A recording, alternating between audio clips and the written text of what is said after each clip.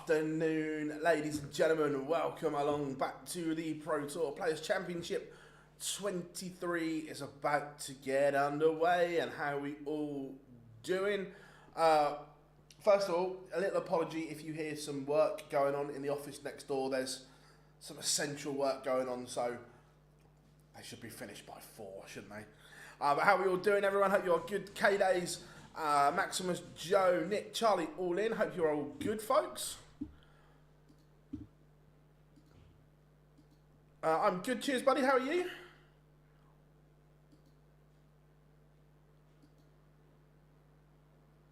Let me just get things set up ready to rock and roll. What's everyone up to today? How are we doing, Scotty? Good to have you in. Adam, how are we doing? Had to order a new dartboard out. Gone each way on Shinner and Springer on home soil. I think I'm going for Van Veen again.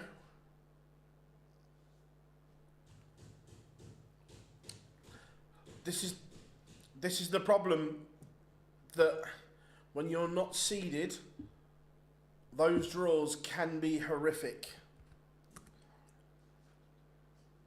That's the issue. Just I've not watched it yet, Adam. Not watched it yet, but we only played it once yesterday, and he's warming up again now.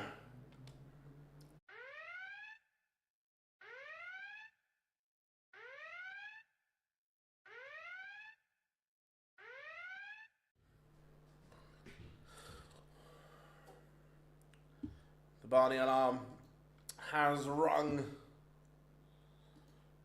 Raymond van Barneveld.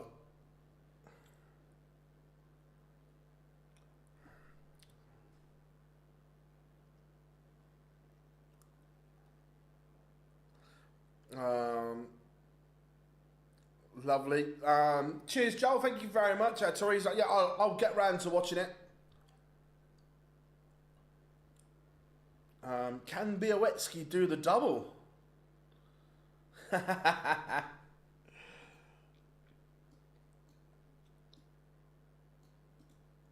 are just waiting for games to go live.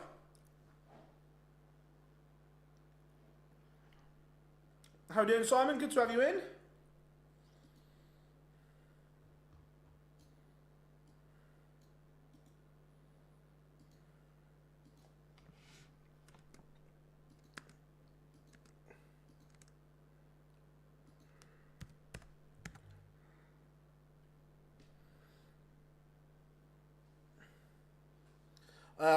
I did, James. I did turn the sound down on, or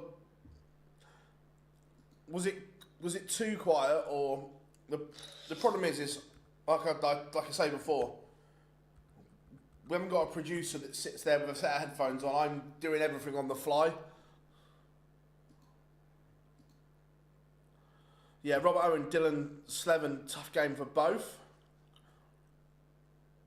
Yeah, after yesterday, of course, Zonneveld can make the Grand Prix.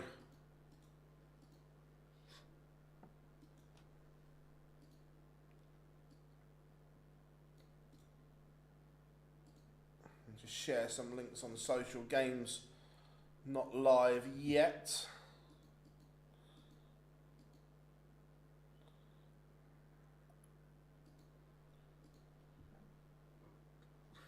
Yeah, there is, Scotty, some real good games, mate.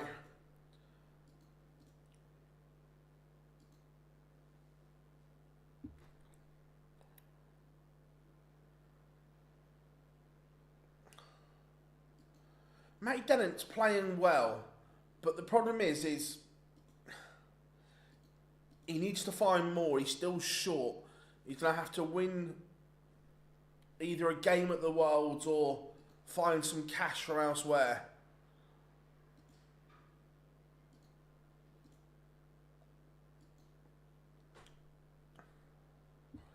Will Jose bother going to Q School? I don't know. Would I? The form he's in? Probably not. If I'm being honest.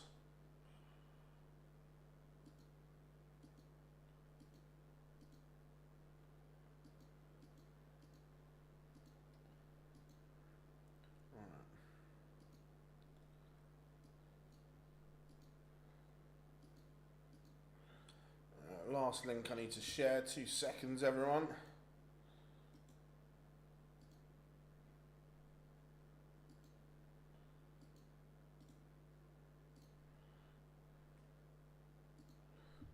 There, that one's done and shared. Right. So, back to the kitchen.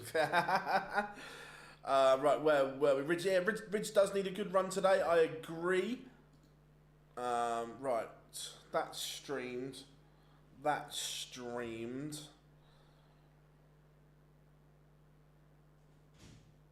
Oh, I'll tell you what. I think we're going to go. Oh, 2 good games there. Right, chat room. First feature game, either Menzies against Mervyn King or Cullen against Bates. They're your choices. What are you going for? Jack, I like both. I think they've both got... Look. It's good to have them both in. How are we doing, Davey? Hope you are good, buddy. Tom Bizzle takes the opener against... Oh, looks like it's a landslide. Looks like it is. Menzies against King. So we shall deliver. There you go, folks. Up and running for you. Wessel Nyman, again... Early exit for him yesterday, takes the opener against Victor Tingstrom. Bates can beat Cullen. Joe was, when he was good, he was very good yesterday. But again, there was no B game. It was either A or C. There was just nothing in between. Daryl Gurney, Super Chin, takes the opener against Richard Veenstra. Jan van Veen underway against Dominic Grulish.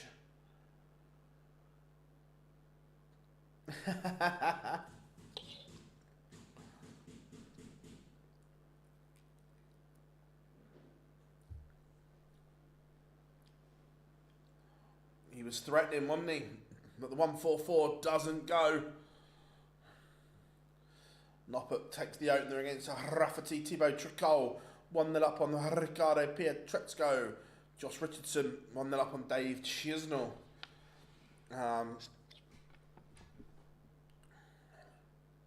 Saw Chizzy throwing with some new darts yesterday.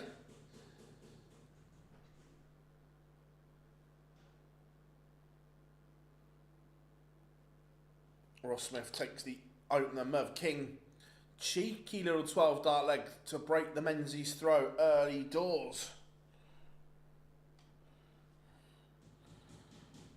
Wessel Nyman averaging 120, 2-0 to the good Tom Bizzle, who, let's be fair, at Q School, no one knew nothing about him. He started life well on tour.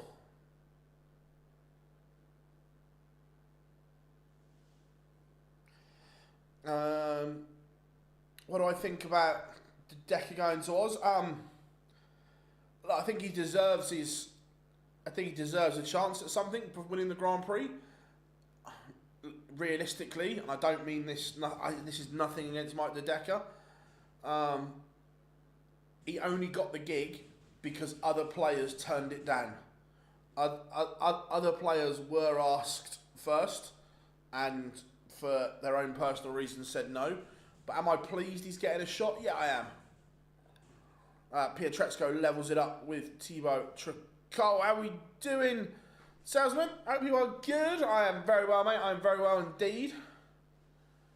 Raymond van Barneveld takes a scrappy opener against Connor Scott. Yeah, poor start from Chizzy. May have overindulged. Watamina levels it up against De Souza. Dominic Grulish takes the opener against an out of sorts Van Veen.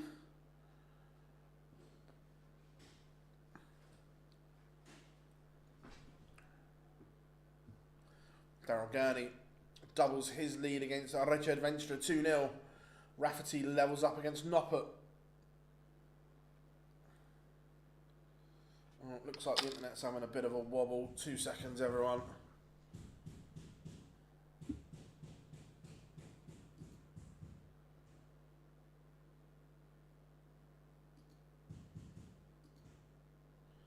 Fingers crossed.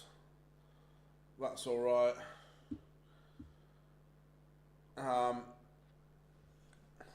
Joshua Richardson 2-0. He's doubled his advantage over Chisnall. I tell you what, Mervyn King is rolling back the years here. He's averaging 118 and he's 2-0 up on Cameron Menzies. Menzies averaging 96, doing nothing wrong.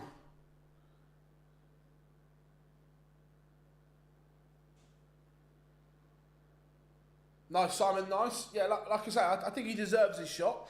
Look, he's only got it because other players turned the invitation down. I know of at least 3 that turned it down. How we doing, Chris? Good to have you in, buddy. Look, the Grand Prix is an absolute lottery. One, due to the short format in the opening round, and some players just can't get their head around double in, double out. Wessel Nyman averaging 111, 3-1 up on Victor Tingstrom. Merv King looking for another 11 dart leg here. This is sensational from Mervyn King.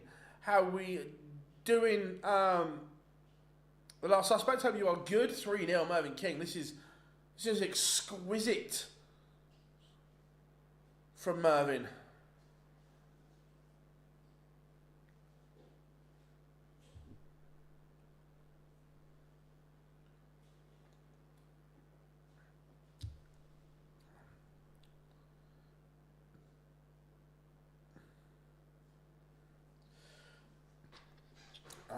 Watamina 3-1 up now on De Souza. Rafferty leads.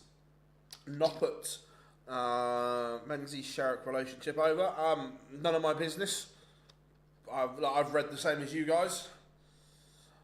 So surprised the PDC struggled to get players for Oceanic World Series events. I am and I'm not. Once you've kind of been once, it's nice.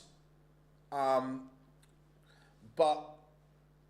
it's a long time away from your family, especially during the summer holiday when that might be the only time you get to spend with your kids and your family. Also, they announced 6, but the other 2 were left very, very late in the day to decide and pick. Again, speaking to the players, two of the players that were asked, if they'd have been asked earlier, would have gone.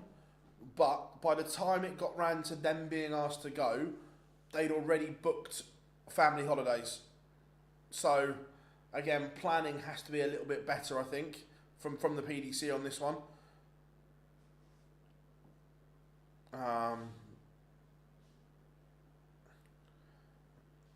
Merv King, this is delightful from Mervyn King, and he's looking at a 4-0 lead here. Menzies is averaging 104 and getting his proverbial backside whooped. I've gone for Van Veen again today, Chris. He's been there, so yeah, he'd probably been one of their 8 AM. Breakfast at 7, venue for 8.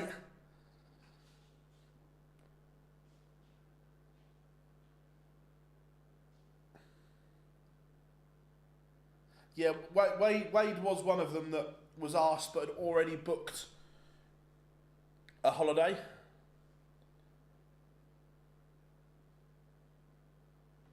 Yeah, I should imagine so. Yeah, I bet he'll love it, Matt.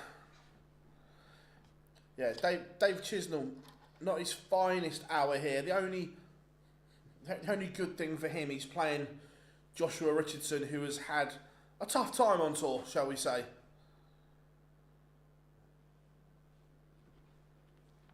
Connor Scott has a leg back, but again, not in the best of form here against Barney.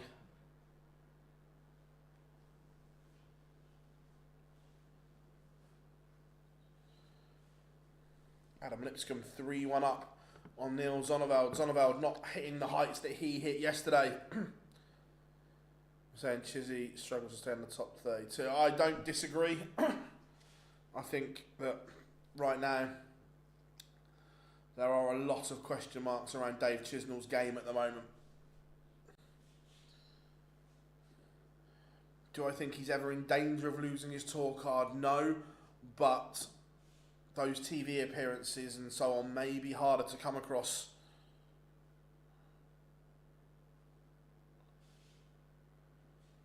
Nyman 4-2 up, averaging 106. Martin Schindler levels it up with Dom Taylor. 2-2. Danny Noppert back in front against Nathan Rafferty. 5-0 Mervyn King. He's averaging 112.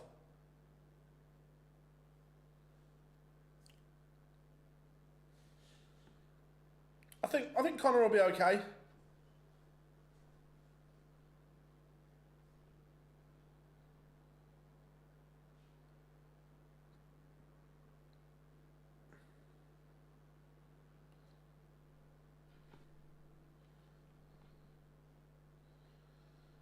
Chat room is nice and busy as always. You guys crushing it for us. Afternoon, Ken. Hope you are good. Yeah, look, Bieletsky played brilliantly yesterday. He was super stuff. Hope you are good though, mate. Do you think any players decide to go full time after the possibly? I think a lot depends on where your ranking is. And so on, and what you're earning before. It's not just around the Worlds. Yes, the Worlds has a bearing, but I don't think so. Will Littler play ET 10 and 11?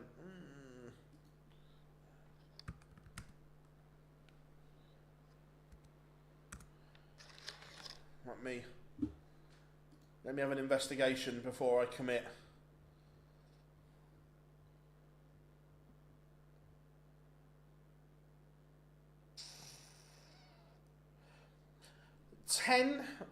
I don't know, because it's so soon after the World Series. He may go on holiday. Do I expect him to play Czechia? Yeah, I think he'll play.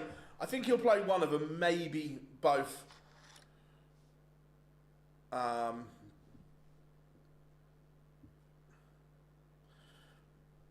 Yeah, Mervyn King has been sensational here. It looks like he's going to bagel Menzies. A few of these guys remain mainstays in the top 10. I think they're going to struggle to stay in the top 32. Yeah, look, there's a few of them that need to find something. I think with some of them, complacency has been a thing.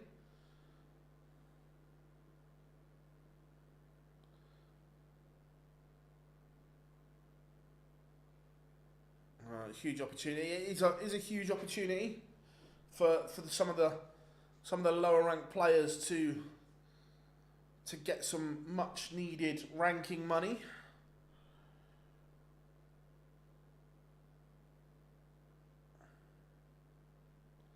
Yeah, it is 6-0. It's a bagel. It's brilliant from Mervyn King. 103 in the end. That is world class from the King. Let's go to Van Veen and Grulish. This is turning into a seesaw game. Yeah, sorry, as I was saying that look, this is the issue when you're new on tour, and this is what we've been saying for a long time, that the way it is done, then you can run into these bad draws because of the seeding. Me personally, look, people might not like this, people might like it. I don't think the Pro Tour should be seeded. I just think it's get on with it. I wouldn't seed the Pro Tour.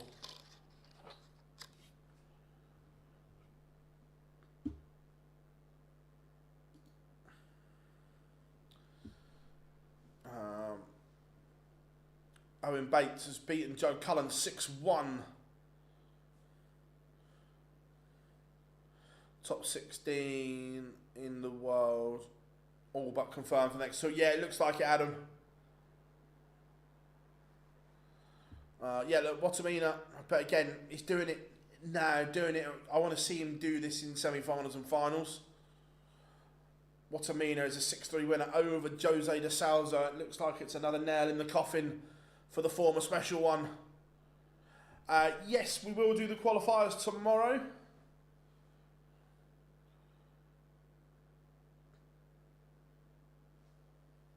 How are we doing, Ben? I'm very well, mate. How are you? Van Veen leads once more against Grulish. Good first round game, this.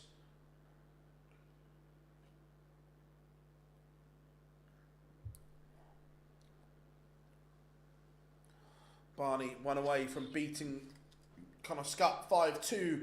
92 average for Barney. Better than yesterday. What's I still think he should go back to his Gen 3 darts. They were his best start for me. When is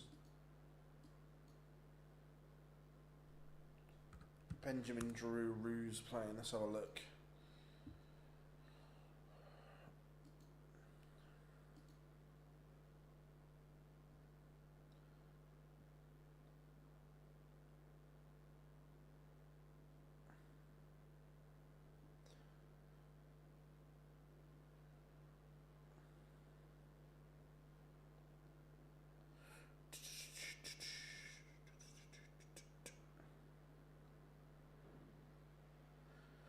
Benjamin Drew Royce is on board 15 against Maximilian. How are we doing, Daniel? Good to have you in, buddy. Very well, mate. Just got over the madness of the match play. Yeah, it was brilliant, wasn't it? We love the match play. Yes, we will do the Euro qualifiers tomorrow. I'm guessing it's a 12 o'clock start again. If it doesn't catch me out. Van Veen, for the first time, has a bit of daylight over Dominic Grulish.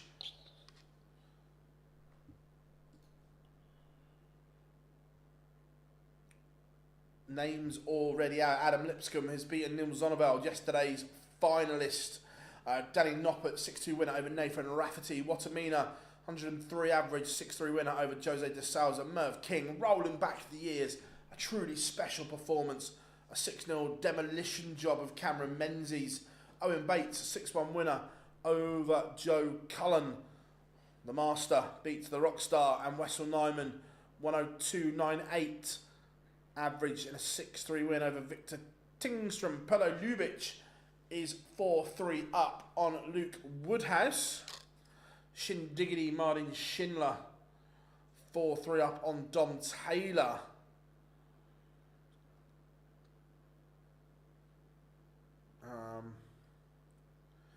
Would you say it was the best match ever? Best match play ever? No. It was good, but I wouldn't say it was. I think the semi-final Saturday is up there with one of the best sessions we've ever had. Don't get me wrong, it was very, very good. There was a few tough ones. How we doing, Rob? Good to have you in, buddy.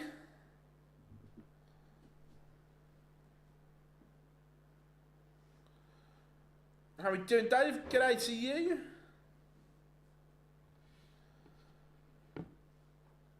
By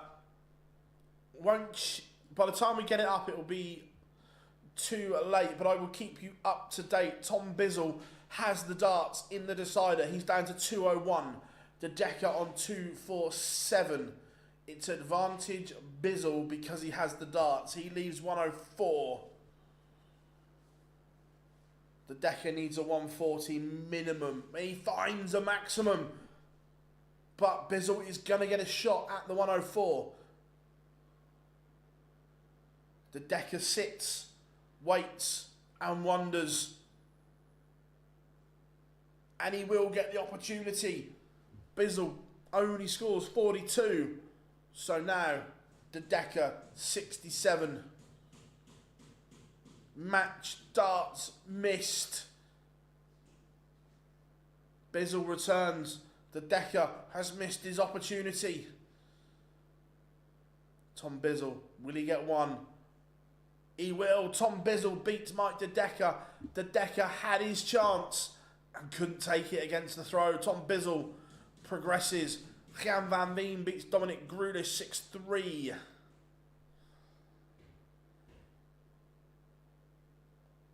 What have we got warming up?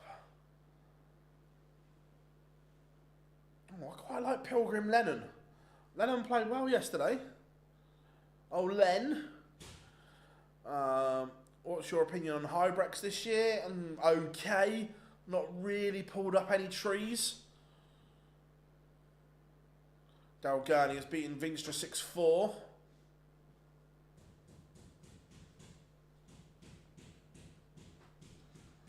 Again, for me, Connor Scott he's one that benefits from playing all the time, playing in everything.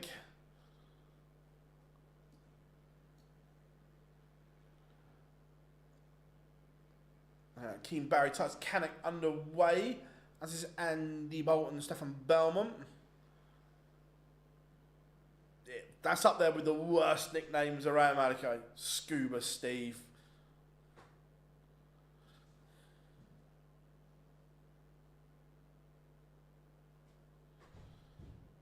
Rob Owen Białecki underway. And then we are going to go Pilgrim and Lennon on board 7. All good here, another year wiser, as they say. Is it your birthday today, Rob? Happy birthday if so. I think Hybrex loses his card. Possibly, he might just do enough and stay around.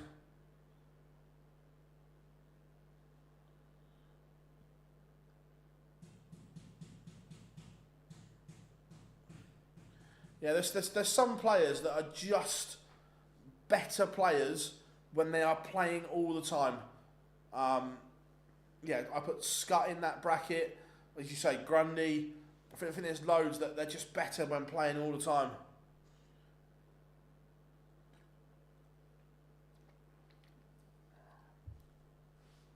Springer is playing. Don't think he's played yet. No, not played as of yet. He will face... Let's have a look. Where's my S's? There it is. Nico Springer will play Jeffrey de Graaf. Barney did win, yes. It is indeed. Well, happy birthday, my friend. Happy birthday as always.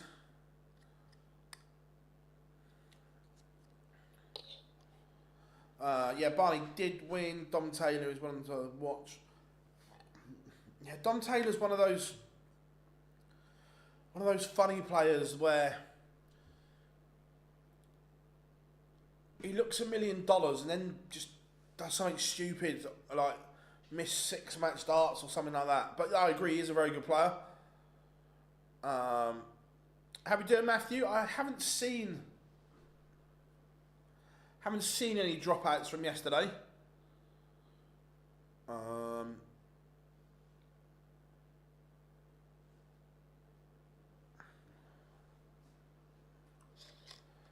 Like I say, I'm interested to see if Thibaut Tricol has beaten Ricardo Pietrezco 6-5.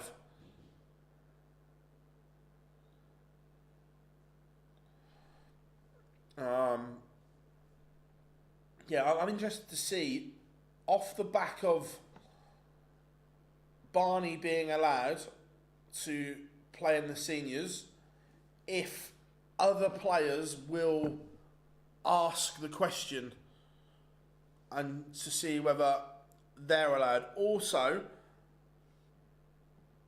I don't know who saw it on Instagram, but there seemed, I don't know if all the players staying at the same hotel as Hildesheim, but the one that Danny Lauby was staying in, They had about 5 or 6 fire engines at 2 o'clock this morning.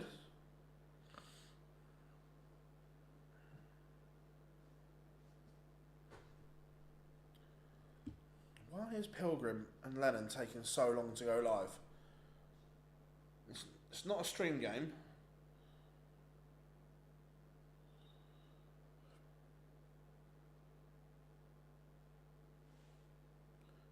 Andy Bolton 1-0 up.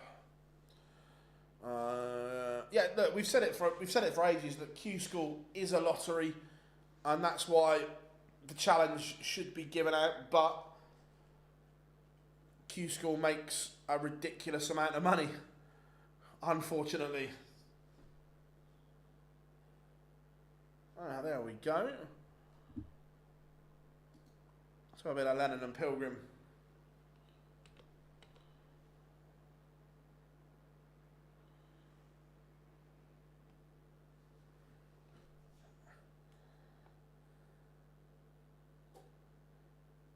Oh yeah, you still need. I agree. You still need a Q School, but for me, Q School should be your entrance to the Challenge Tour, where you have X. The Challenge Tour should be capped, so it's sensible numbers.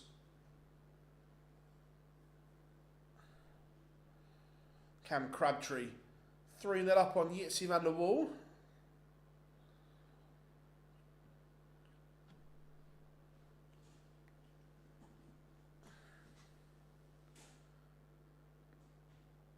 Did you see them open the doors for over 40s to play at the snooker? I hadn't seen that, mate, no. Martin Schindler has beaten Dom Taylor in a last leg decider. The Wall knocks down the tower.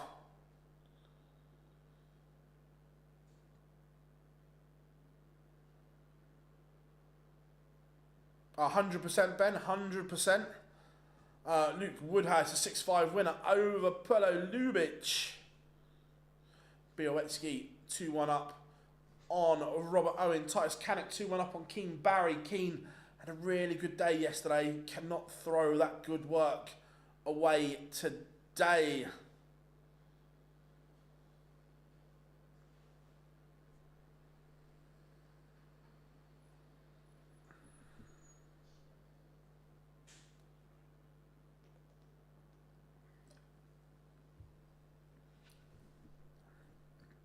Cam Crabtree, 5-0 up. Is he about to serve a bagel? Willie Borland 1-0 up on Radak Sedansky. Is rhythm going to be an answer?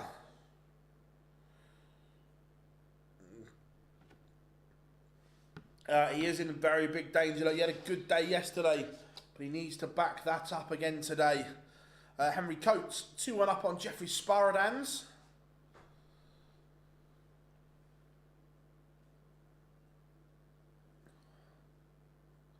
Steve Lennon takes the opener and a breaker throw against Daryl Pilgrim. Belmont levels it up against Andy Bolton. Denny Aldacalta has Jim Williams.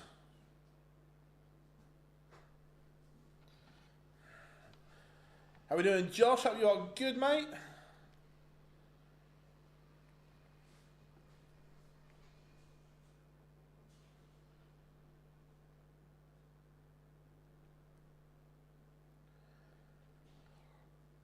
Dave Chisnell has forced a last leg decider against Joshua Richardson.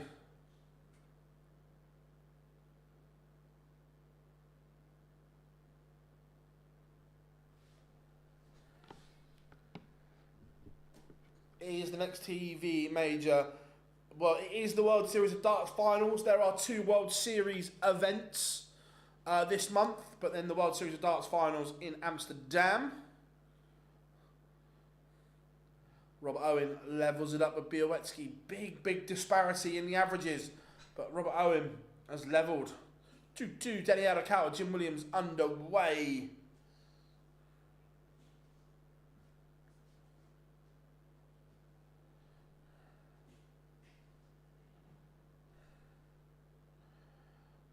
Yeah, Chizzy lost round 1 at the match play.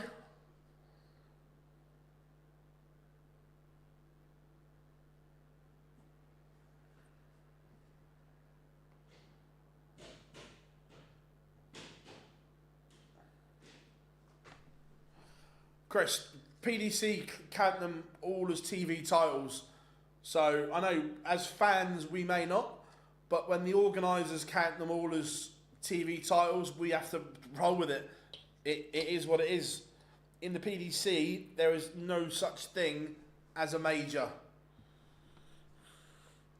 Pilgrim levels up against Lennon. Mr. P back in it.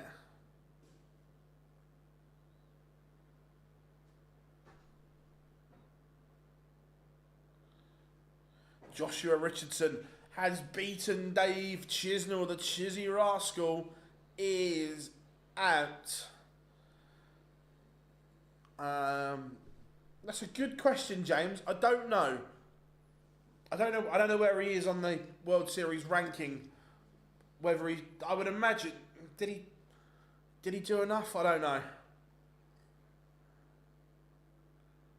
Keen Barry in front against Titus Canick. But this is the thing. Until the PDC categorise tournaments and actually say, right, mate, this is because they never use the phrase major. They're all, I think, is it premium televised titles or whatever they are. So they're all just carpeted and blanketed into one.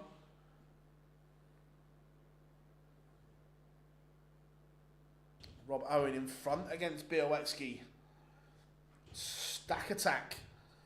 Despite Białecki averaging a decent amount more, it is Owen who leads. Max Hopp getting underway against Bradley Brooks.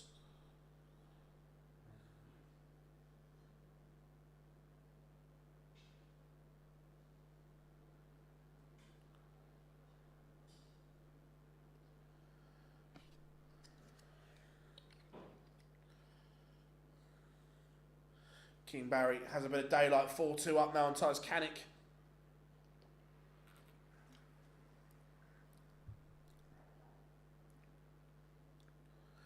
Danny Howder Calter is ahead on Jim Williams, 1-0.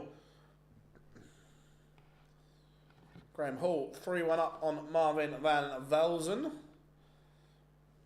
Steve Lennon breaks once more.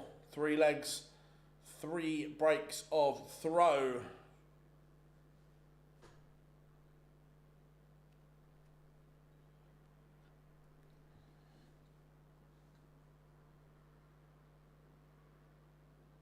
What does the Challenge Tour ranking look like? Who's top of the Challenge Tour? Top 10 are Labanauskas, Belmont, Ted Everts, Merv King, Bo Greaves, Jack Tweddle, Carl Sneed, Danny Van Tripe, Graham Hall, Jamal van der Heck. That's your top 10 on the Challenge Tour. How are we doing, David? Hope you are good.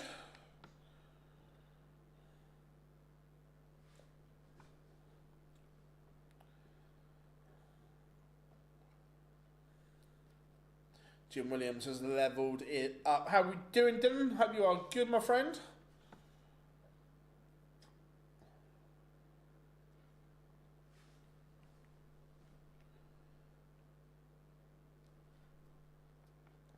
He is. He's playing some really good stuff. Alexander Merckx takes a scrappy opener against Rusty Jake.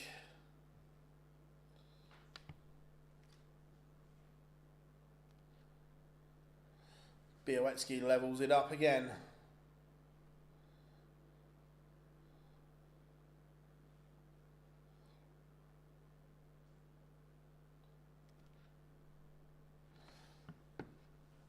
Willie Borland, 4-1 up on Radak Sanansky.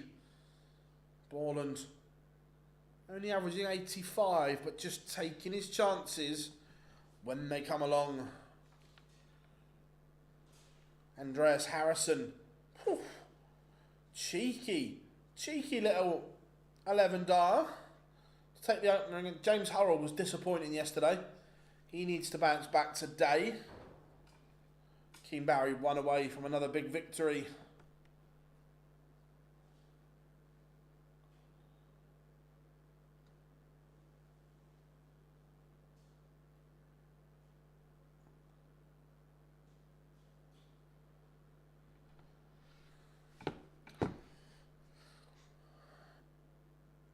No worries, Simon. I hope you sleep well, buddy.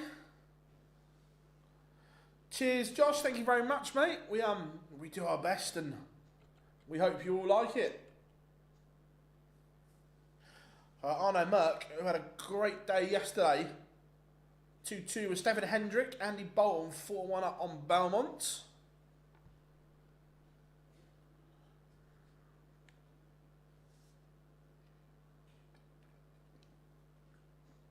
Yeah, Michael Smith's having some treatment.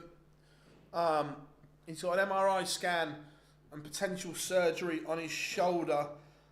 And he's having his eyes lasered as well. So that's why there's no Michael Smith. Alexander Merckx 2-0 up on Rusty Jake. It's a scrappy affair.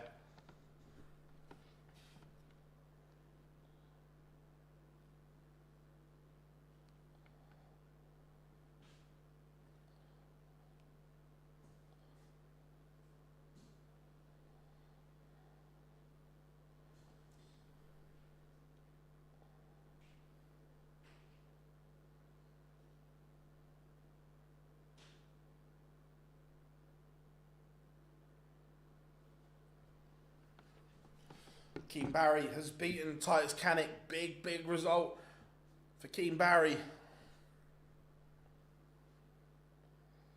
Marvin Van Velzen has levelled it up against Graham Hall.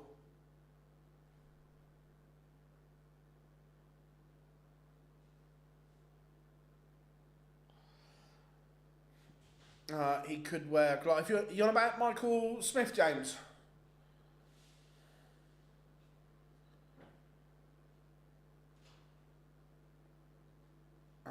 Reckon Sefa will... I don't know. I don't know if it is or not. And Willie Borland, 6-1 winner over Sadansky. Yeah, look, he could, James, but look, if he's getting other work done and getting his eyes lasered is good for him, I don't mind it.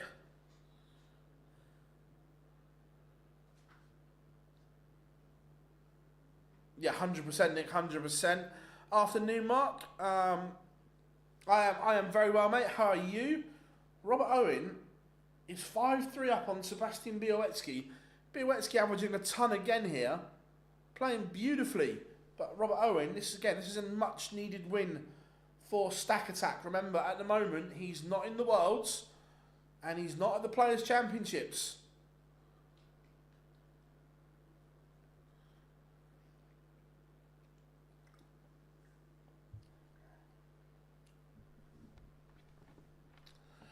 Belmont has a leg back.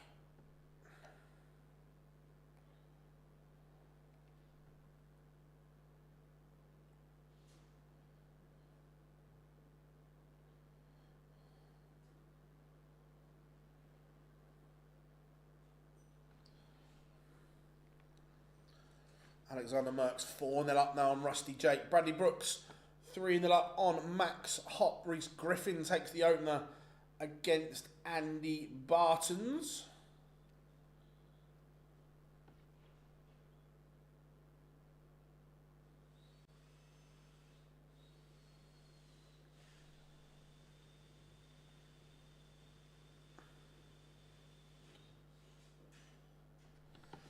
Van Velzen leads Hall. He was behind. Now he leads. Andreas Harrison still averaging over a ton. 2-1 up on James Hurrell. Darryl Pilgrim, this probably has to go. Otherwise, it could be the beginning of the end, because Lennon sat on 62 for a potential 5-1 lead. Martin Lukeman getting underway.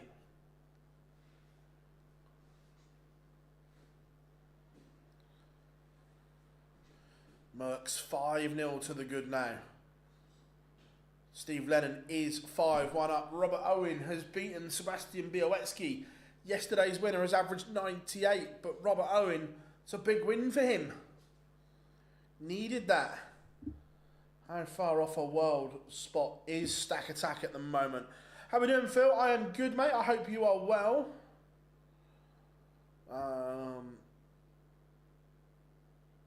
Keane Barry is now a win away from getting himself into a world spot.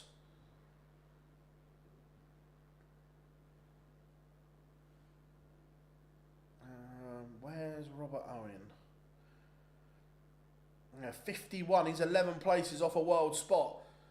Would have to get to a quarter-final to get to Kyvenhoven at the moment. So look, has work to do, does Stack Attack. How far off Minehead is he?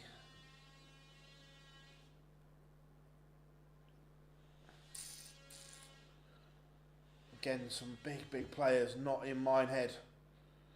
Robert Owen, he's $5 grand off Minehead as well. He has a lot of work to do, Robert Owen.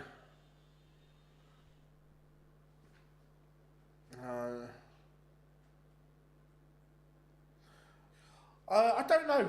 Look, hopefully Michael Smith will be back soon. I went for Van Veen before a dart was thrown, and I'm going to stick with that. Lennon, this is very good from him. Doing an absolute number here on Mr. P.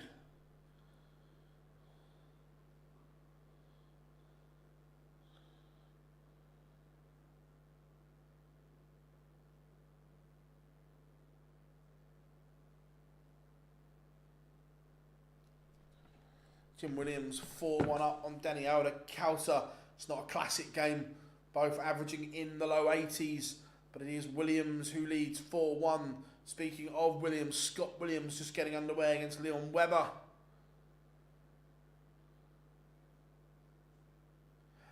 Yeah, Mark, they're doing some work in the office next door. When they start, I'll just try and talk up a little bit, try and talk over them. Steve Lennon does complete a 6-1 win over Darryl Pilgrim. Very good from Len.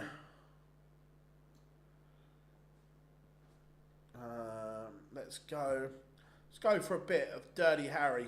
He's playing well. Scott Williams, those new blonde locks on the stream.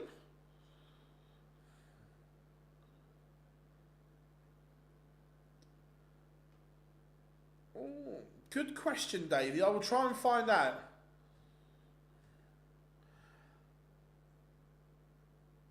Van Veen was the favourite then, Ross Smith. Cheers, James. How are we doing, Brock? Good to have you in. Will MVG... I don't think MVG will make Minehead. And I say that because I don't think he's going to play enough events to turn it around. So I'm going MVG to miss Minehead.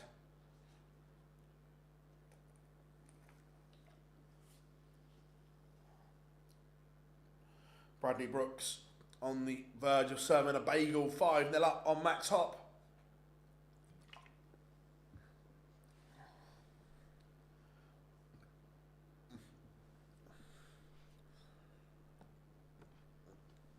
He's 5-0 up at the moment, Patrick. Cruising along nicely. It's a good question, and I will have a look for you. What is Michael Van Gerwen defending at Minehead?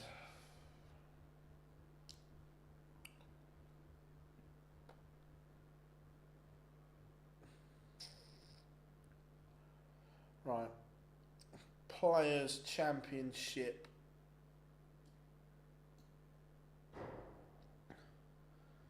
Finals.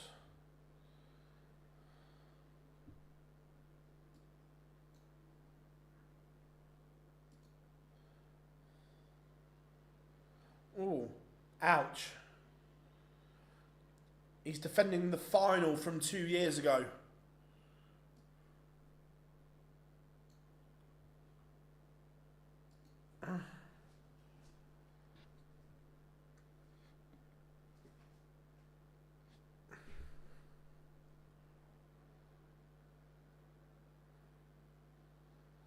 I'm not sure it's that. Obviously, look, we know what Michael has been going through recently. And the reason I say, let me,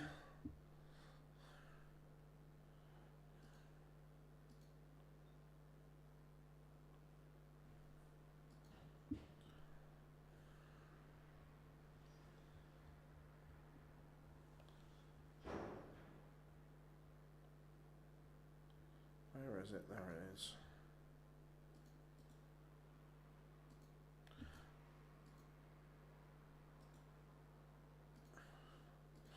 If you get chance, have a listen to that. I asked him about, is getting to Minehead a priority to you and playing in more Players' Championships, and he basically said no.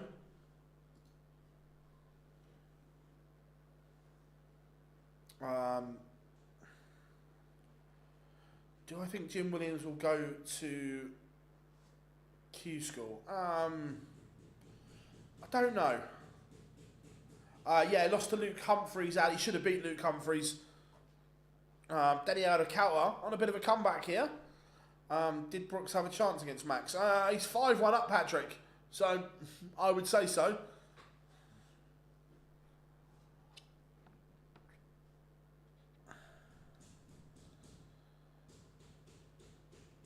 Poor Max.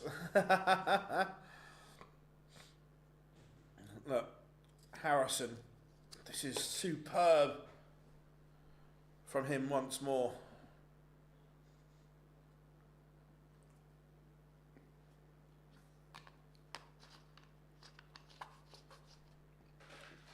Dirty Harry. 160 anyone. Lucas Venick has beaten Mario Van Bohada 6-2. Ian White 4-2 up on Thomas Lovely. Andy Barton's. It's not a great performance. Oh, Dirty Harry takes out 160. Go on, Andreas. How this man does not have a tour card still baffles me.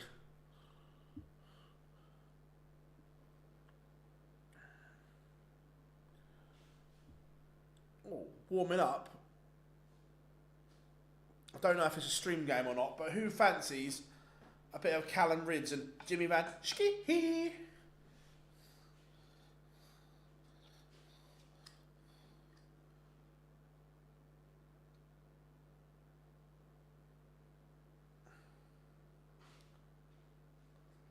Yeah, look, Harrison is just such a good player.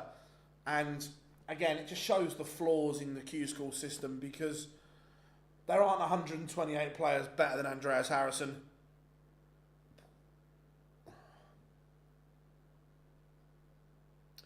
Yeah, Gaga averaging 103 at the moment, 2-0 up on Jack Tweddle. Yeah, no, maybe I think Connor Scott enjoys it when he's playing all the time. How are we doing, Fred? Good to have you in. Oh, 100%. I think MODUS is great for Harrison.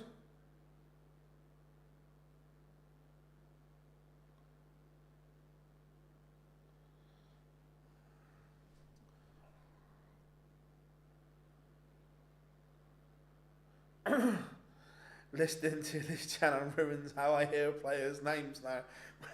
Anyone in particular, Teresa, that we've ruined for you?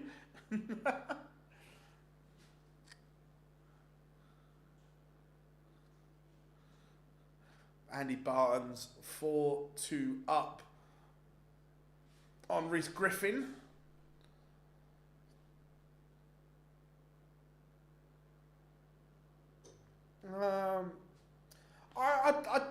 I disagree. I think Pluto's been brilliant for the Super Series. What?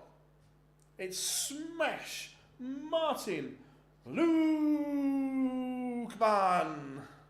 and Jimmy Van Schie. Looks like Scott Williams is, I don't know if it's repairs or if he's changing something, whether he's altered his points. I know, he's got... Right, so it looks like he's got rid of the K-Flex and has gone back to a normal flight and stem combination.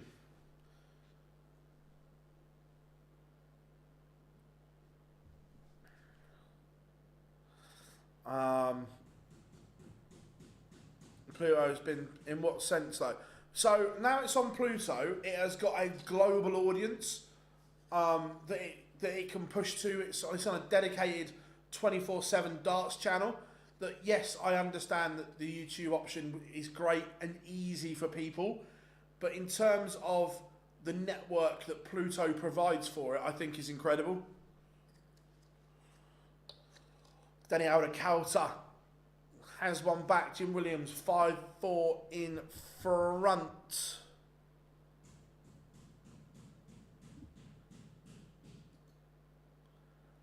Here we have it, a bit of Jimmy Van Schie. Phil, out of Rid, Scott, Białecki, Dom Taylor, who's had the best career? You would say Callum Ridds, but they've all got high ceilings. It's an interesting question to see where they are in 5-10 years time. But right now, Ridds has had the better career. Referring to whitewash as a bagel. You love it, Teresa.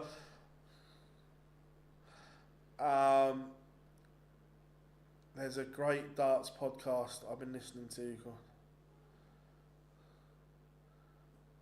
Cool, I've not heard of it. But I'll give it a listen. Also, I did an interview last night for New Zealand radio, Sport Nation. So I think that's coming out soon. Gone international, isn't I?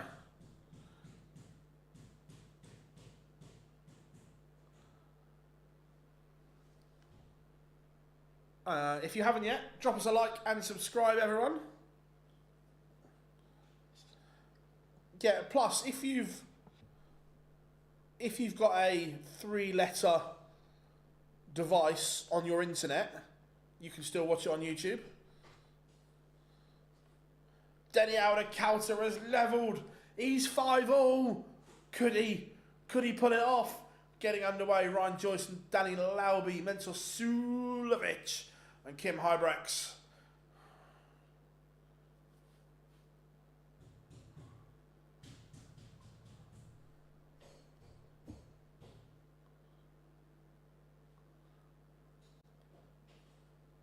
I'm not promoting the use of these devices, but I do have one.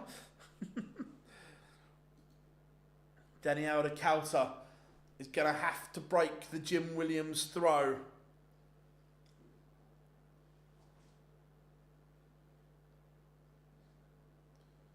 It's advantage Williams because he has the darts.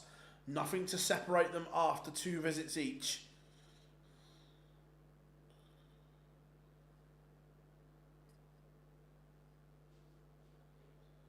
Needs a 2 treble visit here.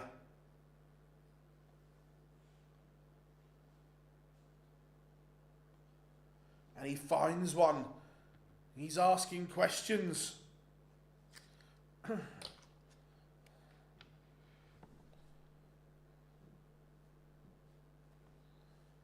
Big moment here. Danny Alder-Coulter has 6 darts to win it.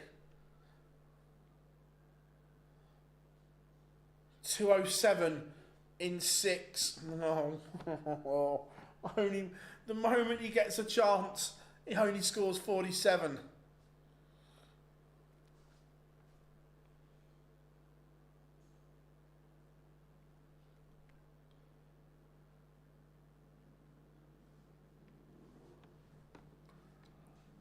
$160 for Alder-Coulter.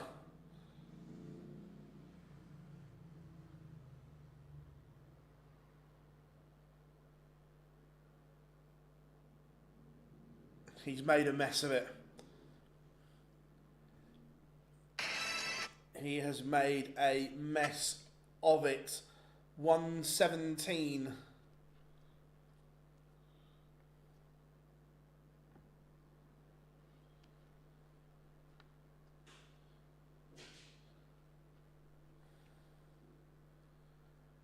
Not gone. So Jim Williams has the chance. 58.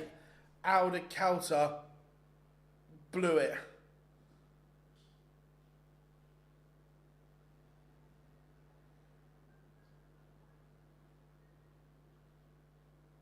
It's taking its time.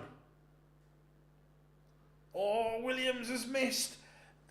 This is your moment. Danny Alder Coulter for your first win on tour. 23 attempts. He now has 3 clear match darts. Is this his moment? Is it? Yeah, he's done it! Danny Alder Coulter has won on tour. Last dart in hand. Oh, he's done it. He's broken the duck. Jim Williams missed. Alder Coulter hit.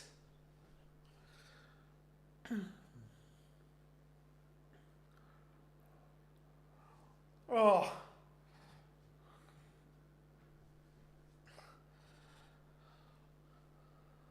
We love a bit of romance, don't we?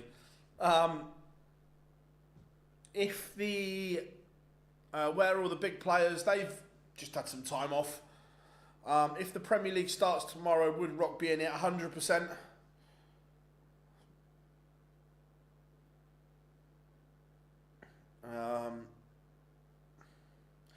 To be fair, all of our American friends in the chat room, what was it like watching the match play on Peacock?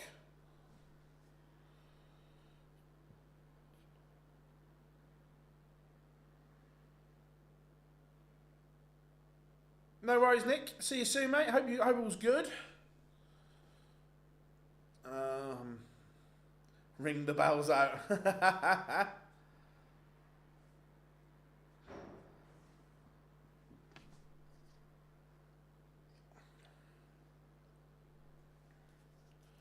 Placia 1-1 with Brendan Dolan, William O'Connor, Adam Paxton getting underway.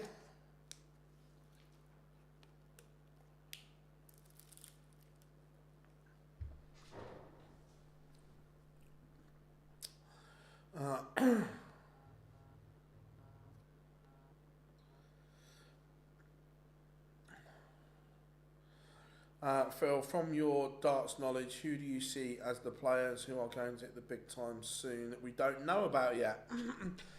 The thing is with darts, because it's so well publicised now, we've got we can see results and performances from all levels. I don't think anyone is under the radar anymore because we see the averages from the JDC, the ADC, and so on. So I think all information and knowledge is already out there. So I don't think anyone's really under the radar. Look, the young Lex from Belgium is going to be a star. Ratajski wins fairs. How we doing, Machos? Hope you are good.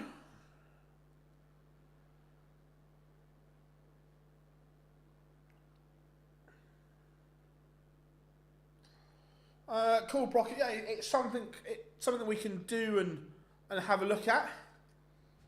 We can see if we can put something together.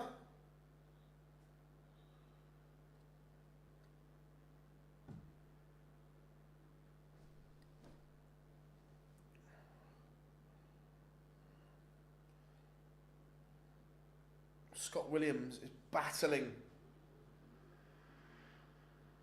4-3 up on the 5-3 up on Leon Webber. I don't think he's completely happy with the equipment at the moment. We've seen changes.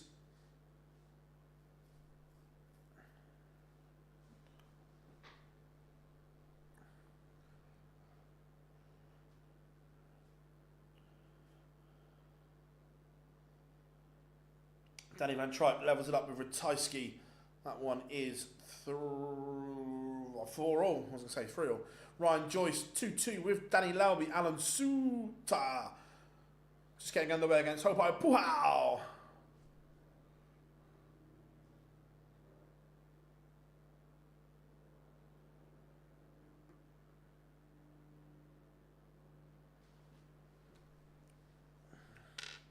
Kim Hybrex 3-0 up on Menzel Sulovic.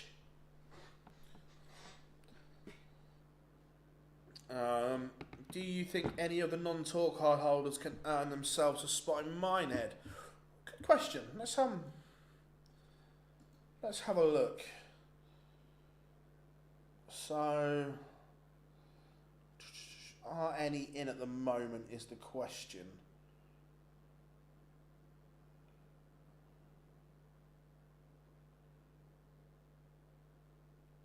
No. So, Labanauskas is close. Yeah, Darius is in the mix. Carl Sneed, not a million miles away. Yeah, there's definitely a few in there that I think could. How are we doing, Jack? Good to have you in, buddy. Gabriel Clements was 3-0 up, looking like $1 million. His averages has plummeted from 103 to 91. Some fall off here from Clemens. Darren Beveridge takes the opener against Carl Sneed, 1-0. Doots, there it is, 1-0 up on Nick Kenny. Danny Van Tripe now leads Ratajski.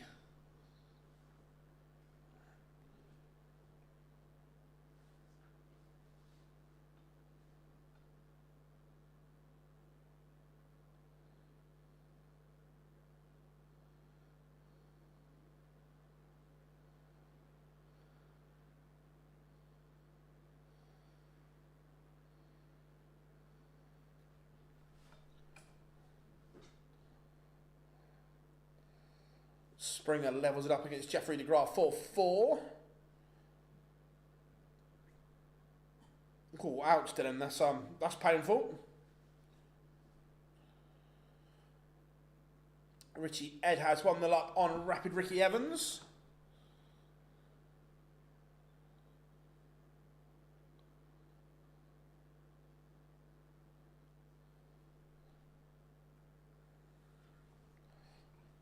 Scott Williams over the line. Alan Suter, 1-0. Callum Ridds is bang up against it, against Jimmy Van Schie.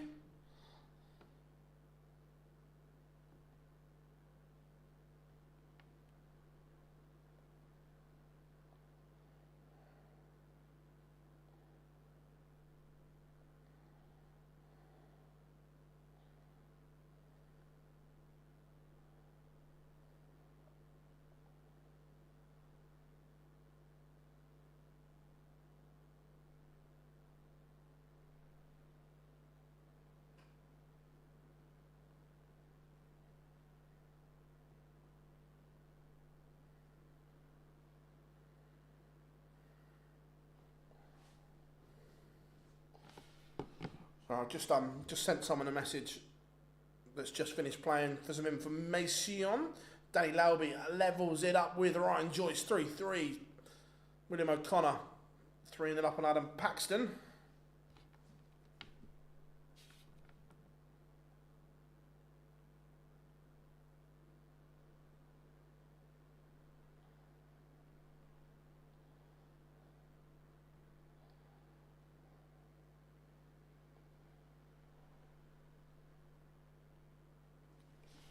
Just checked with Scott, it was just his flights that he changed, not the points as well.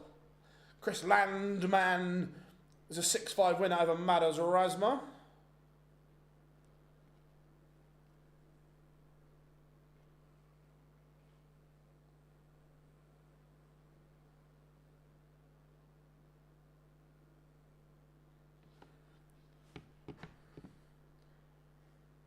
Aspinall has dropped down the rankings. Yeah, he dropped 16 places after the match play.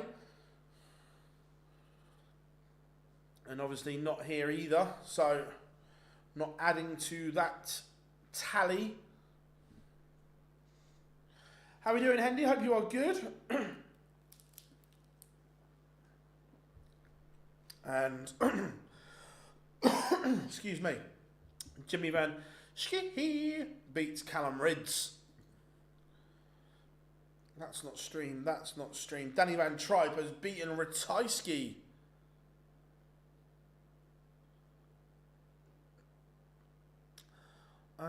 Shall we go for a bit of Suter and Puhau?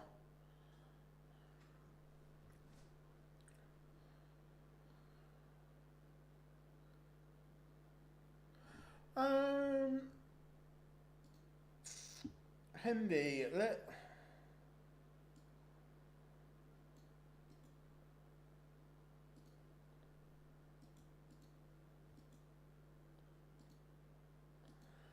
if you try that link there, mate, and let me know.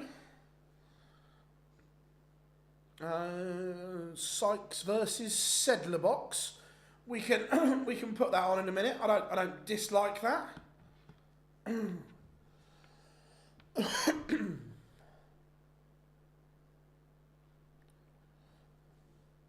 Kevin Doots 4-1 up on Nick Kenny.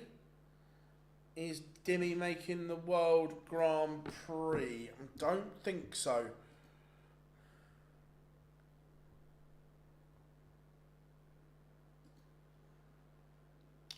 World Grand Prix race. Where is Dimitri Vandenberg?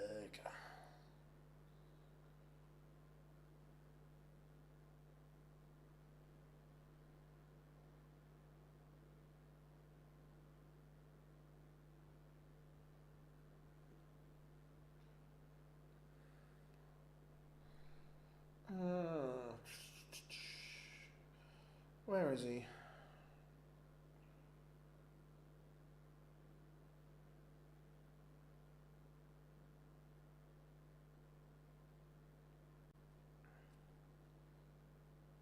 I can't even see him. He can't be that. The problem is, I stream on Windows and I don't know how, I can't stand Windows, as in.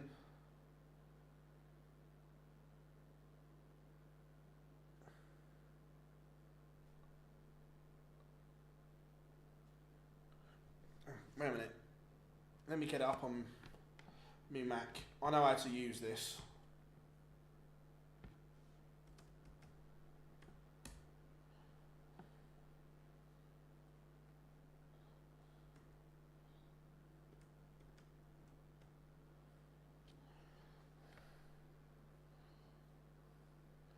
So he's 77, 15 grand. My gut is he needs an absolute miracle to get to the World Grand Prix. See, I know on Mac, I know how everything works. I know my commands, I know my shortcuts, I know everything. Windows,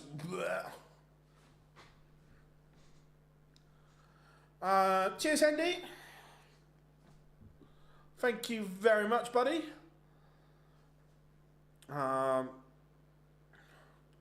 Does Callum Ridge just show up to play awful and to look?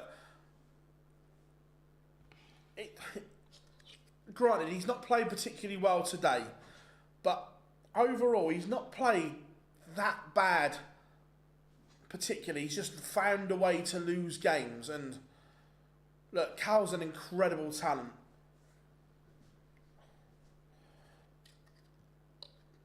I just need to look at something on screen a minute. Some great questions in there.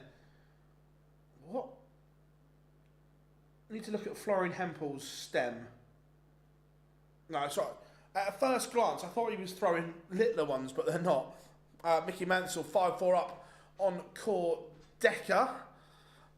As a newish darts fan, could you explain to me the importance of these Players' Championships? And no worries, Michael. Right, so these are the bread and butter. These are the tour events that go on. These, all money is obviously in these is proper ranking money as well, but it also is on the Pro Tour order of merit. You need to be in the top 64 of this order of merit to get to the Players' Championship finals at Minehead in the end of November. There are a lot of big names that are in danger of missing a TV event because they either haven't done enough of these or not done well enough in them. So these are kind of your bread and butter, your staple events. But they do get neglected. And not necessarily for the right reasons. I hope that helps, Michael. Any more info? Just whack him in the chat room. How does Jimmy not have a tour card? He's quality. Yeah, look, he messed it up at Q School, didn't he?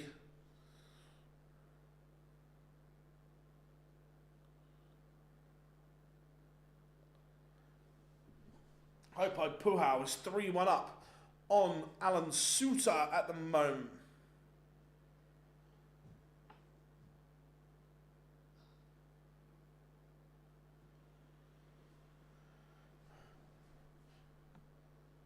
No problems, Michael. No problems at all, mate. Any questions? We'll always help, mate. They're stopping security updates on my Windows.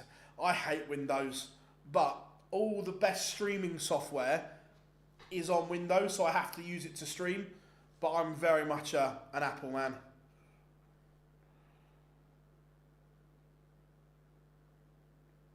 Yeah, he got to a final and then managed to mess it up.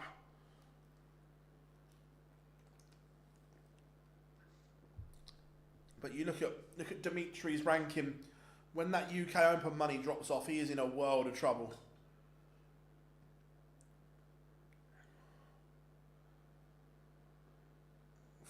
I'm very much an Apple person. Oh, Jack, you don't have to convert us to this. We've been saying it for a long time. Calling sick today, Joe. I love that, Nico. I am good, mate. How are you?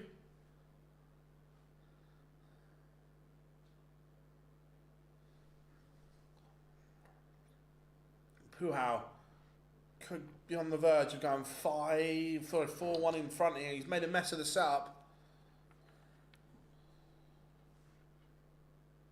And Darren Beveridge has bageled Carl Sneed.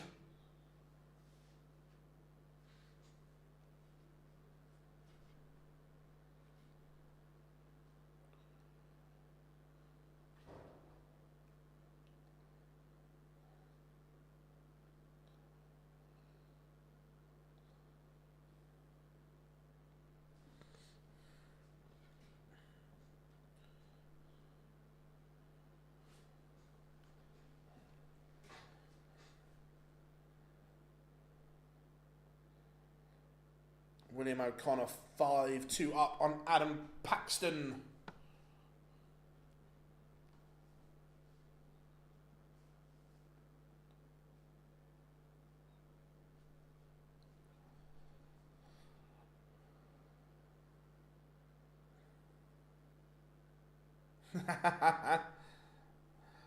This could be a big year for racing.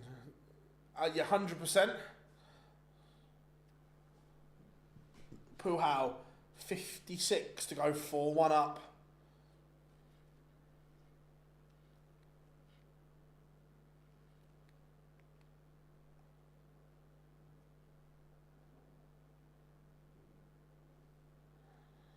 Justin Hood 1-0 up on George Killington. Killington wasn't very good yesterday.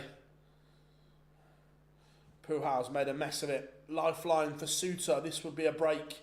This would get him back on throw. Tom Sykes 2-0 up on Sedlerbox. Sykes averaging 103 at the moment.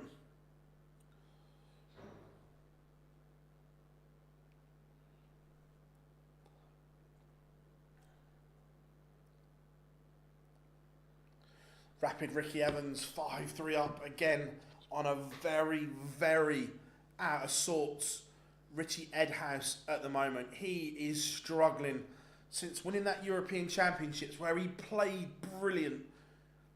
not quite got to anywhere near that level. Mickey Mansell sees off Cordecca in a noble 6-5 to Mickey Mansell. How are we doing, James? Phil, good to see quite a few non-tour cool players doing very well. Springer's currently 65. Yeah, look, it is. Look, it's an opportunity. When the big guns pull out, it's a chance for them.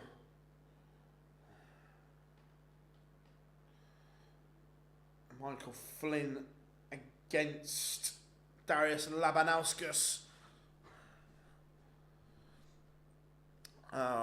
Do you think we are any closer to getting a women's series? Or I hope so. I'd like to see it, Adam, but it's with the same as with the PDC. It all comes down to, does it have commercial value?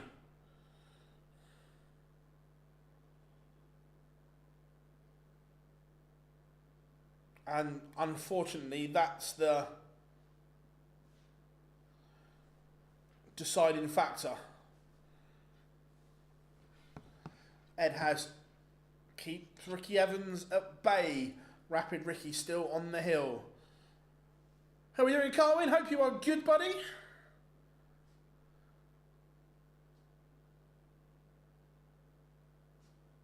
I think it might be the latter, Carwin, if I'm being honest. Conditions look okay. I'm not sure what conditions were like last night. Do you see Jimmy Van Schie making the World Championships? I hope so. That it's the World Championships would be a better place with Jimmy Van Schie in it.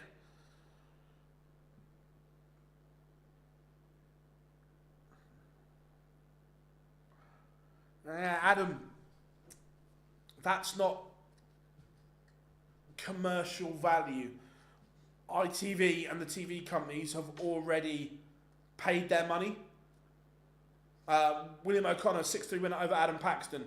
That TV deal is agreed. It's people are going to go to Minehead whether that's there or not.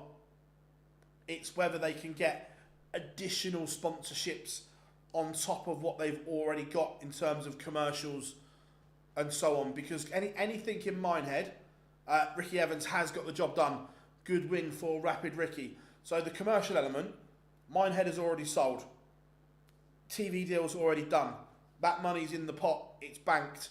It's then how do you bring more in to warrant having that tournament in terms of sponsors and everything like that.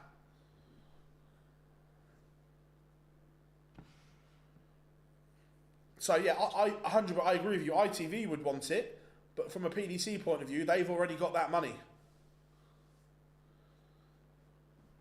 Do I collect darts memorabilia? I've got my fair share, mate. Yeah.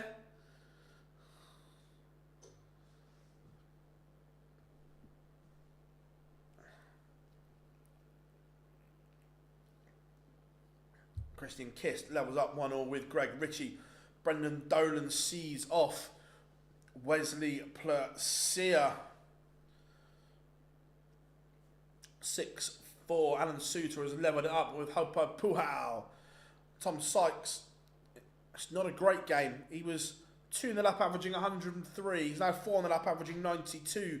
Sedler Box only 84. And this is the frustrating thing about Sedlacek. We've been speaking about how well he's been playing, and then he bombs to this level. These are the dips that he has to cut out, Sedlacek. We know the top level is there, but it's these dips that are killing him. Have you ever been close to working for the PDC? No, mate. Don't get me wrong, I've got a really good relationship with the guys from the PDC, but never been close. I don't see myself ever being what they're looking for. When does the ITV... so the current ITV deal finishes after this year's Players' Championship. But I think it stays on ITV personally.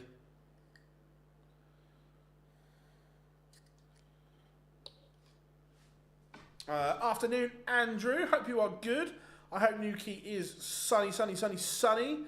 Are you surprised Nathan hasn't played in these Pro Tours? Yeah, I was. Look, it just puts more pressure on the ones that he does play in, the same as Michael. That, like I said earlier, I think MVG misses out on mine. And afternoon, J55. Adam, let's say currently, would PDC as a commercial point rather have or Bo?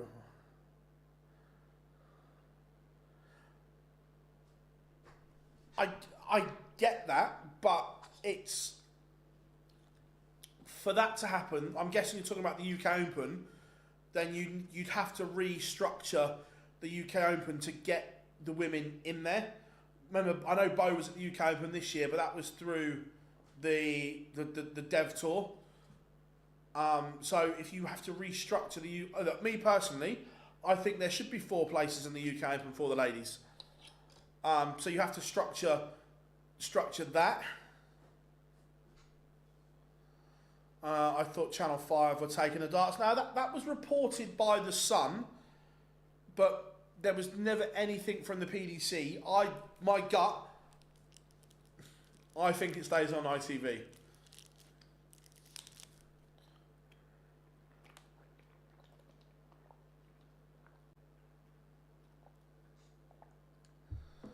Merv King, Cam Crabtree underway.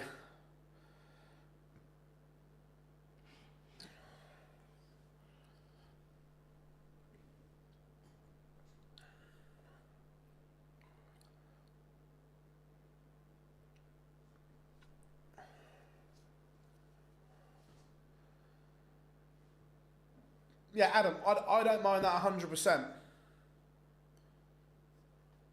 I quite like that for the UK Open.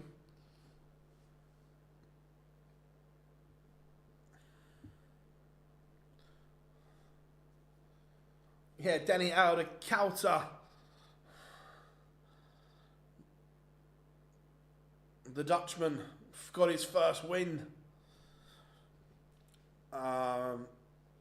Yeah, look, the crowds were huge for Bo, but like I said, that those people, you can't get any more people in Minehead as it is. It's sold out pretty much as soon as everyone gets on stage, because they run to the rebooking office as soon as they're there. So those people are already in Minehead. So whether Bo is there, whether Fallon's there, that is maxed out, sold. It's already on TV. So you need to find a way of bringing extra revenue in to justify some of these changes. But by the way, I'm all for having them in there, but I'm just saying from a commercial point of view, they have to be able to justify it.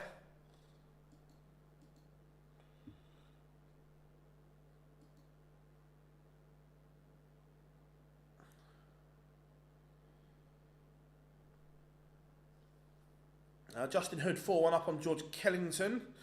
Agreed, Teresa. Agreed, no one should. How can I watch the stream of the Borland game? PDC TV, but I'm not sure. Like, I know Willie won his first game. I'm not sure if it'll be on a stream board again.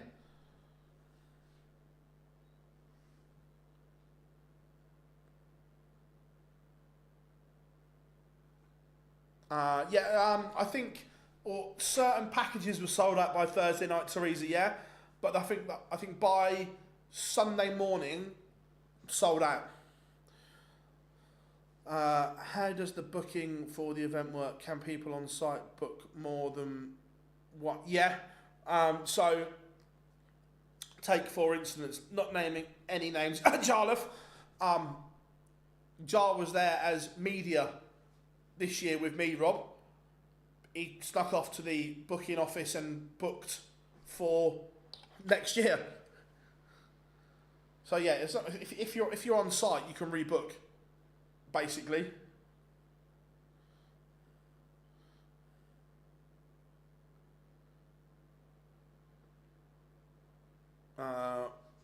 one thing my mates do when they go get a pint. But yeah, the 100 mark, that's what most people do. Once you're there, is your priority is to go and book for next year. 100%. Phil, what's your thoughts on Saudi? Good or bad? Good. It might be controversial, but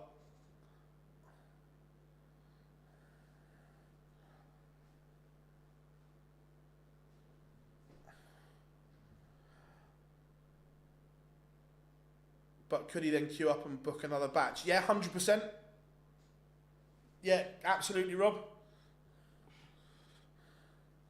Tom Sykes 1 away from beating Sedlacek 5-3. Kevin Benes 3-0 up on Jarno Bottenberg. It's a bit of a smelly game, to be fair.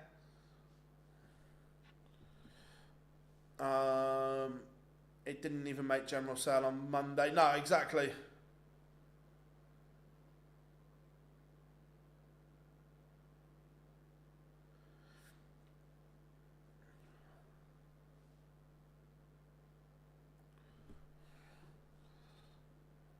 Here's a question for you, Phil. Do you think the PDC should do what snooker does and give tour cards to, no, I don't like it.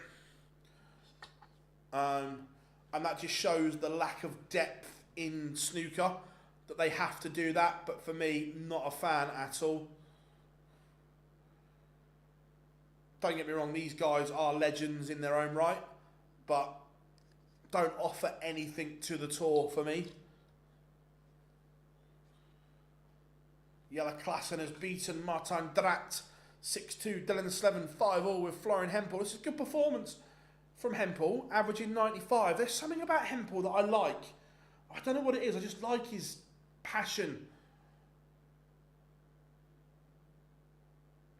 But he's missed a match start, and Slevin has taken that opportunity. Alan Suter has turned it around to beat Hopai Puhao. Let's go and get the end of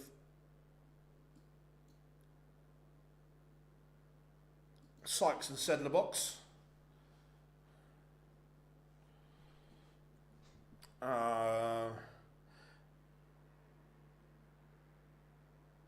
I agree. The action is sloppy, but there's just something about him that I quite like.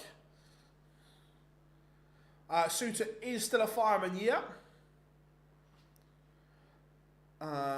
Darcy Kerr and Ryan Perkins to win the PC. Nice.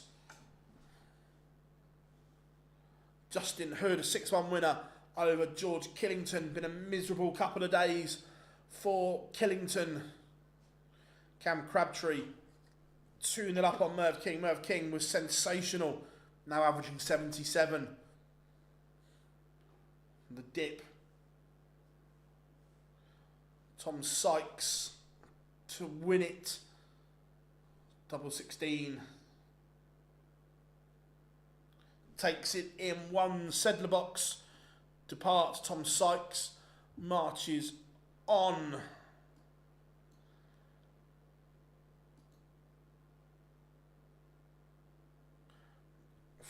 Dylan Slevin has missed match starts. Can Hempel make him pay?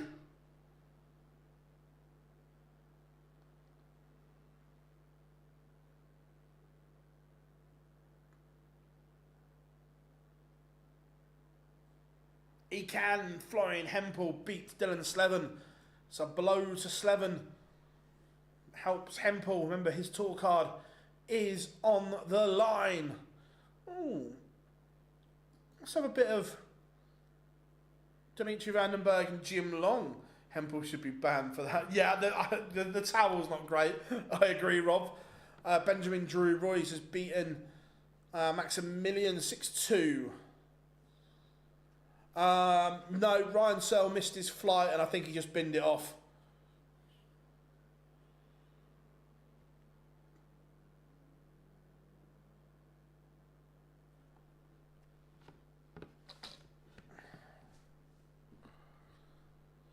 Stephen Burton 3-1 up on Ted Everts.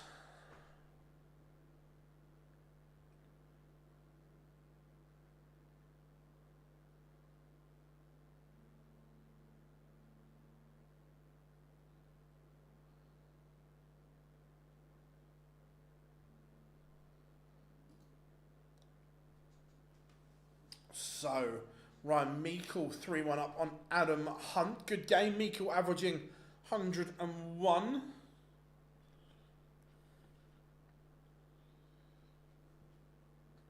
Vandenberg wins a very, very smelly opening leg.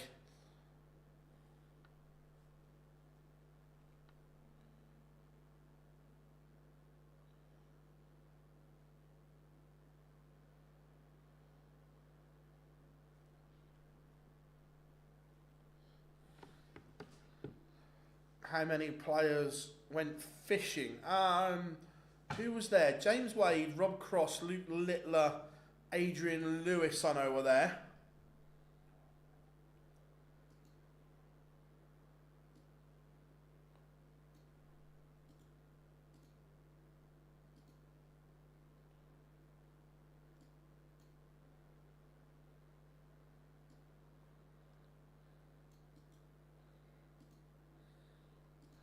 Just getting some results teed up ready.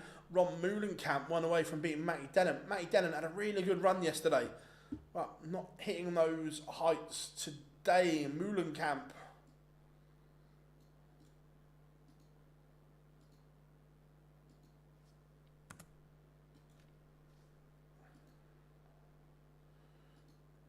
Dimitri Vandenberg 2-0 up on Jim Long.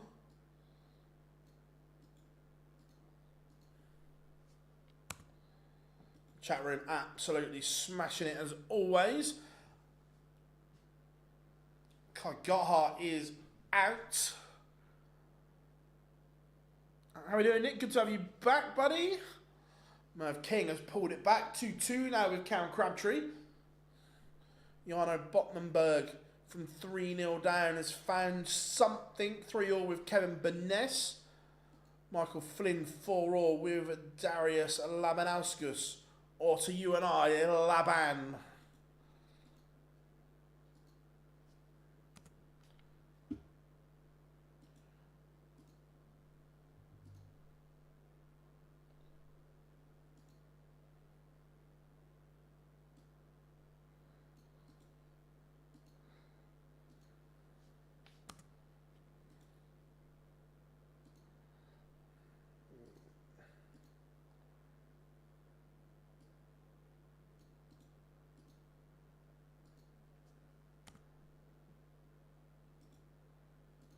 Right, there we go. So, Ryan Meikle 4-2 in front. Merv King now leads Cam Crabtree. That he's still not hit the heights that he hit in his first round game, but he's winning.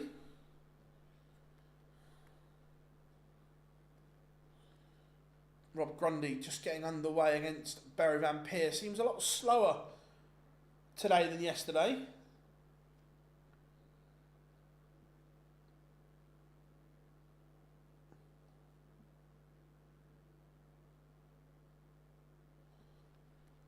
Michael Flynn leads Laban.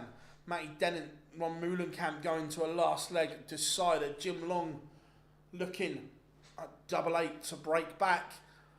It'll be his first leg on the board. Last die in hand it is, but Vandenberg still leads 2-1. Yeah, Benjamin Drew Roy's 1. Oh, wait a minute. This one snuck up on us a little bit. Board 10, you know.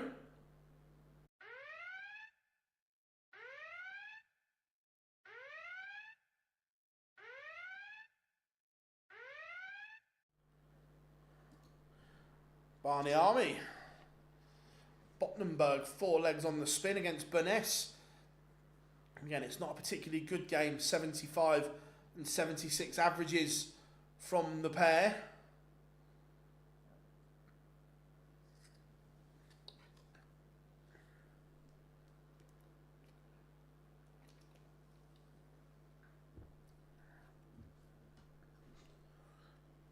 Stephen Burton, 5-1 up on Ted Everts. Brett Claydon, 5-1 up on Adam Warner. Burton beats Everts 6-1. Job done for Bertie. Such a shit nickname.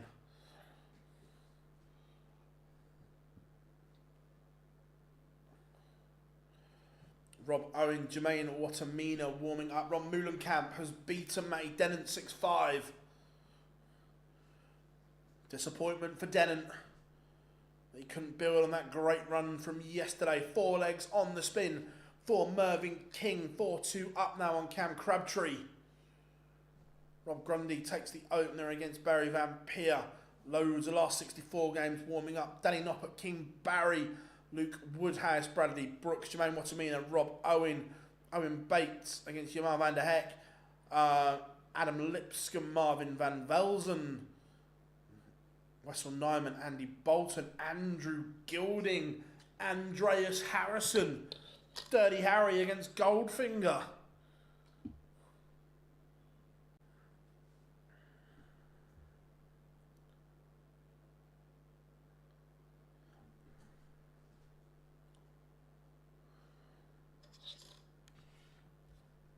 Tom Sykes won.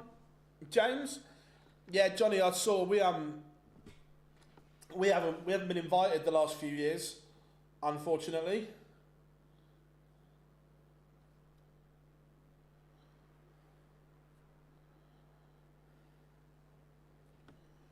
Henry Coates won it up on Raymond van Barneveld.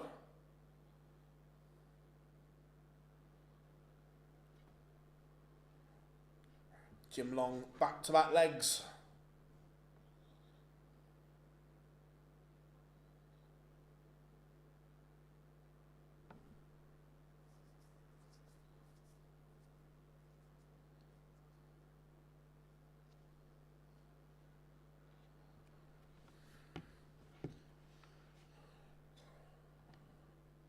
Jarno Bottenberg, 5 legs on the spin.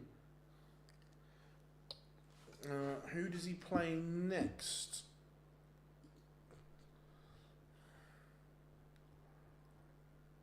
Let's have a quick look.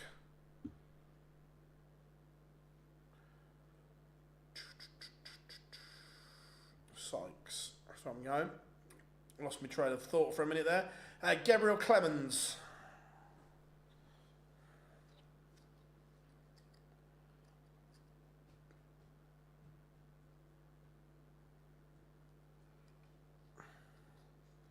We love Dimitri. Look, he's got to rebuild his game here. Ryan Meikle, 5-3 up on Adam Hunt. Jermaine Watamina takes the opener against Robert Owen. Owen Bates underway. Lucas Vanek, 2-1 up on Tom Bizzle.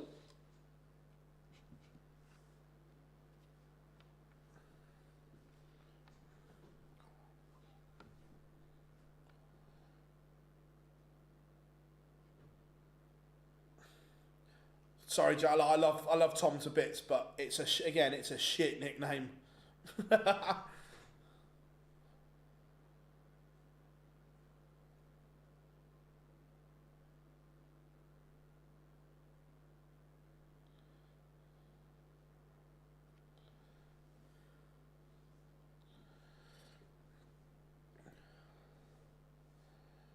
Kevin Burness has stopped this little Bottenberg charge. Henry Coates 2-0 up on a Raymond van Barneveld.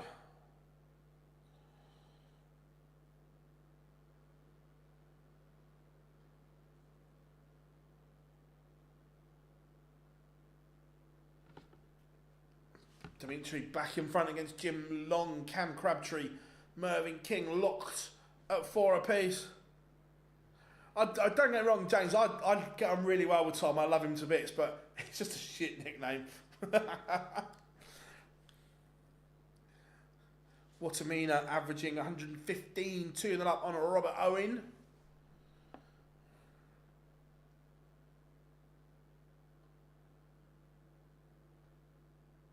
Michael Flynn's a proper player. Ryan Meikle beats Adam Hunt. 98 average from the Barber. That's very good. Van Velzen levels up with Lipscomb 1-1. Nyman underway against Bolton. Gurney underway against Willie Borland.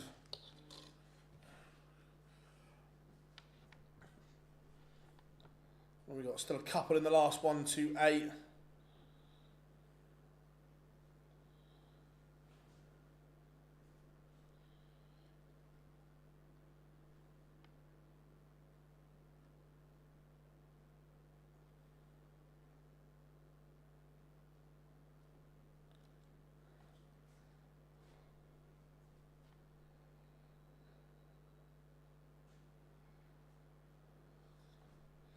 Jarno Bottenberg has beaten Kevin Benes 6-4. Mervyn King 1 away from the last 32.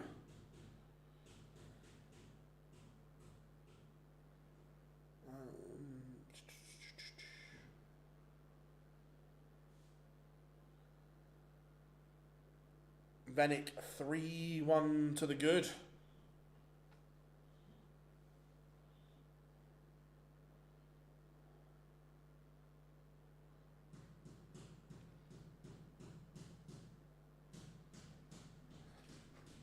Henry Coates is in dreamland, 3-0 up on Raymond van Barneveld. Don't get me wrong, the standard is shite. 73 and 72 averages. Barney, absolute nowhere near at the races.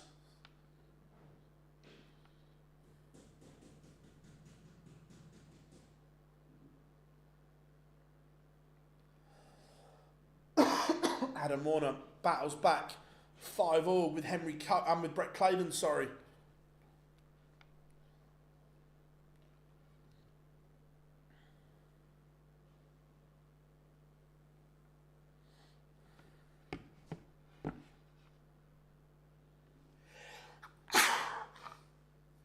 Excuse me.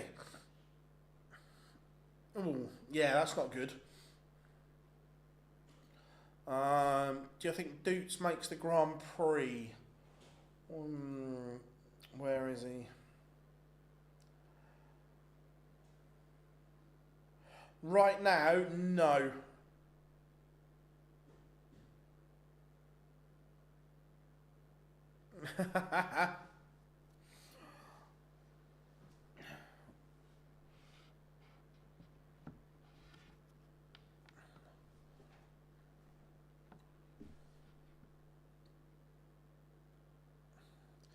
Mervyn King does it again. He beats Cam Crabtree 6-4. Crabtree a semi-finalist yesterday.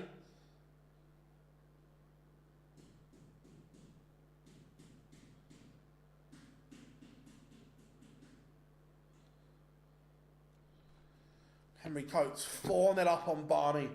This is turning into a disaster. What do I do for New Year? It's going to try and go to London and get... I go home for New Year. It's so not out of choice is the wrong word. It's my old man's birthday on New Year's Eve, so I always come home because I'm only an hour and 40 minutes, hour and 45 minutes. So I always come home for New Year to see him.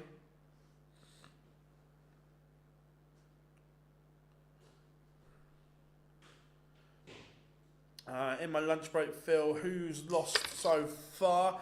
Oh, so the big names that are out. Dom Taylor lost to Martin Schindler. In terms of big names, Rob Owen beat Białecki. Białecki's averaged 98 and lost yesterday's winner. Merv King battered Cameron Menzies 6-0. Pietreczko lost to Thibaut Tricol. Chizzy lost to Joshua Richardson, only averaged 76. Bit of a disaster for him. Mike De Decker lost to Tom Bizzle. Callum Ridds lost to Jimmy Banshke. Getting underway now, Bradley Brooks and Luke Woodhouse. Also, Keane Barry, Danny Noppert. 2 good games there. Henry Coates is on the verge of bageling Raymond van Barneveld, 5-0 to Henry Coates. Dimitri Vandenberg back in front, 4-3 against Jim Long.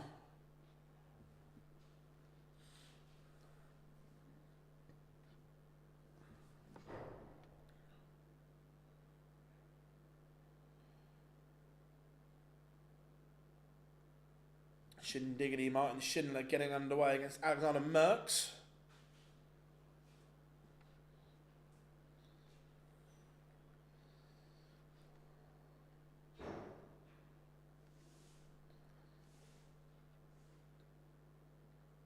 Yeah, Scott, don't get me wrong, Menzies has played quite well, to be fair to him, but it was the brilliance of Merv King was incredible. Absolutely stunning.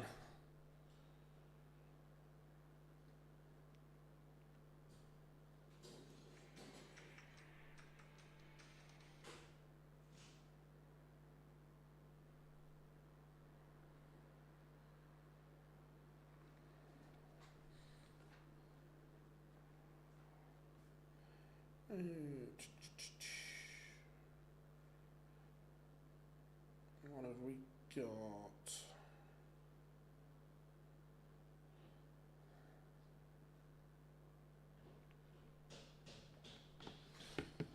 Russell Nyman, leg on the board.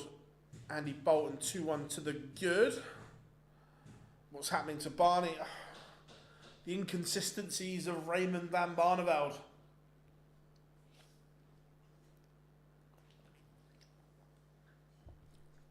I think next year is Raymond's final year on tour. Van Velzen 3-2 up on Adam Lipscomb. Alexander Merckx takes the opener against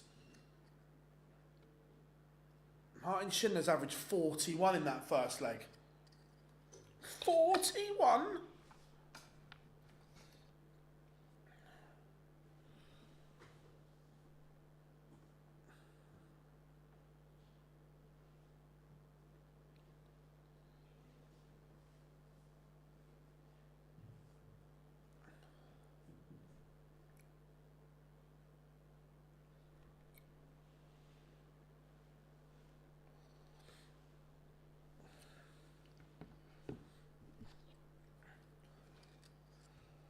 So yeah, for the Worlds, it's obviously 1 to 32 will be your seeds, and then the next 32 on the, I think on the Pro Tour side, are then on the left-hand side of the draw. Does that make sense?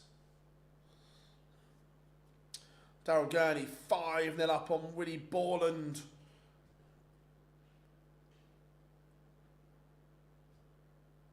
Getting underway. Andrew Gilding against Andreas Harrison.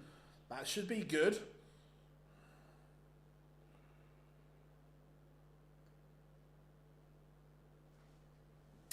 To be fair, part of it is his setup. For me, the best target dart he's thrown was his Gen 3s, which was so close to his old dart. They were the best ones for me. Barney, back-to-back legs, but still trails. 2-5 against Henry Coates. Jan van Maen, 2-0 up on Steve Lennon. Dirty Harry takes the opener in 12 against Andrew Gilding.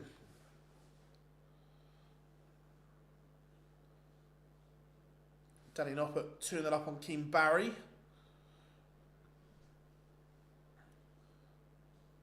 Two games in the 1-2-8 still being played. Dimitri Vandenberg against Jim Long and Rob Grundy against Barry Van Peer.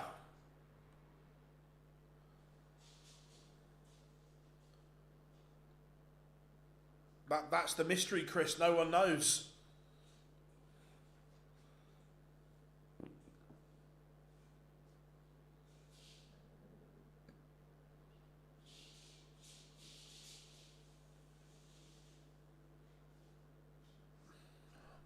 They've still got their big two are obviously Gary and James.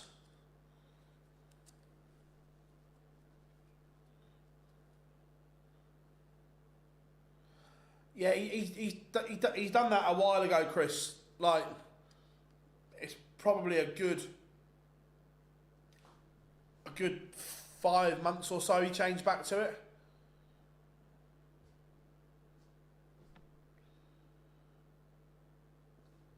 Me personally, I preferred the new version.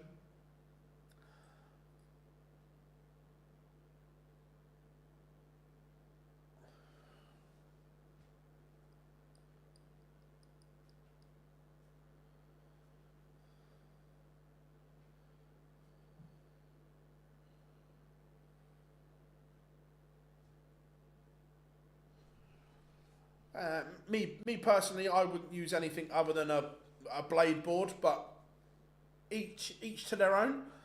Thibaut Tricol getting underway against Daniel de Couter, who plays in the last 64 for the first time.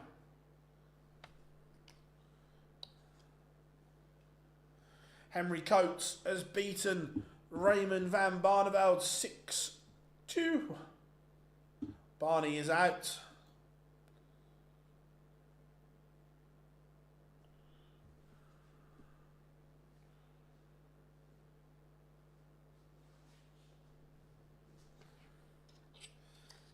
Dimitri Vandenberg just keeps holding throw here. Look, it's not a classic against Jim Long. Daniel de Couter takes the opener against Tricol in 12. Hello.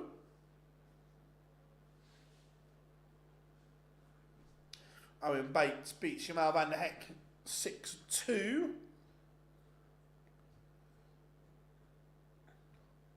I've never played on a data dartboard, but the Mission Samurai board I played on was like throwing at concrete, as the Gladiator one was as well.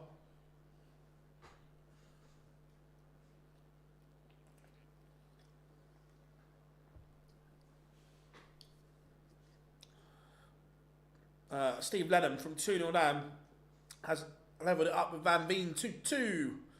Hayfield, do you get any dart stuff from sponsors? Yeah, we get sent stuff from all manufacturers.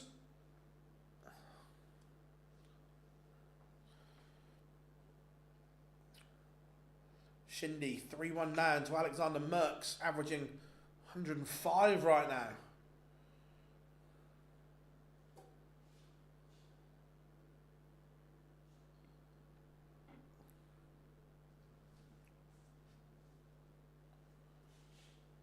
Tom Bizzle back within one, but Lucas Vennick 5-4 in front. Darren Beveridge levels it at 1-0 with Ian White.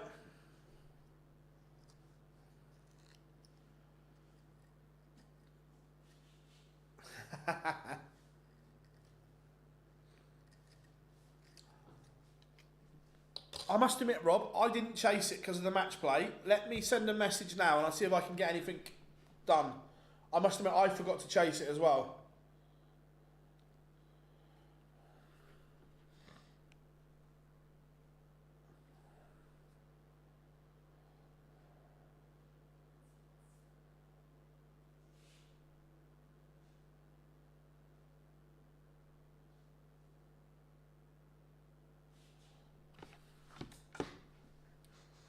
Jim Long, Dimitri Vandenberg going to a Noble. Or is it just me, or is this game and the Grundy Vampire game seem to have taken 5 years?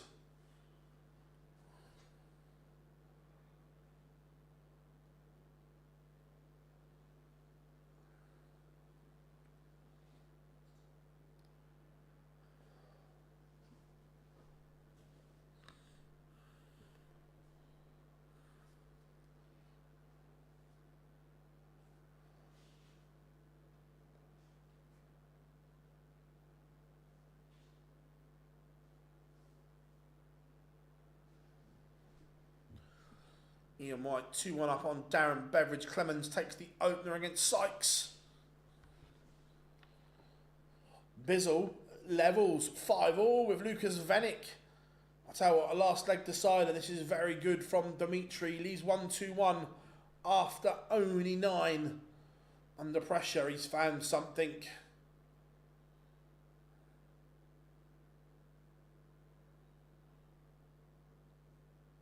Leaves tops, nothing Jim Long can do about it.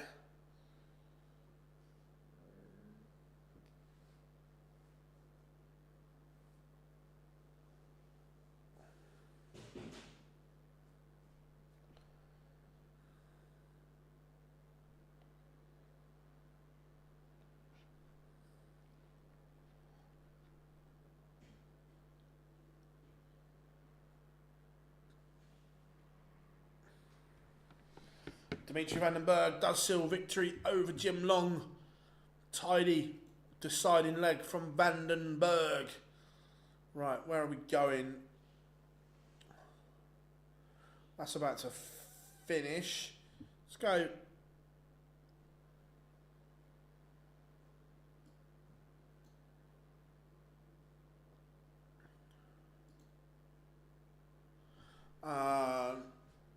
Adam Smith nil.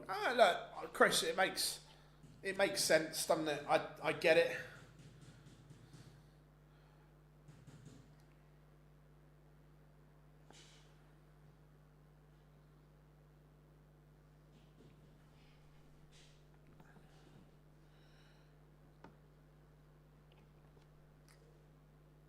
So finally, I'm not.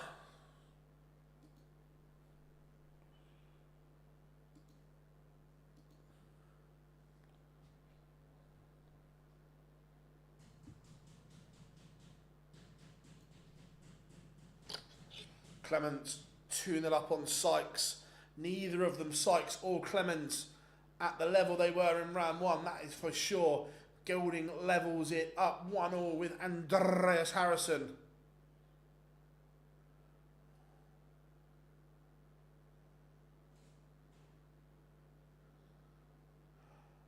Yeah, he played in the old system before he got his tour card.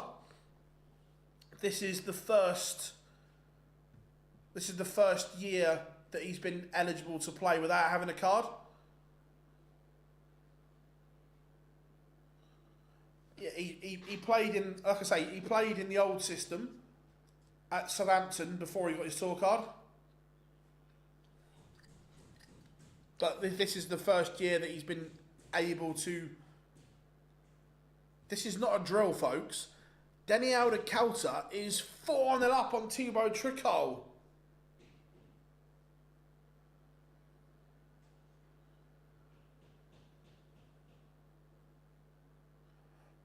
No, Chris, because the Super Series is governed by the DRA as well, so he was DRA suspended, so he couldn't have played.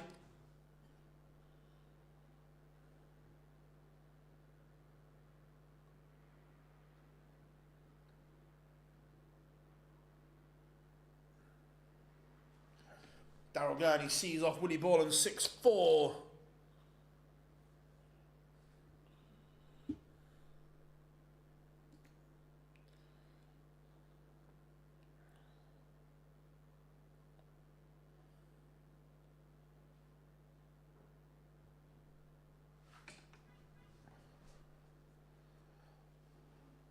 Manveen, Lennon, decent game this.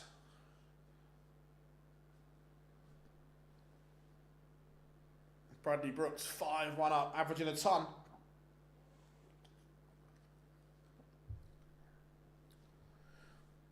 Canelo, too big.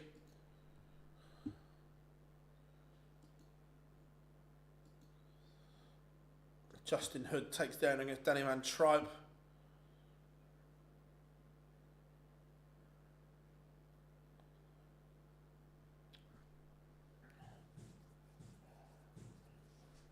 Andreas Harrison back in front. 3-2. He needs Andrew Gilding.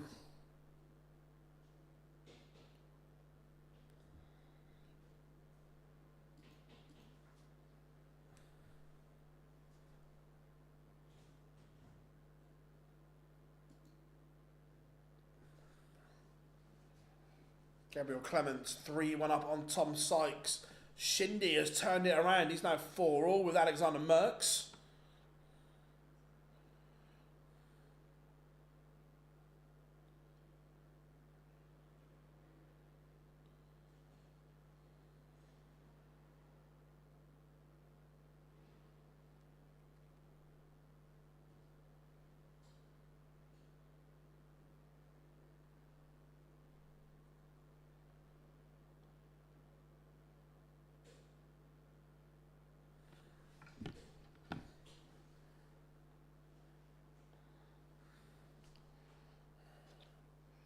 Jan van Veen has daylight, 5-3 up now on Steve Lennon.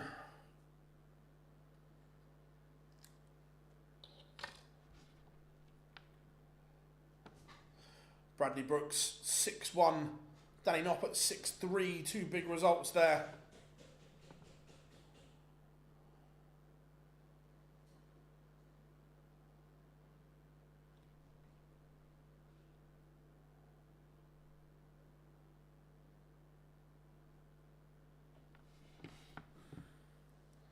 Can we do it? 4-1 now. Tricol has a leg back. It could be like London buses. Look, he's averaging 99 here. This is tidy from Aldercouter.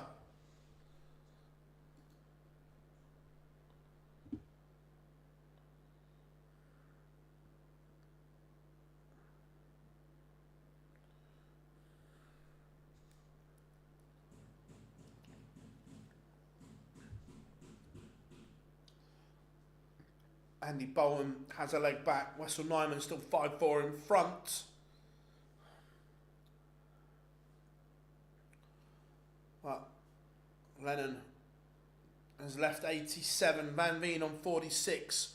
Will he get a go? Andy Bolton has levelled it up 5-all. Back-to-back legs for him. Andrew Gilding levels up 3-all with Andreas Harrison. It's good from both. Now Van Veen 46 to seal a 6-3 win.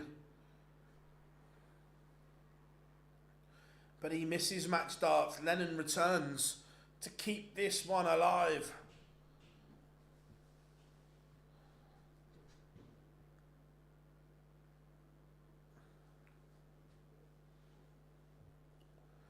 And he does exactly that. Breaks Van Veen.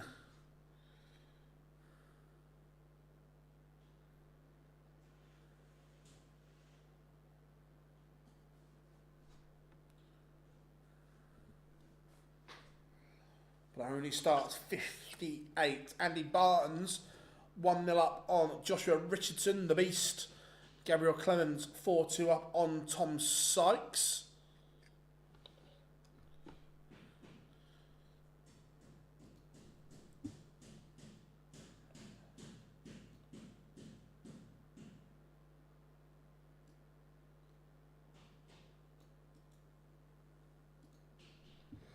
Update.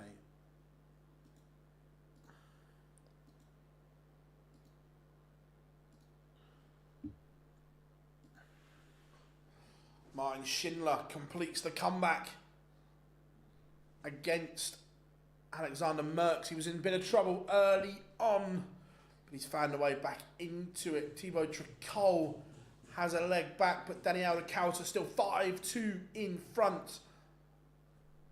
Jimmy Van Schie 1-0 up on Jelle Klassen.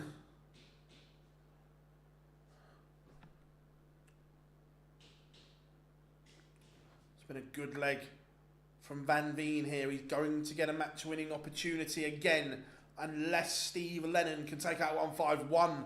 Andreas Harrison leads Andrew Gilding once more. Scott Williams takes the opener against Florian Hempel. So, match-winning chance for Van Veen here. 92 for the Giant. Tom Sykes back within 1 against Clemens. Trails 3-4. Arlo Merck takes the opener against Ross Smith.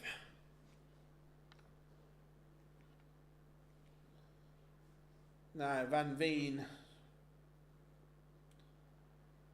Double 16.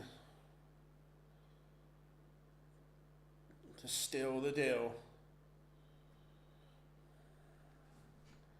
Misses once more. Back-to-back legs.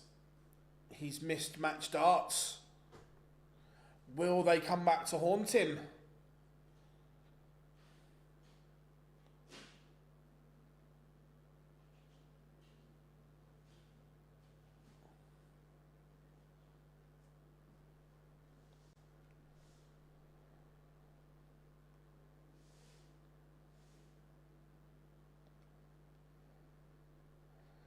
We are going to the decider.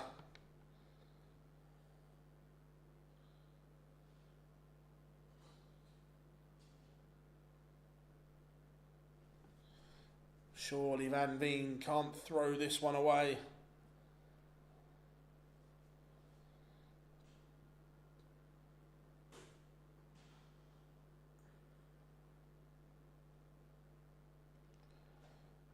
He's in front, but needs to stay that way. Jimmy Van Schie 2-0 up on Klassen now.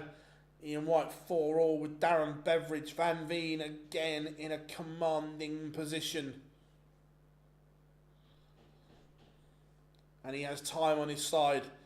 He should get the job done here. Gilding again levels up with Andreas Harrison.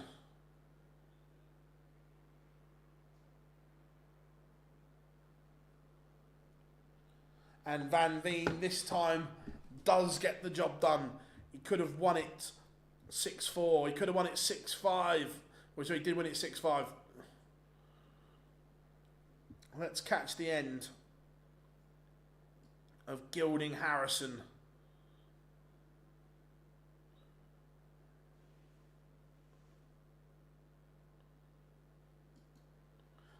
This has been an absolute belter so far.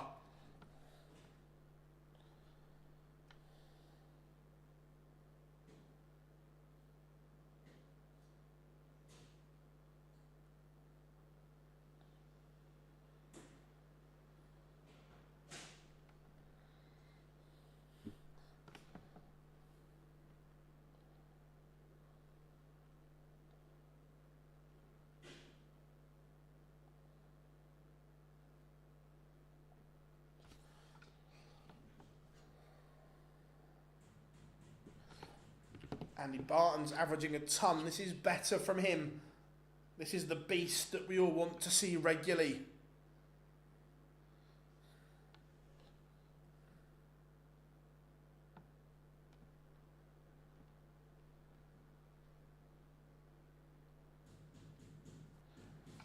Scott Williams, again, was poor in his first game. 2-1 up on Florian Hempel, averaging 103.5. Very good from him. Ross Smith in a world of trouble. The somewhat giant killer this weekend in Arno Merck is 2-0 up on Smith. Barton's 4-0 up now. Arno Merck having it all his own way here. Ross Smith not at the races.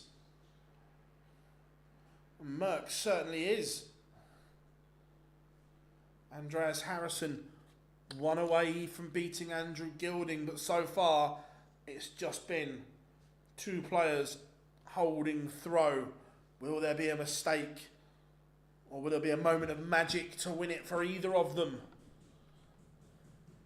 That's the question. Chris Landman 1-0 up on Ron Meulenkamp. Ron the Bomb.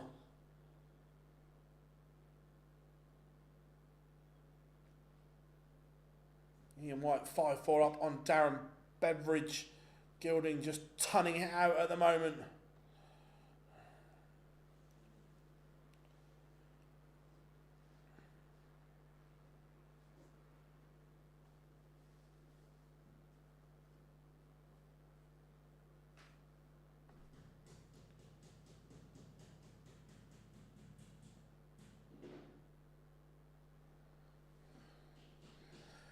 Do you think without the top players on the Pro Tour being undervalued? No, I don't think so.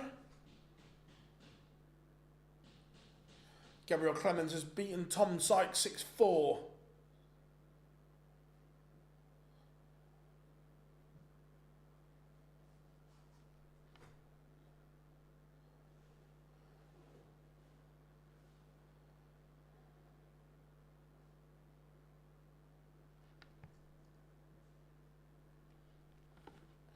Andy Barton's, is he about to bagel Joshua Richardson?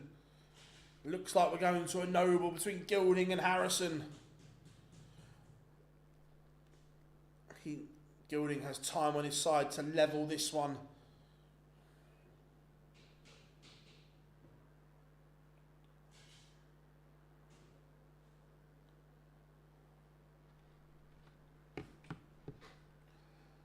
Not been a great leg from Andreas Harrison here, but Gilding will only be a hold. Gilding would prefer this Harrison leg on his own throw, but Gilding misses. Our champagne corks about to be popping. 1-3-2, the champagne finish. Beveridge levels up with Ian White. Ross Smith back-to-back legs against Arno Merck. Justin Hood 5-3 up on Danny Van Tripe. We are going to a noble. Gilding against Harrison. It's a one-leg 501 shootout. They've both been superb on their own throw. Is it going to be the same, or is Gilding going to find one of those thumbs up legs?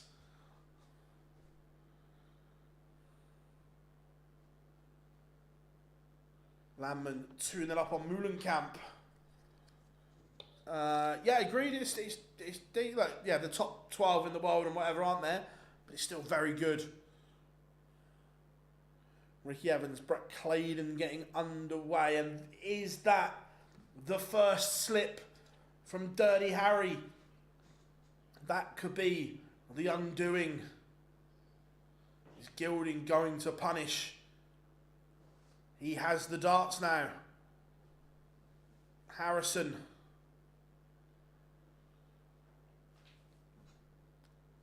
Up against it. Bagel served. Andy Barnes, 6-0 winner over Joshua Richardson.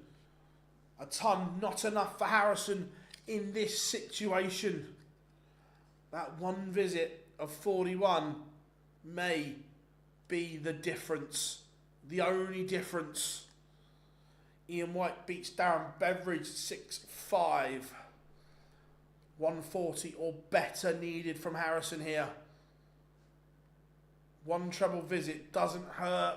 That doesn't really either, because it's a tricky 139.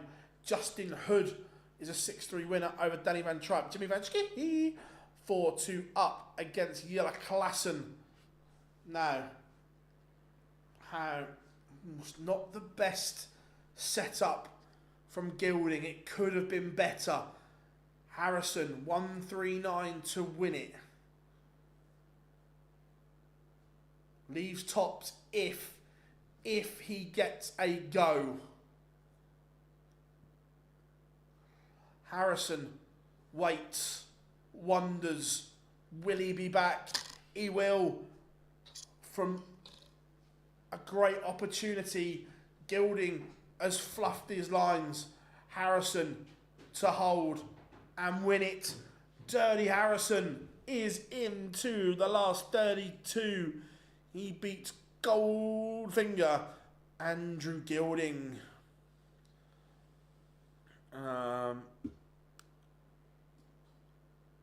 Let's go for a bit of rapid Ricky Evans. We haven't had him on. Did Denny win? I think so. Let me just double check. I can confirm that Denny Aldacalta today has won 2 games. Not 1, but 2. Afternoon, Leo. Who do you think takes today? I said Van Veen, so I'm sticking with him. I was impressed by Sebastian as well. No worries, Scott. Enjoy. Glad to have you on for a bit, buddy. Mickey Mansell takes the opener against Ryan Meikle. Yeah, Danny Aldacalta in round 3.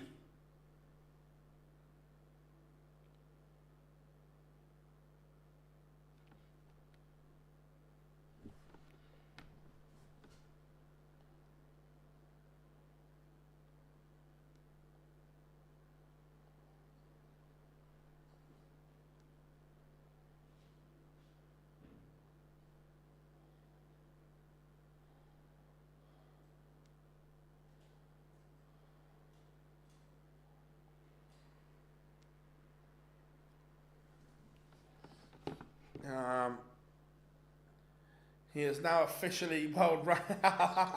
Love that, Rob. William O'Connor averaging 100 and 4. 3-1 up on Stephen Burton. Very, very good from the Magpie.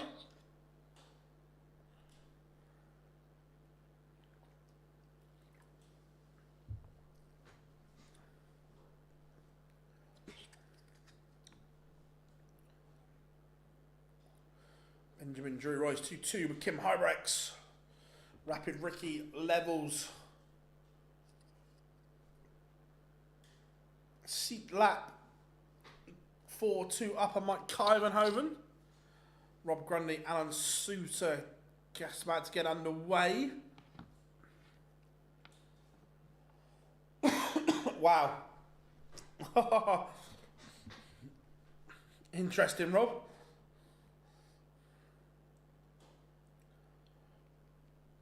Jimmy Manchke, he won away 5-3 up on Yella Klassen.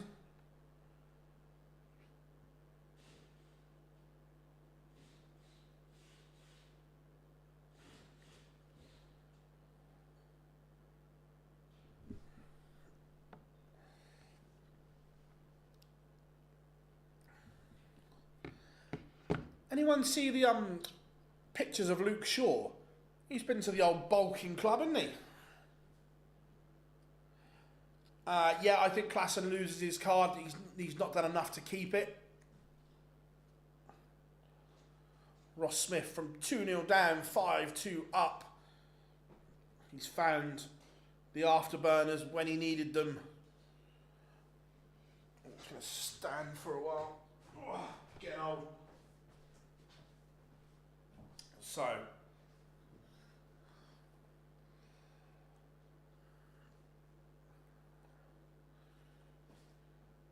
Chris Landman 3-1 up on Ron Meulenkamp. Scott Williams 98, 5-3 up on Florian Hempel. Good from Shaggy. Klassen leg back against Van Schie. Dutz Bottenberg warming up. You would expect Dukes to come through that one. Which are... I think they'll both lose their card, Matthew.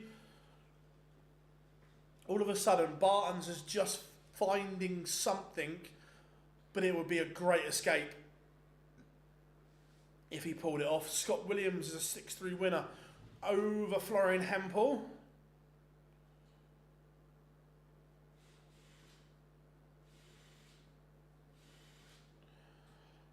Phil, do you think you'd ever go on Hugh Ware's podcast or any others, to be fair, to talk about what you do? Look, if I'm asked, would I go on it? Yeah. Whether they ask is another matter, but if I was asked, would I? Yeah, 100%. Landman 4-1 up now on Meulenkamp. Merck has a leg back against Ross Smith.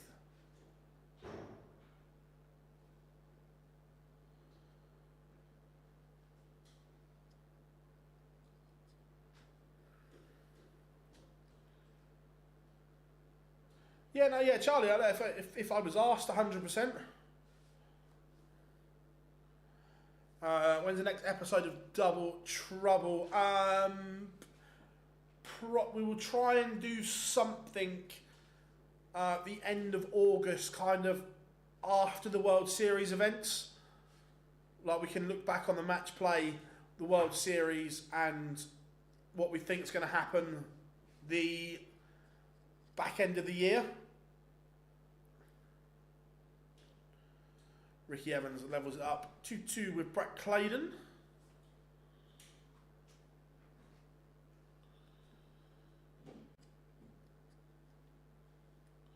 Jimmy Van Schie sees off Jelle Klassen 6-4.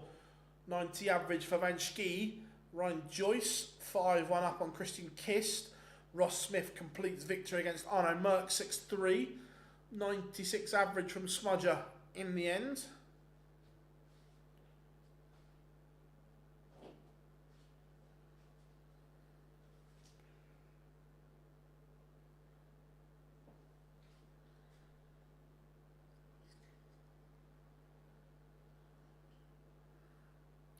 You know, Bottenberg takes the opener against Kevin Dutz. Landman 5-1 up now on Meulenkamp.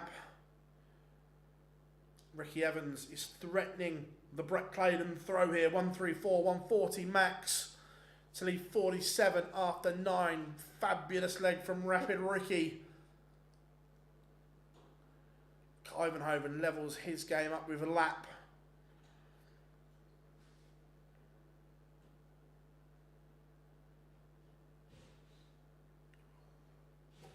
Benjamin Drew Royce 4-2 up on Kim Hybrex.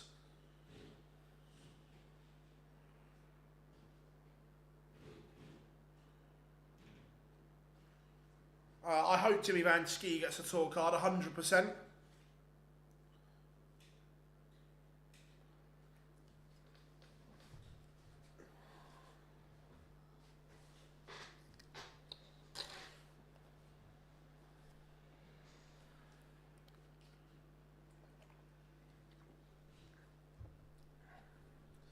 Stephen Burton pulls a leg back against William O'Connor. Michael Flynn can play.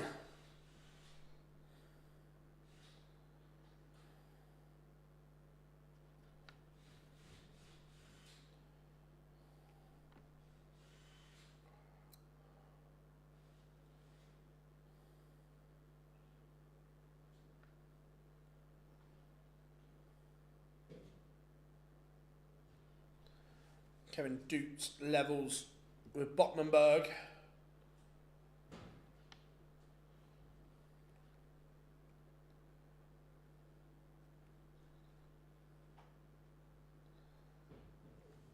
I don't. Look, he could win today, but he'd be if Jimmy wins today, he'd be an outsider.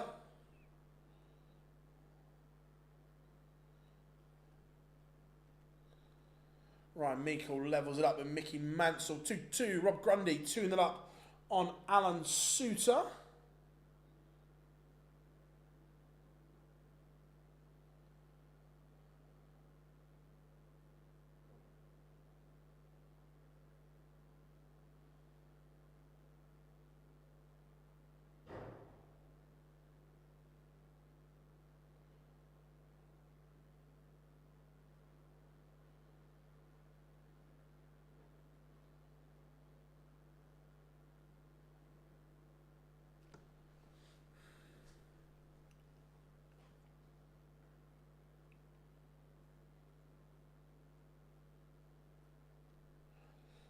Ryan Joyce sees off Christian Kist. 6-2.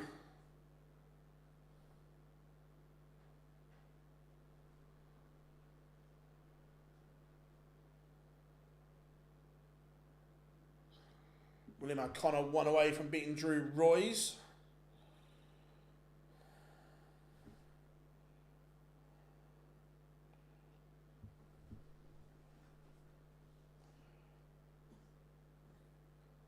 Interesting times. Ricky Evans has pressed the afterburners here when he's needed to.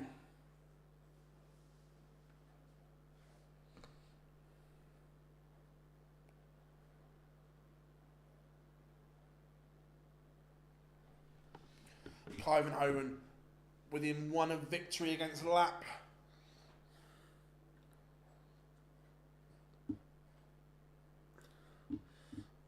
World's cut off. What are we on at the moment? I think 25 will get you in, I think, Adam. I don't know if Lendl or any of the statisticians are in, whether they've run the calculations yet. But I think 25 will get you in.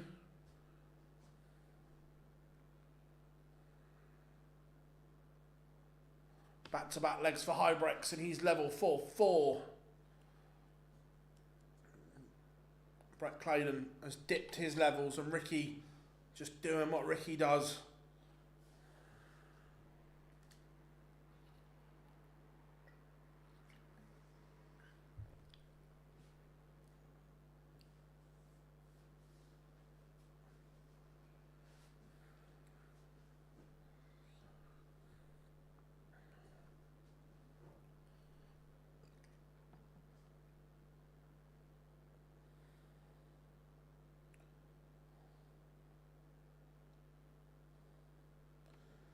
Kevin Dukes 3-1 to the good. Mickey Mansell edges back in front against Ryan Meikle 3-2.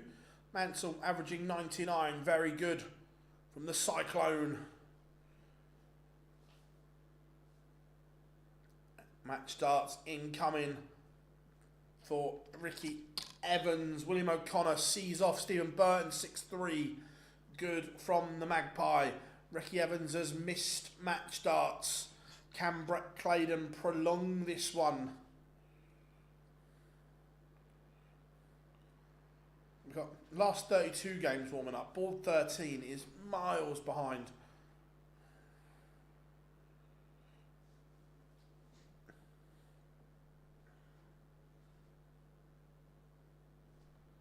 And this time, rapid Ricky Evans books his place in the last 32, a 6-2 winner over Brett Claydon. 3 legs on the spin for Hybrex, and he leads. Let's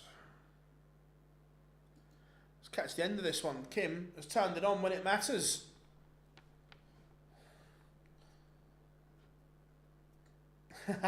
we all love a bit of Needle Malachi.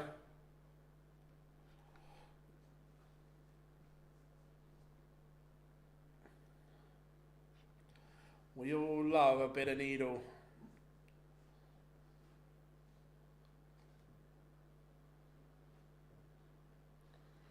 Alan Suter has a leg back, but Rob Grundy still 3-1 in front.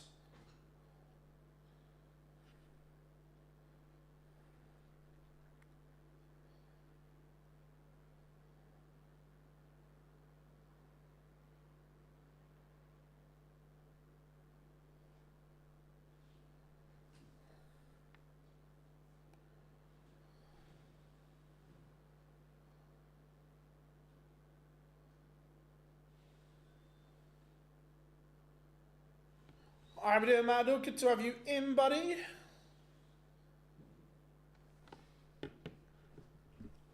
So, Williams, Gurney, Van Schie, Venick warming up in the last 32. Board 13, Dolan against Vandenberg. That's the last 64. Board 13 is causing the issue at the moment. Who do you have? Gurney versus Shaggy. Gurney. I think he's playing better than Scott at the moment. Just really watching WWE. Unreal. Yeah, look. Is that the documentary? I haven't seen it. Everyone's been on about it.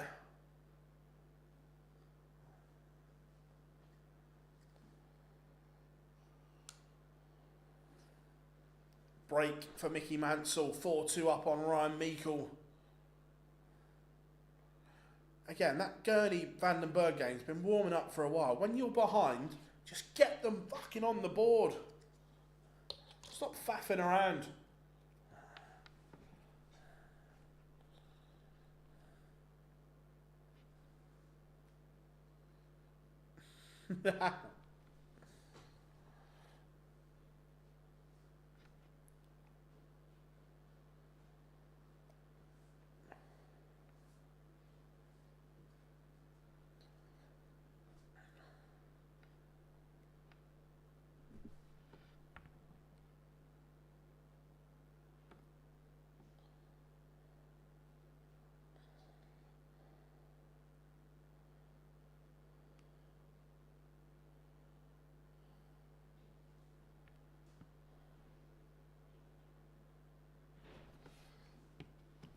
Hoven and Lap going to a last leg. That's in a Noble. Hybrex has a match winning opportunity.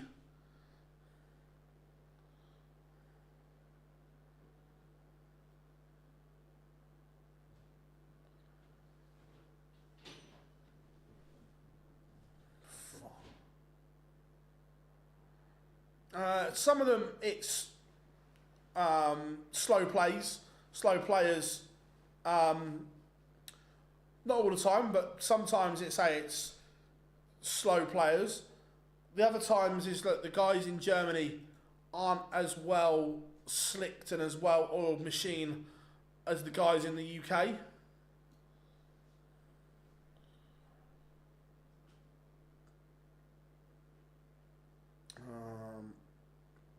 Let's go.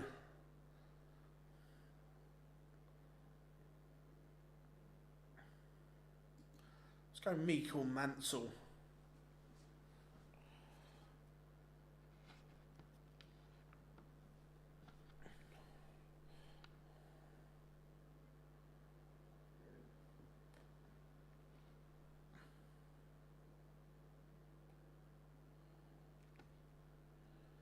Kevin Dutz beats Jarno Bottenberg 6-1. Dutz, there it is.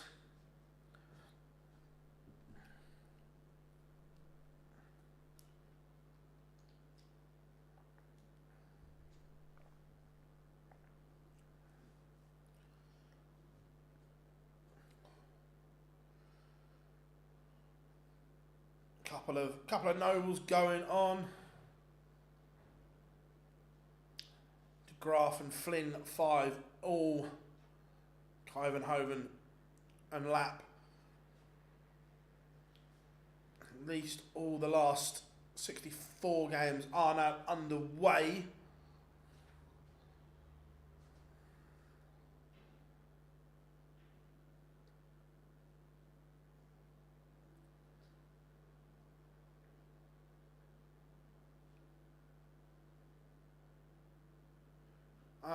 He's played with them for a few months, Chris.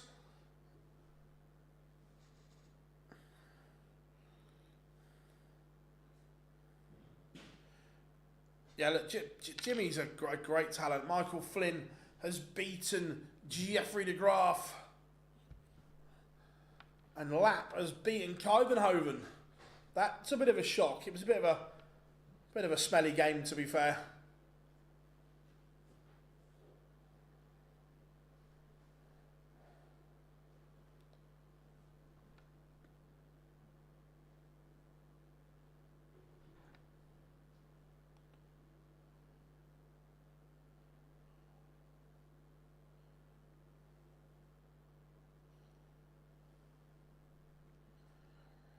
Yeah, Lap's going about his business today. Mickey Mansell in control. Ryan Meikle doesn't get punished for leaving the bogey number.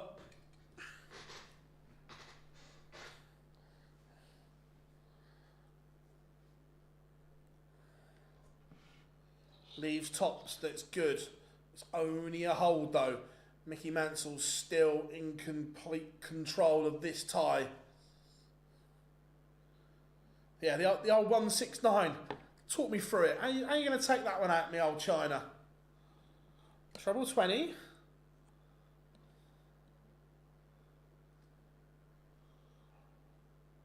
Meikle pins tops at the first time of asking.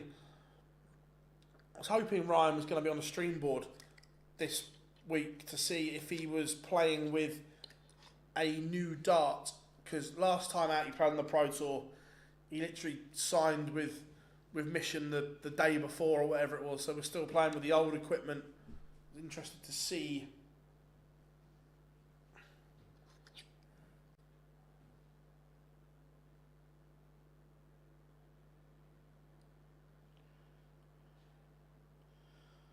if he's got new gear yet. Brendan Dolan takes the opener against Vandenberg, 1-0. Grundy 1 away from being Alan Suter. 5-1 the Grenade leads.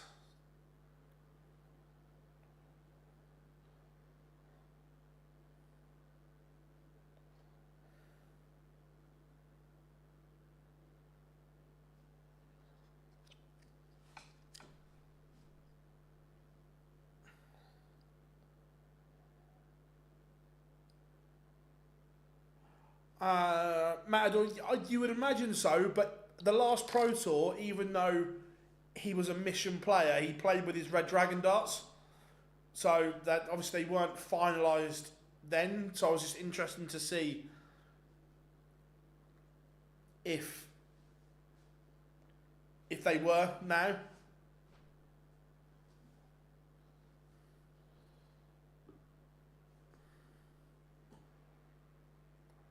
Because also it looked a bit shit that he didn't have a proper shirt, and you could see the mission badge just stuck over the old one. Just looked a bit rushed.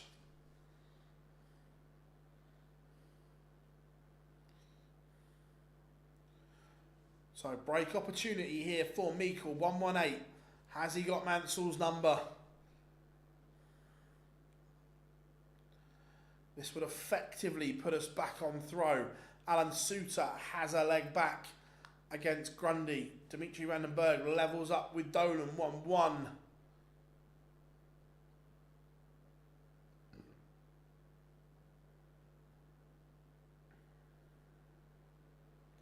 So 120 for Mansell to win it. Doesn't go.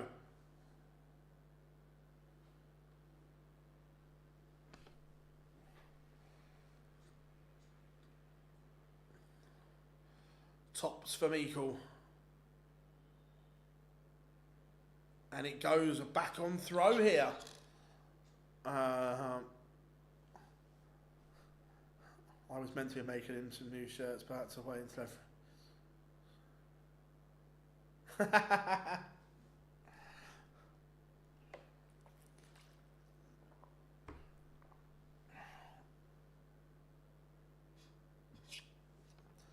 Suter back-to-back legs. Is he just making life awkward for Rob Grundy?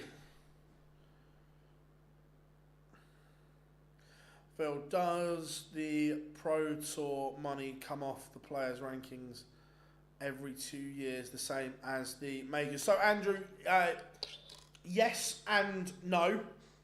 So, the 2-year ranking system, the main order of merit, yes, every 2 years it drops off.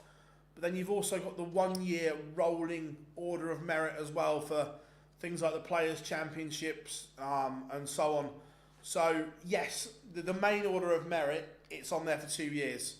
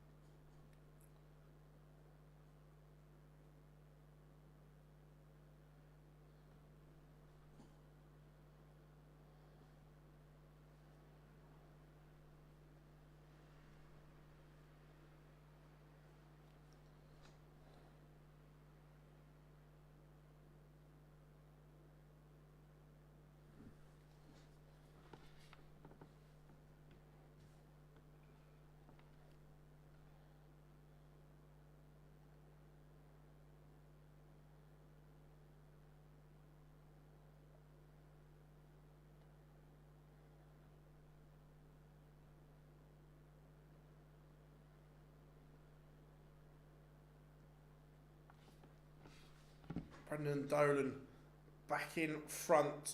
Ryan Meikle looking to send this one to a decider. Mansell cannot leave a finish.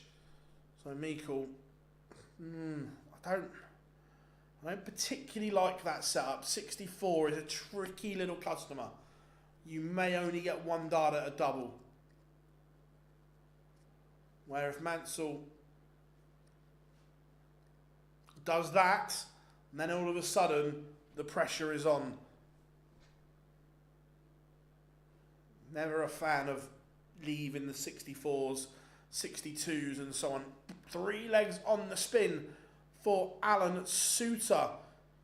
Life just getting difficult for Grundy. Bottle from Meikle. That is special. The pressure was on, and we go to a last leg decider. Mickey Mansell has the darts, but Ryan Meikle is back in this one. He was 5-2 down. Can he complete the comeback? He's probably going to have to do it in 12.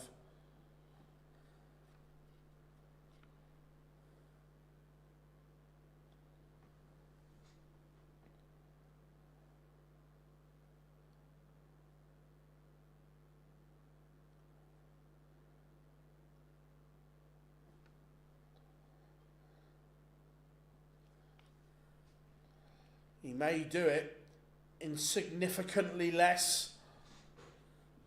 Hello, Ryan. Hello.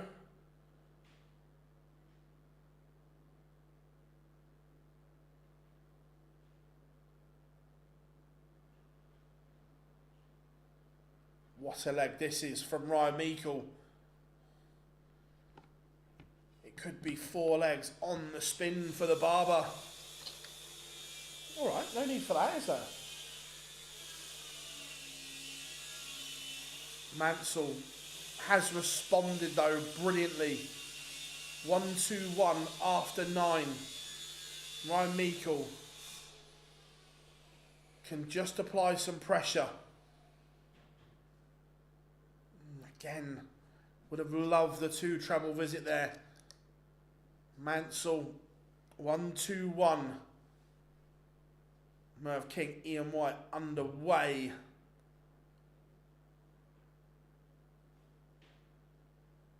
Right, Meikle, this is your moment. 91 for 4 on the spin.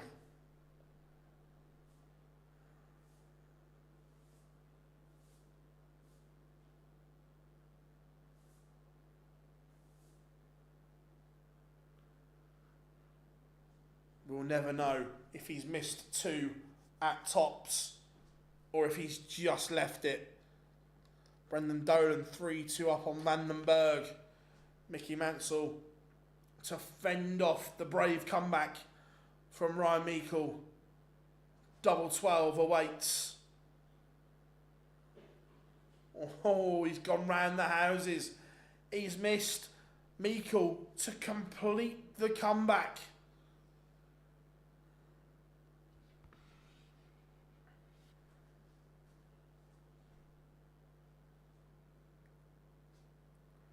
Mervyn King takes the opener against Ian White in 12.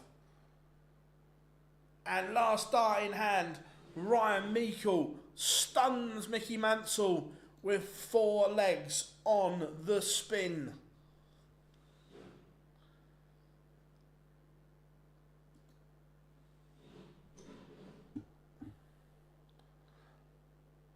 No, just double check. Yeah, Rob Grundy beat Alan Suter 6-4.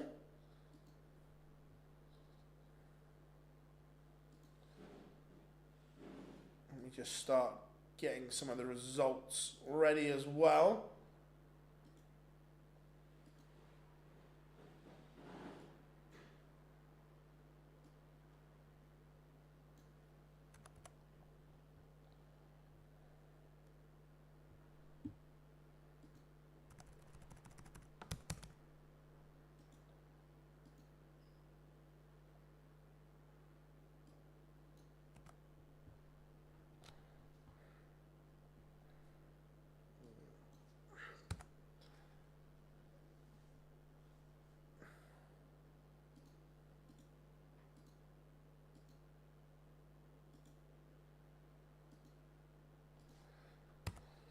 So, the last 32 games are underway.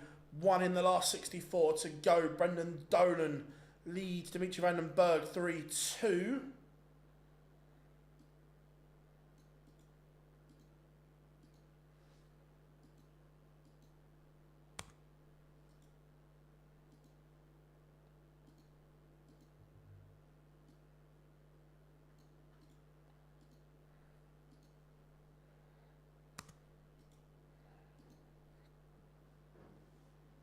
No, 4-2. Break of throw for Dolan. Ian White levels up with Mervyn King. Henry Coates takes the opener against Justin Hood.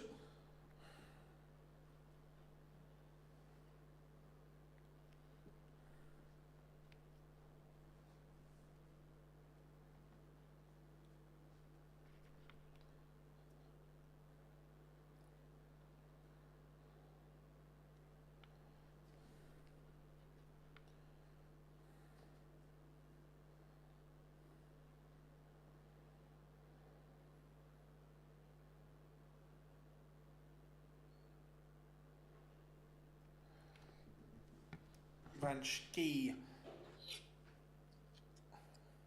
was broken in leg one, but has responded well here.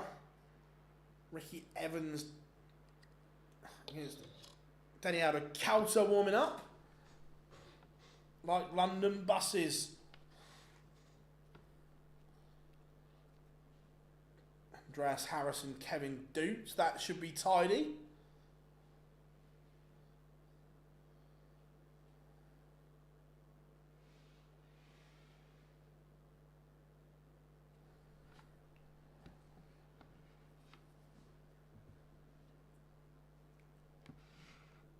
Van Schie, one poor visit, and then back-to-back 140s for Venick.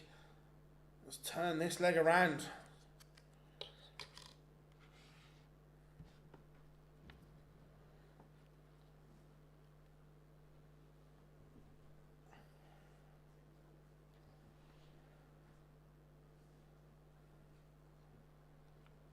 And it is 2-zip. He's managed that situation well there.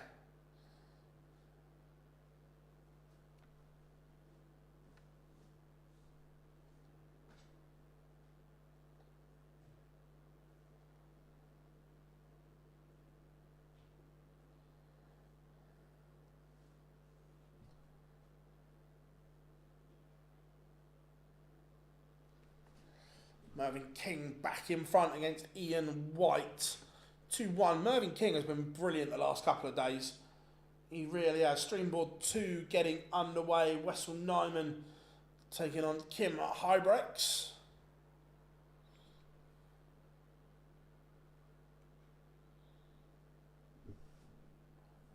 How are we doing? Hope you are good. Bit of yo action.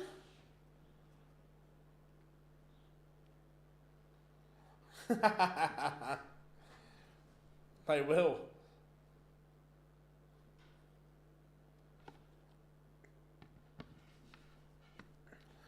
Justin Hood, back-to-back legs. He's 2-1 up on Henry Coates. Danny Noppert, Chris Lamman just getting underway. Daniel Kauter takes the opener against Ricky Evans. He can't make it 3, can he? Can he? Or... this can't carry on, can it? It can. Brendan Donan, 5-2 up now on Dimitri Vandenberg. The history maker has found something. Lucas Venick is averaging 112.73 and is 3-0 up on Jimmy Van Schie.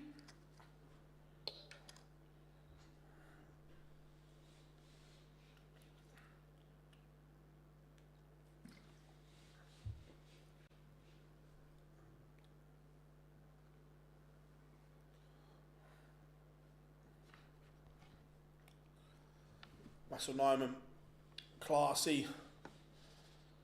11 dart leg in the opener against Hybrex.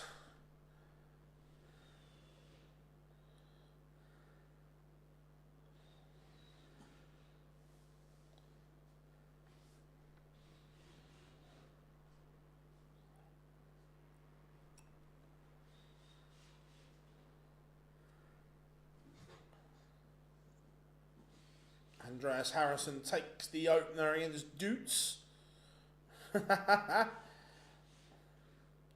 Wunderbar Venick. He's playing brilliantly.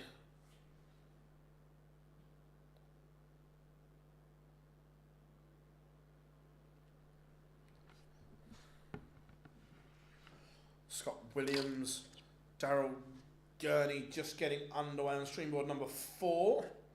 Super Chin. Daryl Gurney. Noppy takes the opener against Lamman. Denny Kauter is 2-0 up. This can't carry on, can it?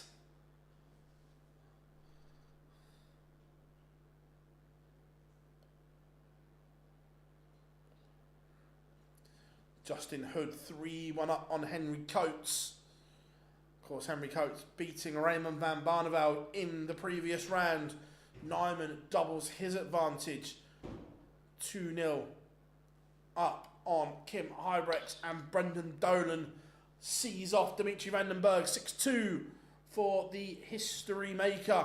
That's the last game in the last 64, done and dusted.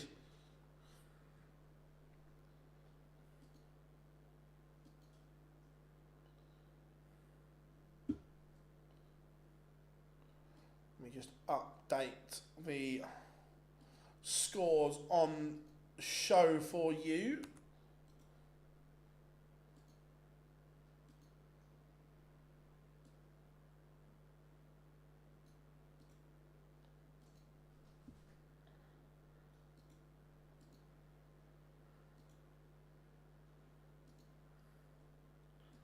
There we go, round 2 scores now on screen. Up man at 100%, it's all a bit of confidence, isn't it? Just that little spark that you get and you run with it. Everyone watching along, thank you very much. If you haven't yet, make sure you tap that like button. And if you haven't, hit subscribe. We really do appreciate it. We are over that 44k mark now, so I'd love to get to 45. Wessel Nyman 3-0 up, averaging 125. Just to put that into context, that's 12-12-12. One of them was 11, so he's gone 11, 12, 13, but same thing. Denny out of counter is 3-0 up. What is happening here? Jimmy Vanchki has a leg back.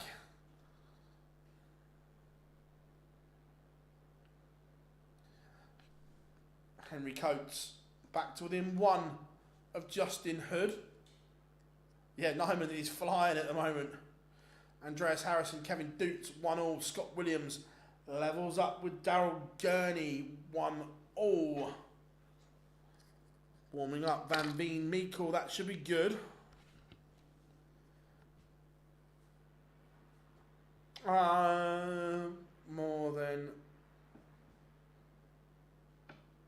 No, so we'll probably I'll try and get one with Matt in Amsterdam at the World Series finals. Obviously, he goes down under and then probably goes on the holiday. So we'll look to get one with Matt then.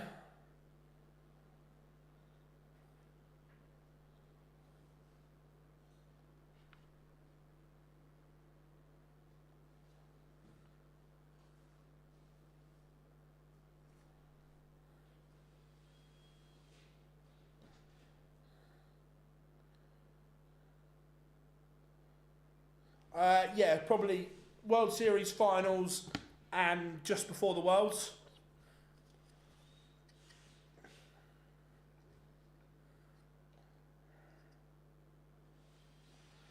Ian White has a leg back. Merv King still leads 3-2. Andreas Harrison back in front against Kevin Doots. Henry Coates has levelled it up 3-3 with Justin Hood.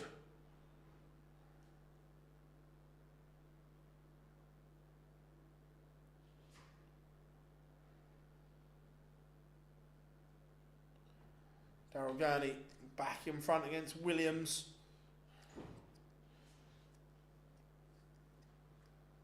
Good leg from Gurney, poor from Williams. The averages have gone like that.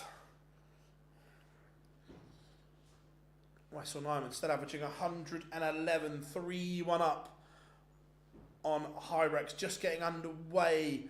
Jermaine Watamina, Gabriel Clement, Jan van Veen, Ryan Meikle.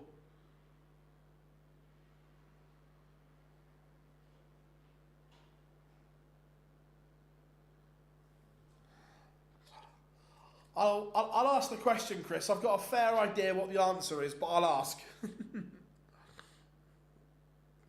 Owen Bates, 2-0 to the good. Bradley Brooks, William O'Connor just getting underway. Like that game a lot.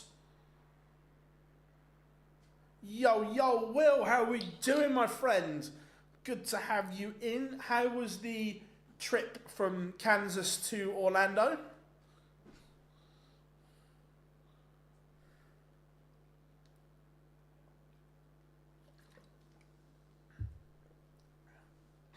Danny Noppert 3-1 up on Landman. Ricky Evans fighting back-to-back legs against Danny Alder-Coulter here.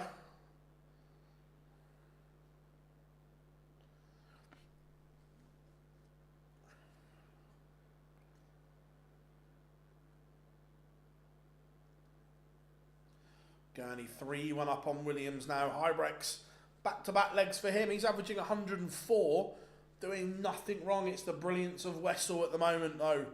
112, 9-1. Ryan Joyce 3-1 up on Marvin van Velzen.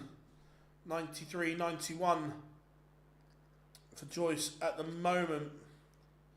Mervyn King has that two-leg cushion once more. 4-2 up on Ian White. Jan van Veen takes the opener against Ryan Meikle. Rob Grundy, Andy Barton's underway. This is what we like. We're not hanging around. Get them on a board. Get them playing.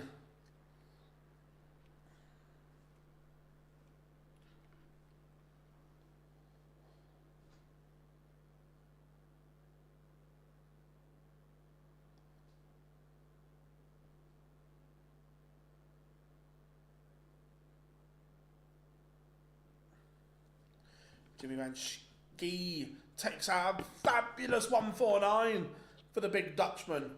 Did he give it the Schie?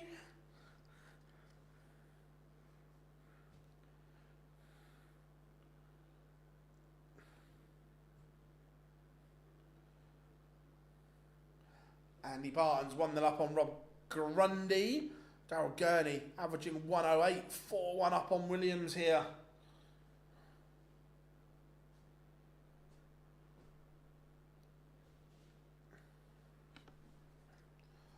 Kim Hybrex, 3 legs on the spin for him, averaging 105. This is vintage Hybrex.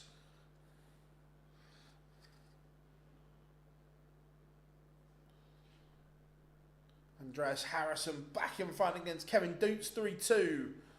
Watamina levels up against Clemens.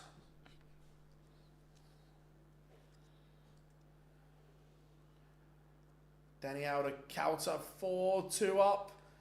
Is he going to win 3 games on the spin? He's not won a game on the Pro Tour until today.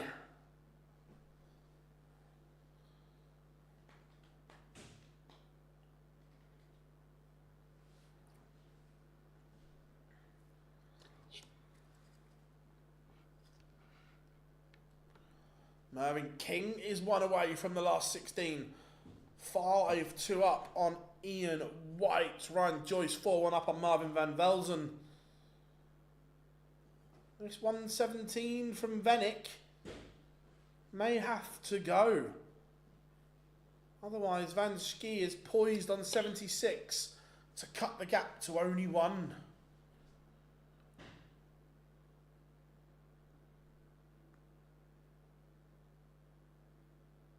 Took out 149 last leg.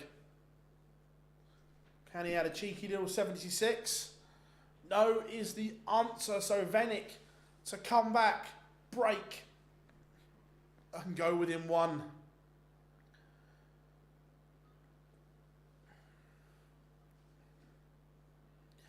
It might be 5-2 Venick. Justin Hood beats Henry Coates 6-3.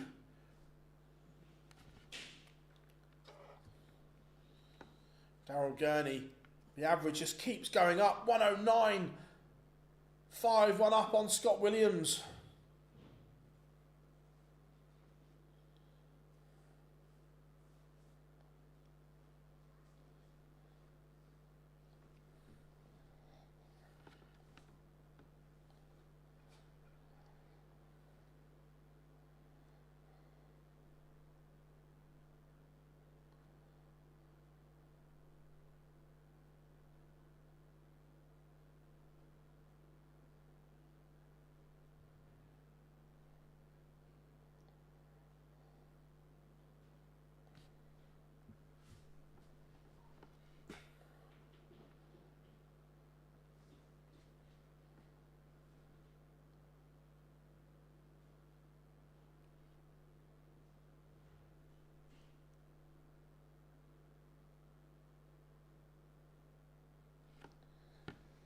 Ryan Joyce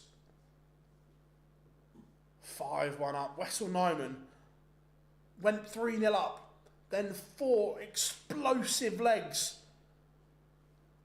from Kim Highbreaks. But Wessel 4-all. He's averaging 114.85. Cannot get rid of Highbreaks. What a game this is. Highbreaks averaging 106 himself.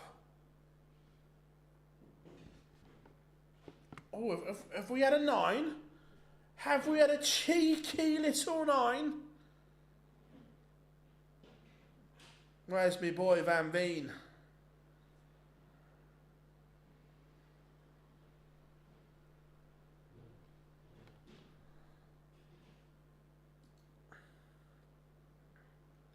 We've had a 9. It's Jan Van Veen. That means I need to do a social post. Need to find a picture. Just talk amongst yourselves. Oh, wait a minute. Sorry, Jimmy Manchki is out. Brilliant from Vainik. Let's go to this, because this is an absolute belter.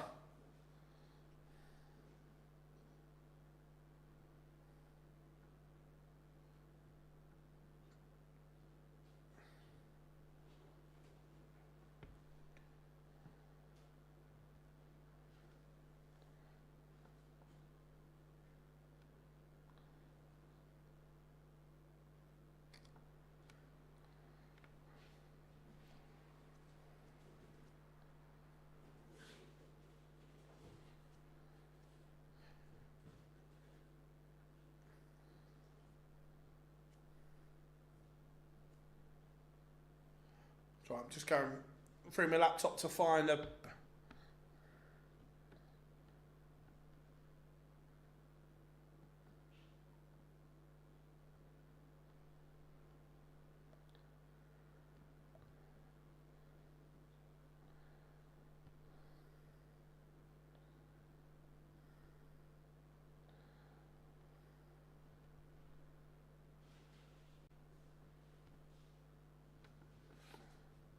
Right, let's find a... Going through the old match play photos. There'll be one here somewhere.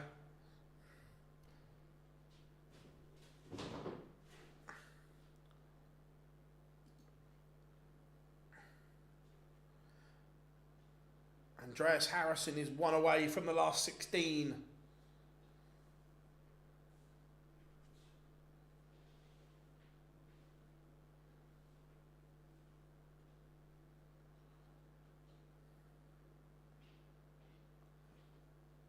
Unleash the Denny out of Calter. What are you doing, man? This is brilliant.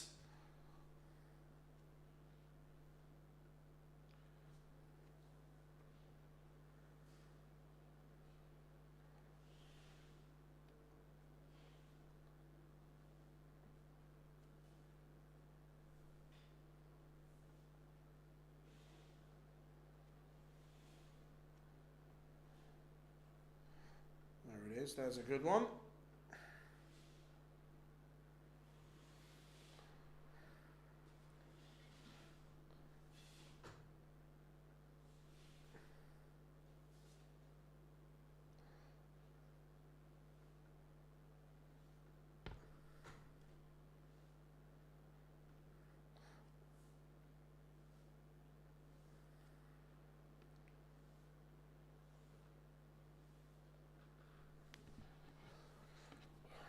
Right, now I've got a picture on my phone, I can do it from here.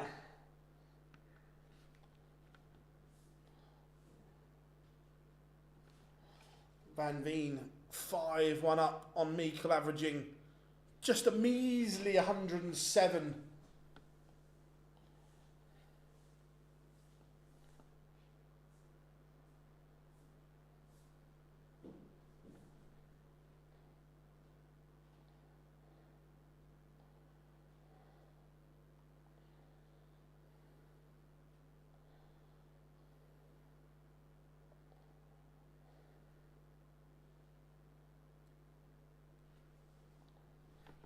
Right.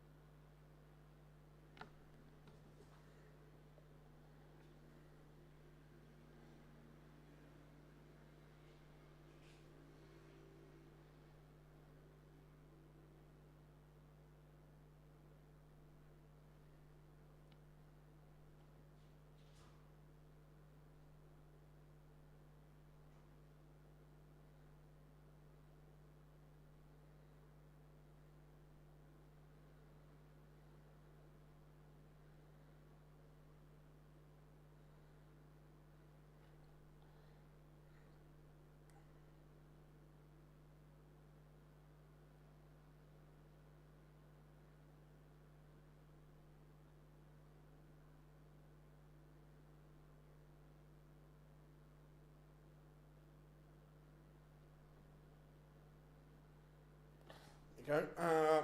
Yeah, he beat Brendan Dolan, averaging a ton.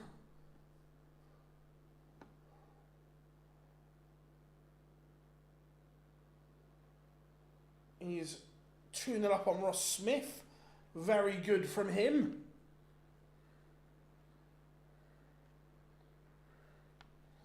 Very good indeed. Clemens up on Watamina.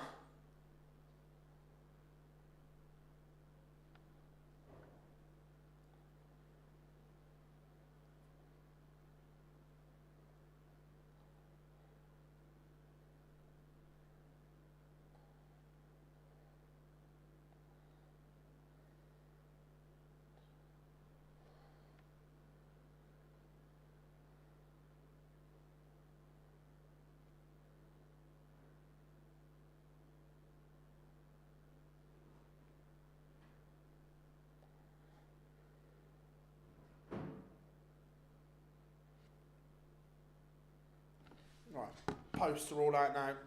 Job done. Andreas Harrison is a 6-4 winner over Kevin Doots. Let me just double check. Yeah, Wessel Nyman, 108 average. Superb from Wessel. I hate it when things happen midstream, so you have to put stuff out. Van Veen beats Meikle, a 111 average. Superb. Let's go. Bradley Brooks, William O'Connor. These two doing good things. Michael Flynn is playing incredible, Connor. I agree. Beats Shindiggity.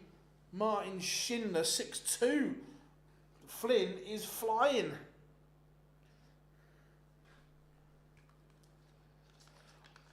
Rob Grundy. 3-all with Andy Bartons. Bradley Brooks looking to add potentially his second Pro Tour title of the year to the resume here. He's averaging 103. I think that change of equipment from Bradley Brooks is definitely working.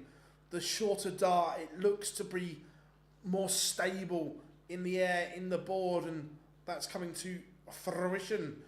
Owen Bates is a 6-2 winner over Seep Lap.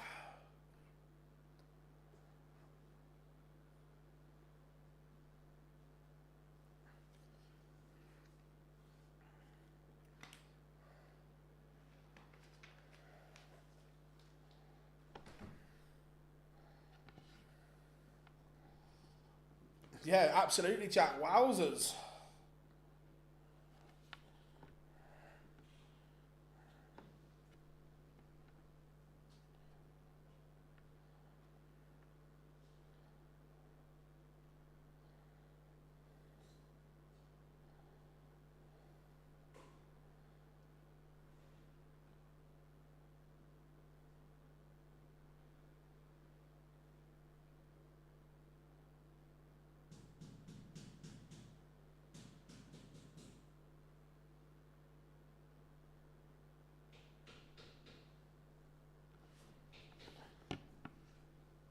Always love. Yeah, look, only fairy tales happen in sport. That's why we love it.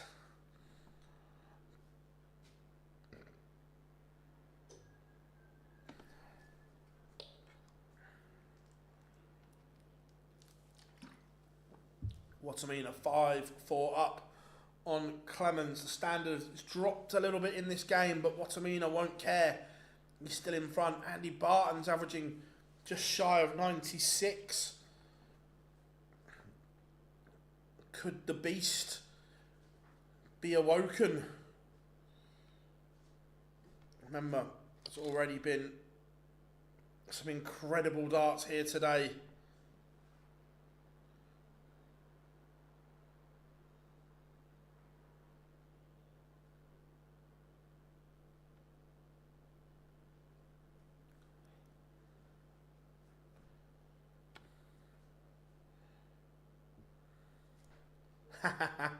Love that. Ross Smith, 2-2.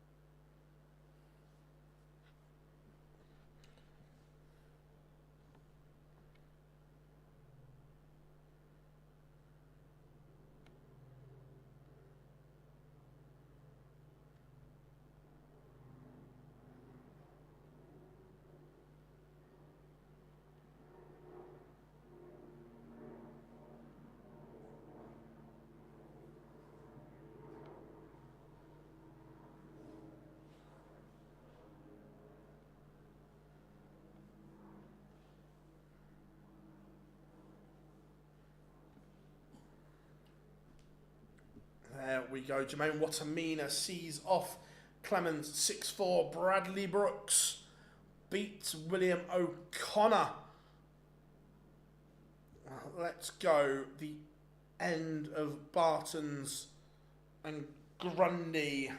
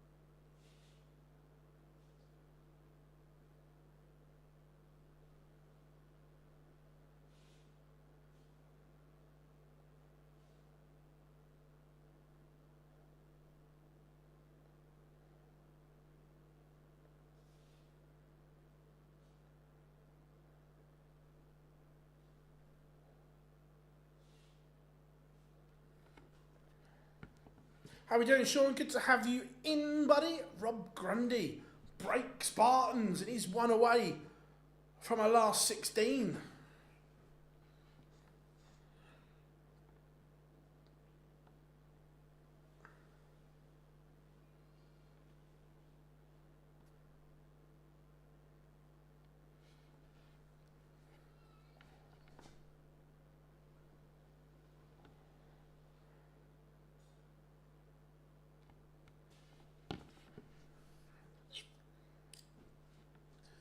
Can Grundy see this off here?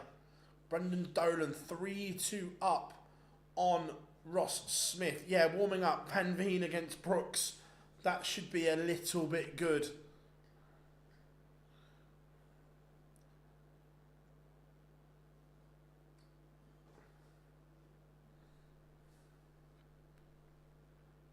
Barton's is fighting back here though. Averages a decent 95-30 Bartons, 97-91 Grundy.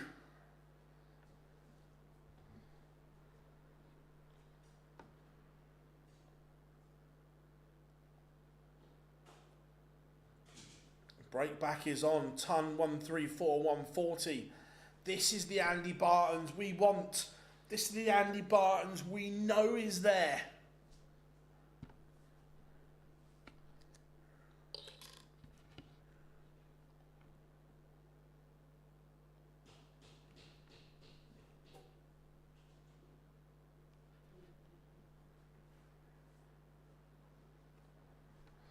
What a leg that is from the beast. The 127 in game.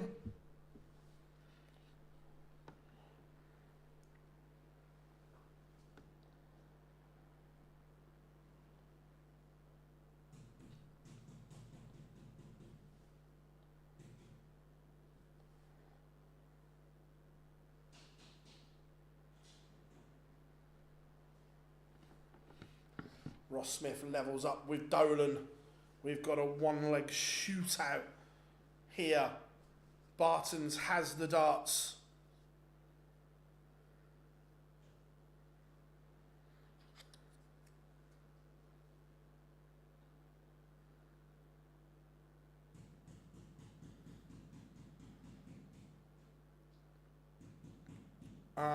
Where can I watch the Van Veen game? Don't know yet. Have the PDC said what games are going to be streamed? Let's have a look. Not yet. They haven't put the stream games out yet. So if it's on one of the stream boards, it will be on PDC TV. Bartons. Oh, I was about to say that's the slip, but Grundy can't punish.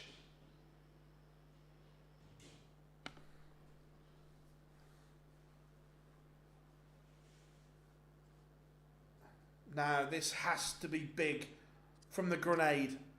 It has to be big, and then he has to hope. He's done his bit. He's hit big. Now he's hoping that Bartons misses 114. It's nice. It's treble, single, double. And if dart one doesn't go, he still has options. He took out 127 last game, and he's done another ton topper. It's heartbreak for the grenade, but it is brilliant from the beast. This is the Andy Bartons we want. This is the Andy Bartons we know is there. Ross Smith leads Dolan 4-3. How are we doing, Daly? Hope you are good, buddy. Good to have you in.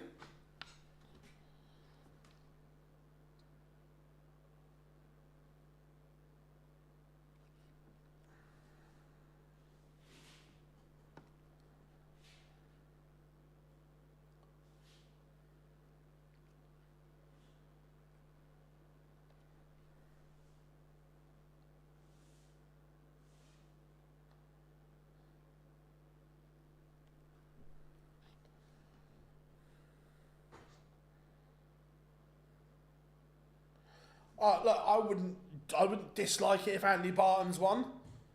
We know what a player he is. We just don't see enough of it.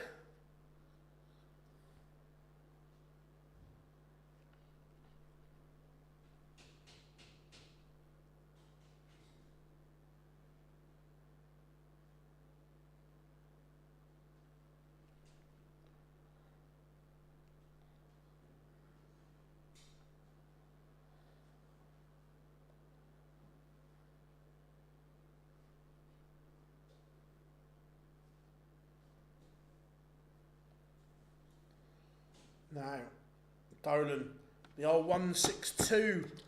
How you taking this at? Give us a clue. Go on. Go on, take it out. I dare ya. Ross Smith, 88 for 5-3.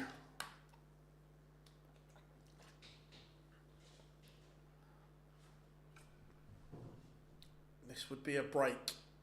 This would put him within one.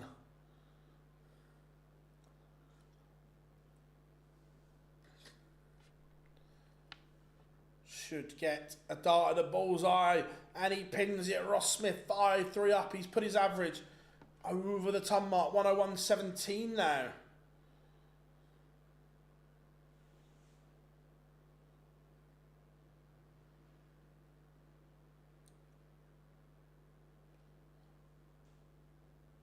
Very good.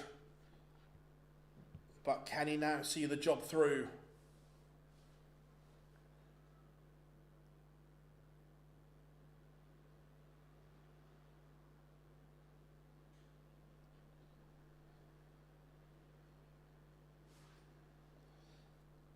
One 7-1, brilliant from Smudger.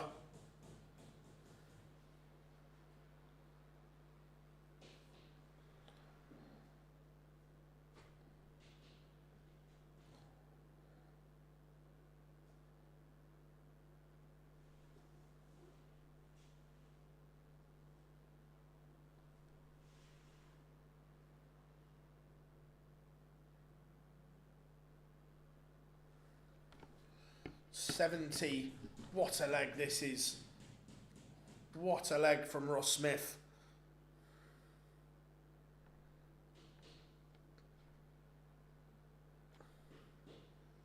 Doesn't get the job done. And it might now only be a big fish that can rescue Dolan.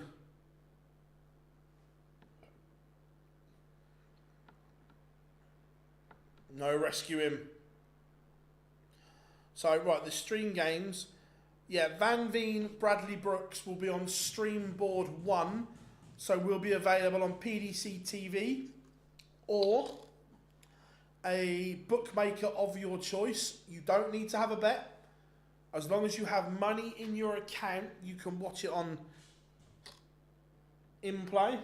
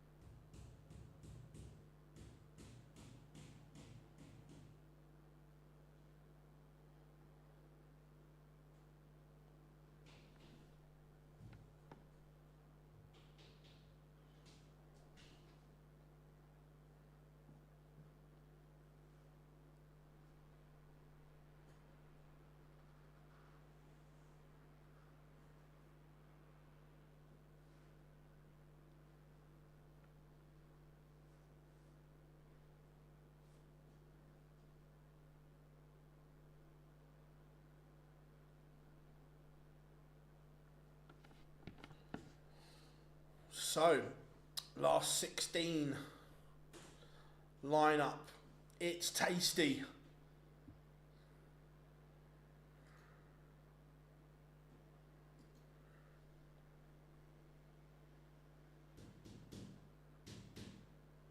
Let me just sort the results out on screen for you all.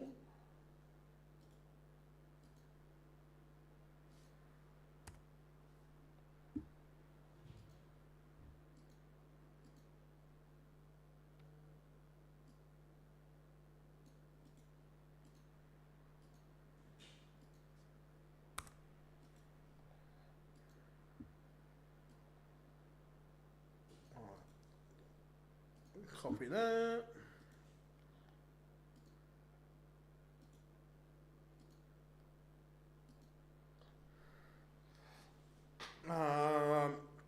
Right, so back into the chat room.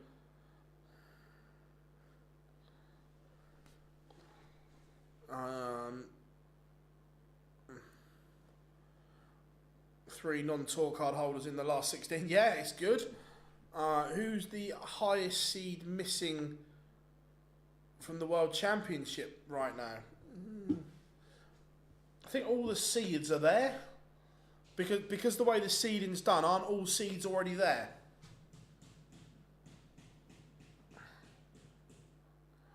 Who's your top 5 favourite players of all time? Not the best, your favourite. Paul Nicholson, Chris Mason, Gary Anderson, Michael Van Gerwen,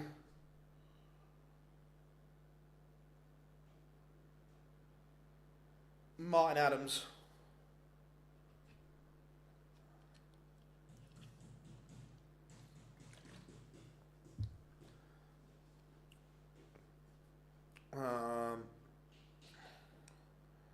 I'm very happy. Netherlands are playing each other. Yeah. To be fair, I think we are. I think Van Veen Brooks is the game, isn't it?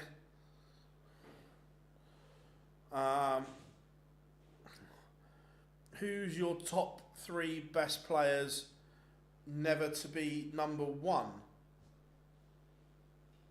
I don't think Gary Anderson has ever been world number 1. So, Gary Anderson.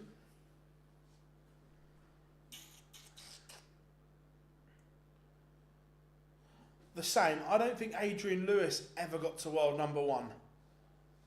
Anderson, Lewis.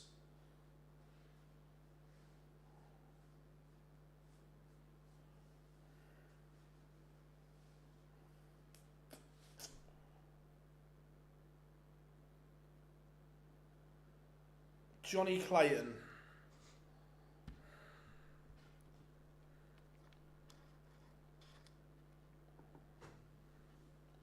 Wessel Nyman takes the opener against Andreas Harrison.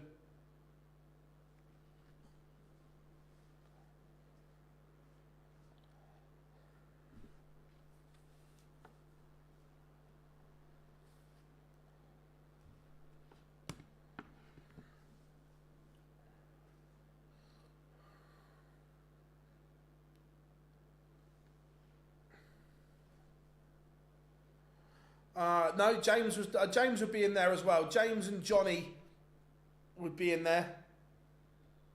No, Wade never got to world number 1. Again, mental.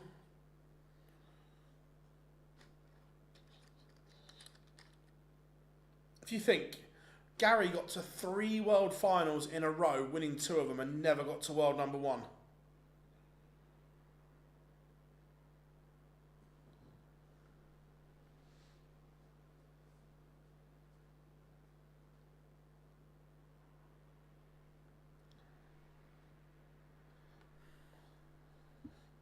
Van Veen, Brooks. Here we go. I can't. Part of me thinks that Barney briefly got to world number 1, Sean, but without going back through, I don't know. But part of me thinks he might have done. Wessel Nyman, Andreas Harrison underway.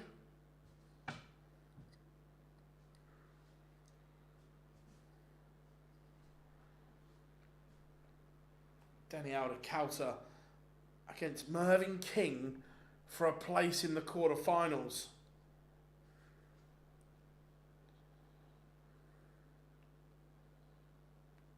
Andreas Harrison levels up with Wessel Nyman. 1 piece. Michael Flynn, Ryan Joyce just getting underway as well. How funny would it be? In 22 attempts, Daniel Kauter didn't win a game, and then he goes and wins the day. That would be quite funny.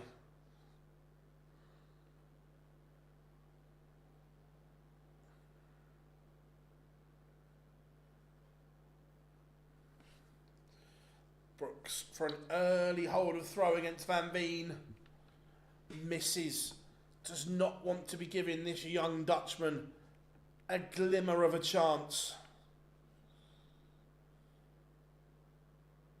Because that's what happens. Brooks misses. Van Veen hits.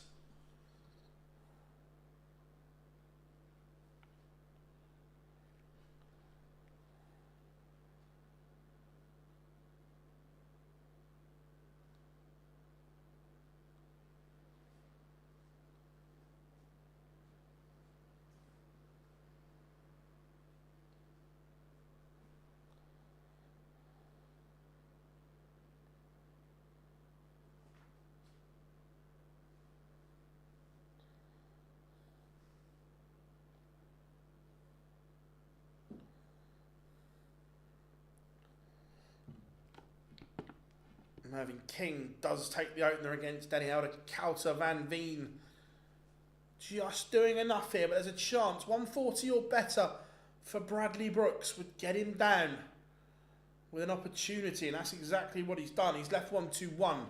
He will get a go at it.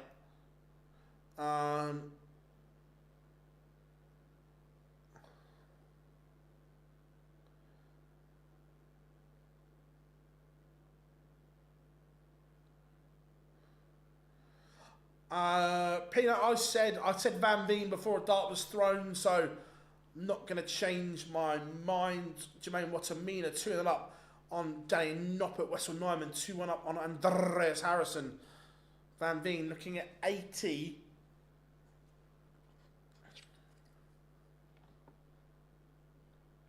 Can't take it out, so Brooks will have an instant chance to break back. Andy Barton's 1-0 up on Justin Hood. Ryan Joyce takes the opener against Michael Flynn.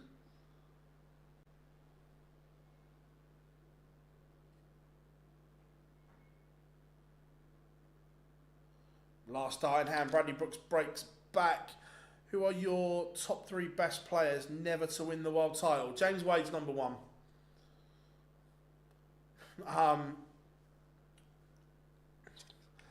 Yeah, James Wade 1.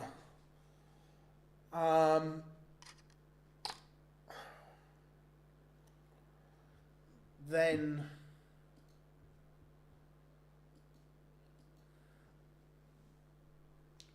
are we going old generation or new generation?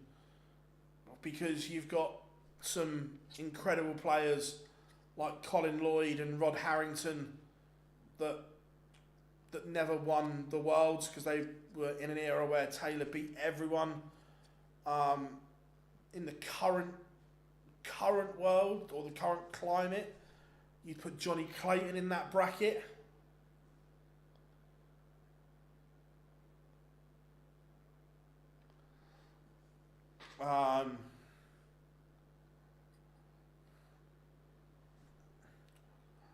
For me, James Wade's the obvious number 1 in that category. But then, like I say, you've got Colin Lloyd, Rod Harrington, Johnny Clayton, Bradley Brooks, tidy leg there.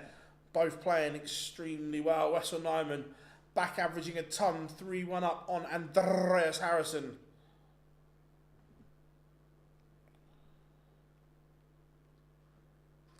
Danny Noppert has a leg back.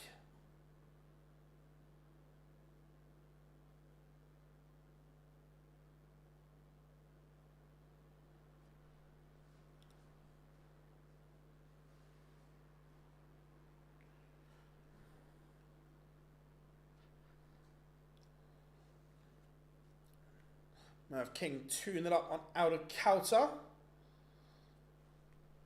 This is a tasty game.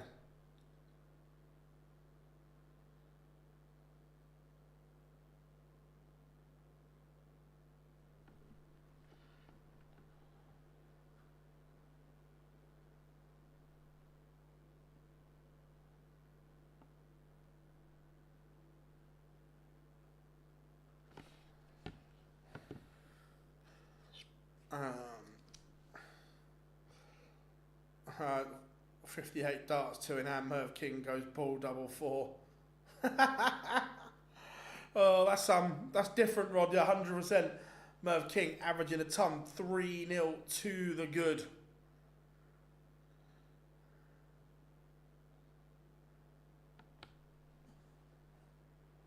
Andreas Harrison not going away. 2-3 behind to Wessel Nyman, averaging 99. Van Veen levels 2-2 with Bradley Brooks. Both of them astronomical numbers. Van Veen 107.72. Bradley Brooks 106.53. Carry on, gents. We'll have some more of this. Yes, Sam, Danny having the day of his life.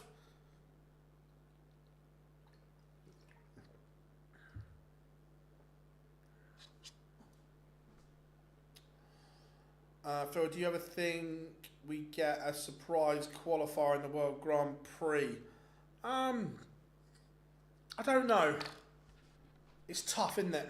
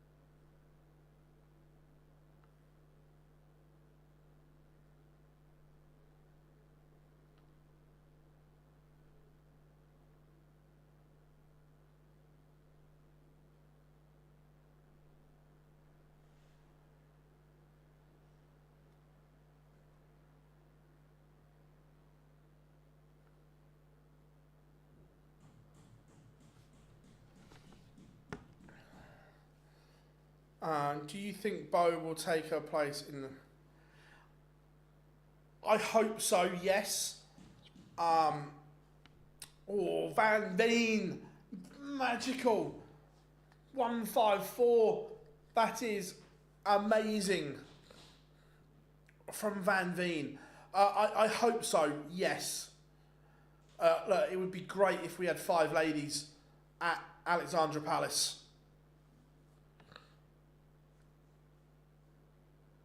How we doing, Wayne? Good to have you in, mate. Hope you're all good. Just going to watch it on the stream now. Bradley Brooks is sat on double 16 as well. He's gone treble 19, treble 19. Tops, have that. This boy is the real deal.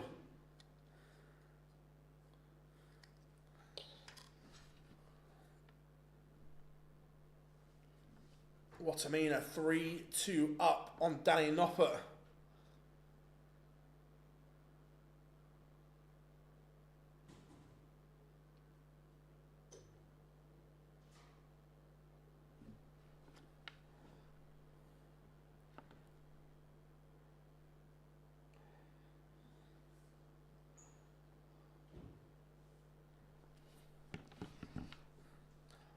Yeah, Ryan Joyce going under the radar here, averaging 118.5 and losing 3-2 to Michael Flynn, averaging 106.62. Carry on, gents. Kevin Dutz or Callan Rids? We talking for the Grand Prix?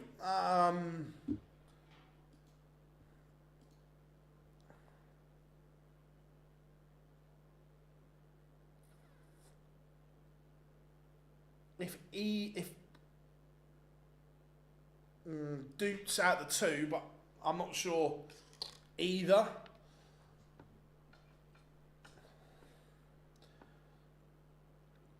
It's almost 100. Not whereabouts are you, Wayne?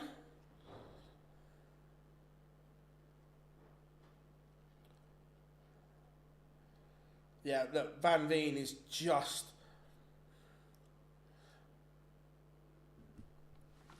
It's an if. I want to see where... Let me check something first.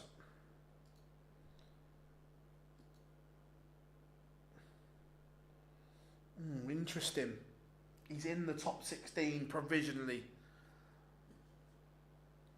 If Van Veen can get to a TV final or better, and then quarter-final Semi-final of the Worlds, is that enough to get him a shot at the Premier League? What do we think? Because he ticks all the boxes.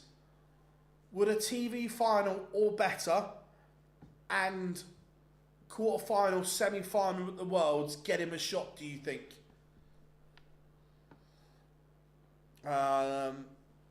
Massachusetts, nice mate, nice one.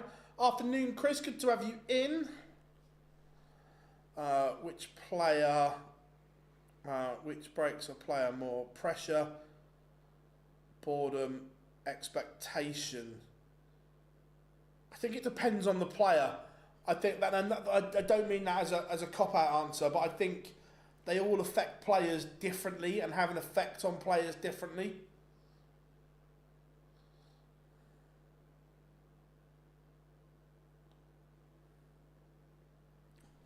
Like, take Michael, for instance. I think boredom affects him more than pressure and expectation. But if you're talking about another player, it could be pressure or so on. Do you see what I mean? So I think that depends on the player. Ryan Joyce is in front, averaging 111 right now.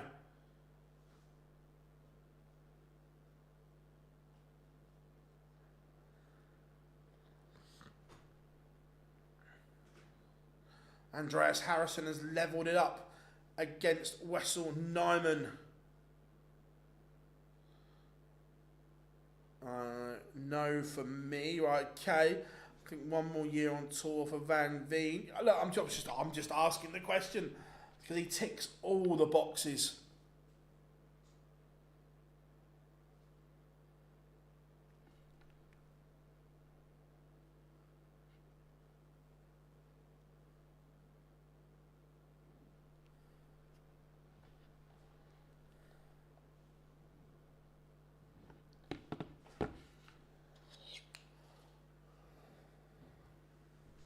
Justin Hood, 4-2 up on the beast. Andy Barton's Danny Noppert, 4-all now with Jermaine Watamina.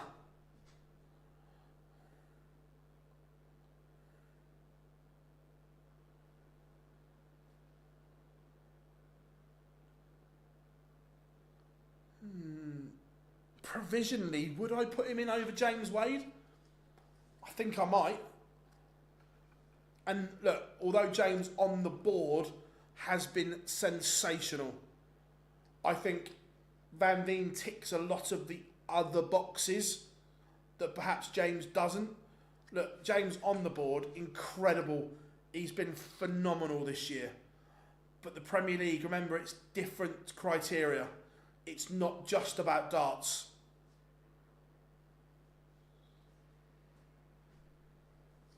Ooh, Van Veen's missed. Brooks, is this your chance to break straight back? Back-to-back legs, this would be. Mervyn King, 4-2 up on Deniado Kauta. How are we doing? Richard, hope you are good. Thank you very much, buddy. Oh, he does it last dart in hand. Bradley Brooks is hanging on. And he's now favourite once more. Venick, 5-1 up on Daryl Gurney. Watamina in front against Noppert. Is Nyman having a high tea or something? To be fair, look.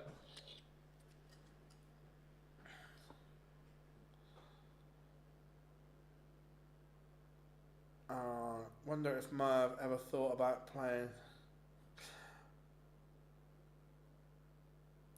I think Bradley Brooks is a long way from the Premier League. Wessel Nyman is a 6-4 winner. Ends what has been an incredible day for Andreas Harrison. Ryan Joyce, 114 average for him. He beats Michael Flynn. Again, another very, very good performance from Michael Flynn. He's had an incredible day. Who's your 8 Premier for 26? So if we're picking it right now, MVG, Littler, Humphreys, Bunting, price.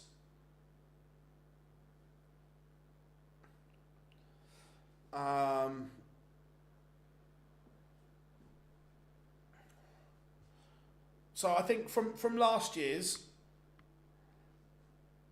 I think Cross, Doby will miss out at the moment. I think there's a massive question mark over Nathan Aspinall. Watamina has beaten Danny Knopp at 6-4. So the question mark over Aspinall, that, oh, brilliant 107 from Brooks. He's now one away.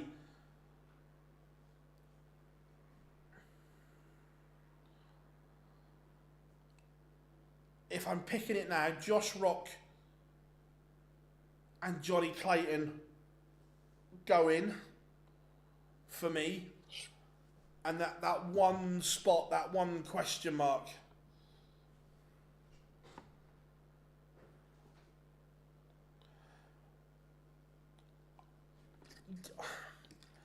Yeah, sadly, I think so as well. And that's not on ability, because he's actually had a really good year. But the problem is that 2-year ranking is going to hammer him at the moment. That 2-year system just doesn't work.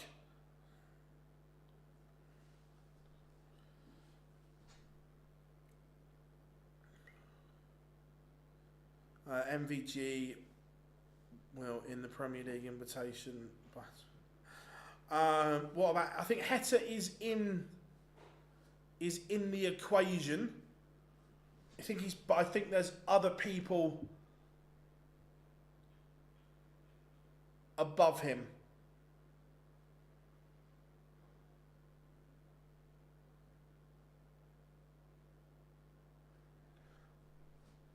Owen Bates levels it up. This could be a match-winning opportunity for Bradley Brooks. Leaves the one fish, the big fish for Van Veen. Great game this one's been.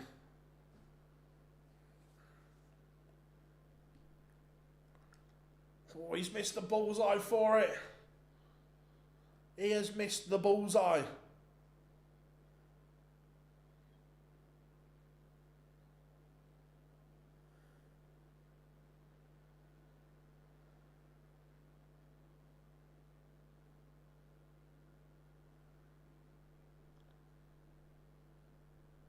Mervyn King one away from beating Denny out of Calter 5-3.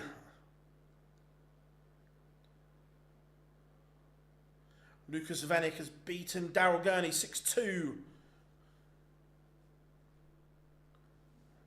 And Bradley Brooks has seen off Wessel Nyman. Great game. Absolutely top game. Let's get the end of King and Denny out of Calter. Going back to the chat room. I was just seeing the end of that. Chris, I get your point about he's not defending anything. However, the problem he's got is even defending nothing, he's still provisionally World 22. Just to get into the top 16, he's got to find 50 grand on everyone else, and they're still picking up money. Justin Hood is a 6-3 winner over Andy Bartons. To get back into the top 10, he's got to find near on 100 grand just to get level with no one else above him picking up money. And this is the issue is, can I see Nathan Aspinall picking up a lot of money? Yes, I can. But the issue is, everyone in and around him is also going to pick up money.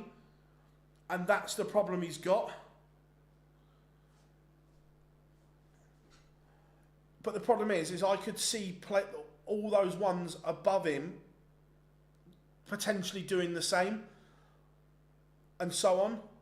And at that point, if he only gets to, say he gets to World 12, I'm not sure that's enough to justify the pick over some of the others.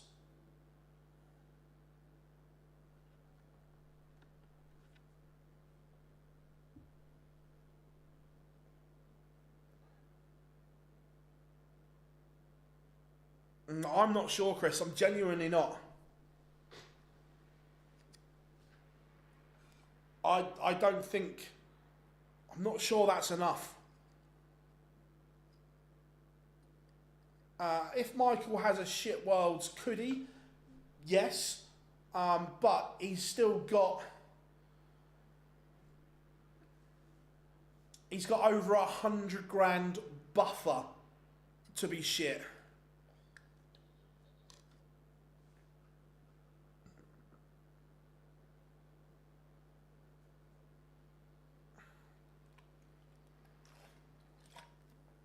Ross Smith 5-3 up now on Owen Bates.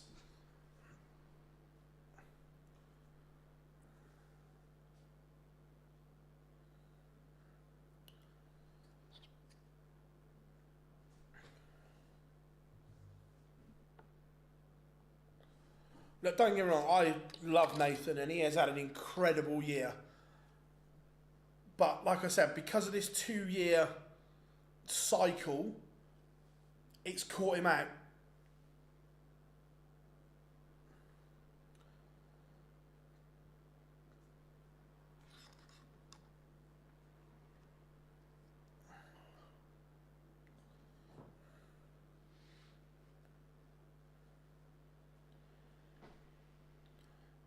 The problem is, Chris, is the people that potentially are going to get put in above him also have proven Premier League experience. In James, the ones we're looking at now, I think Josh Rock gets in because he ticks every box, and that's the debut. But the other two that I think Nathan Aspinall is fighting with is James Wade and Johnny Clayton. Both tick the box for Premier League experience. Johnny Clayton's been in 3 times, won it once, never not got to finals night. And James Wade's James Wade.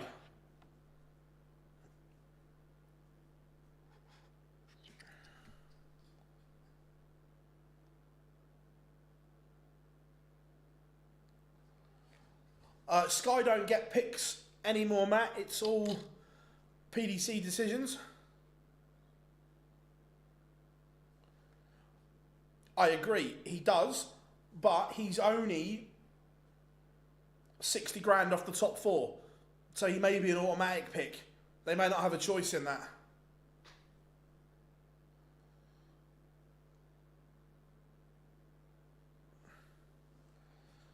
He's already got to 2 TV finals this year as well, the UK Open and the match play. Ross Smith beats Owen Bates 6-3.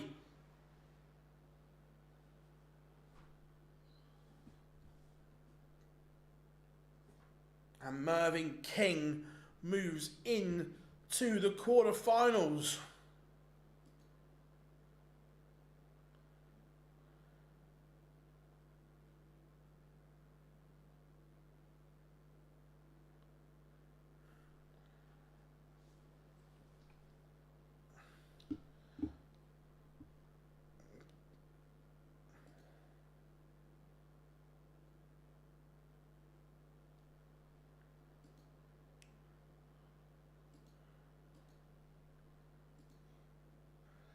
Where is he?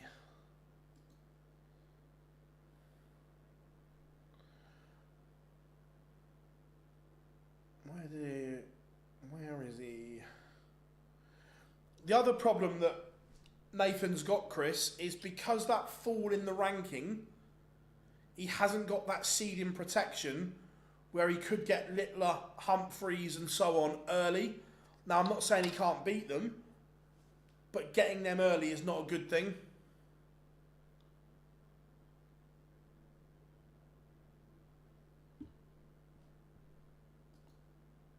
When you're in the when you're in the top of the rankings, you get that protection.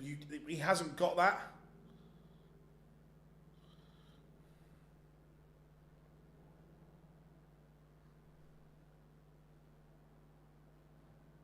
I genuinely think you might have it taken away in the Premier League as well.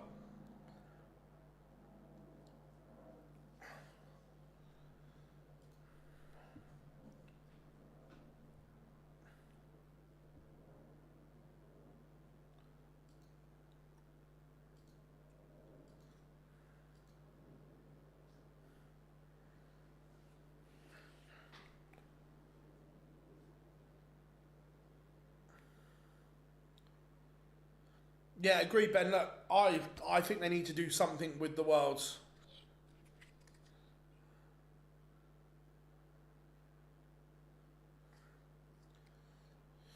I think the ranking system needs to be changed, but I don't see it happening, is the thing.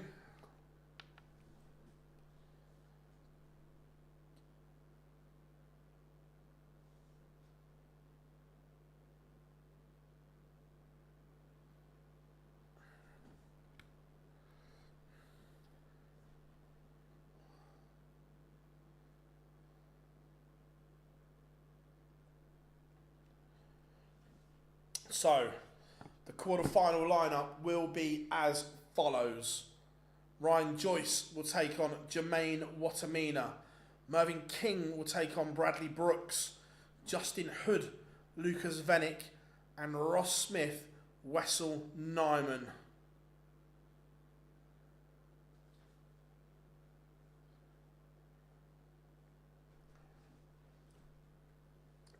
There we go. That is the lineup. Should they? For me, yeah, I'd like to see it go back to a points system.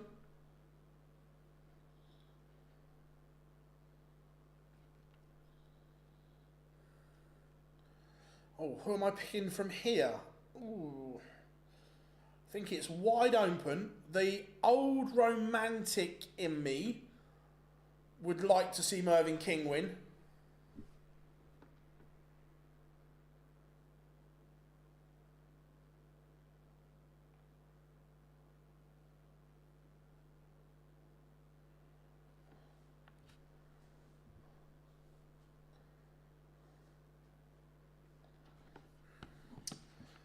But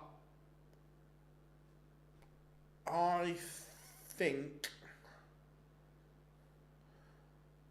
Wessel. I like the look of. I like what Wessel's doing at the moment. How we doing, Tom? Good to have you in, buddy. Let me just get the old last 16 results on screen for you all as well.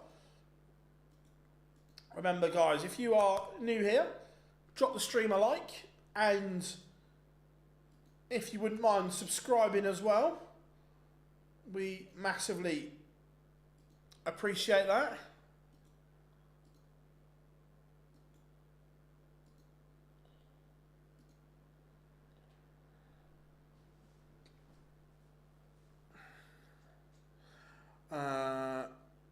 As a foreigner, whereabouts are you from, buddy?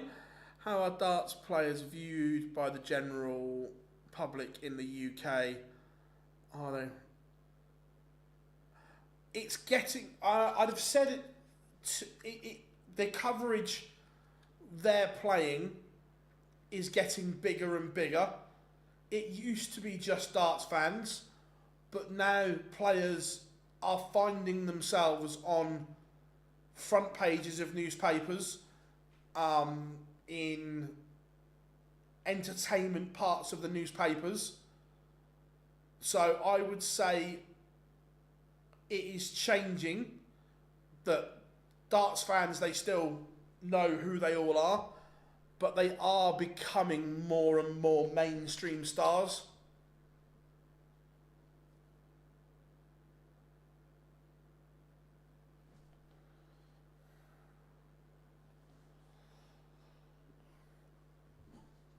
So, yeah, it's getting there, that they are becoming more and more mainstream.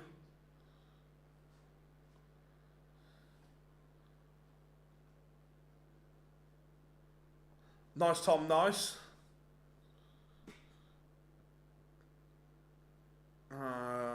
If you had the power to change one rule. Oh.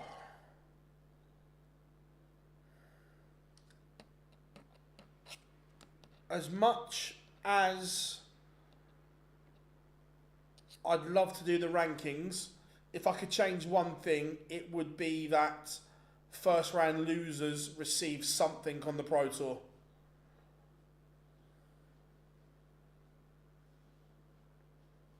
No, didn't get to speak to Matt. He had loads on. There was plenty going on behind the scenes in Blackpool.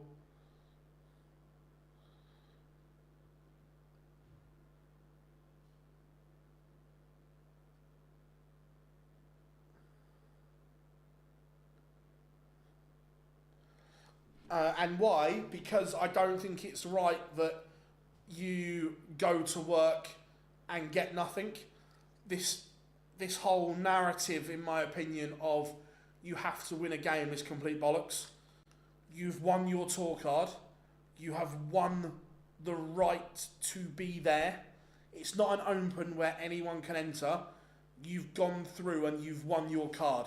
So to get nothing for going to work is wrong, in my opinion.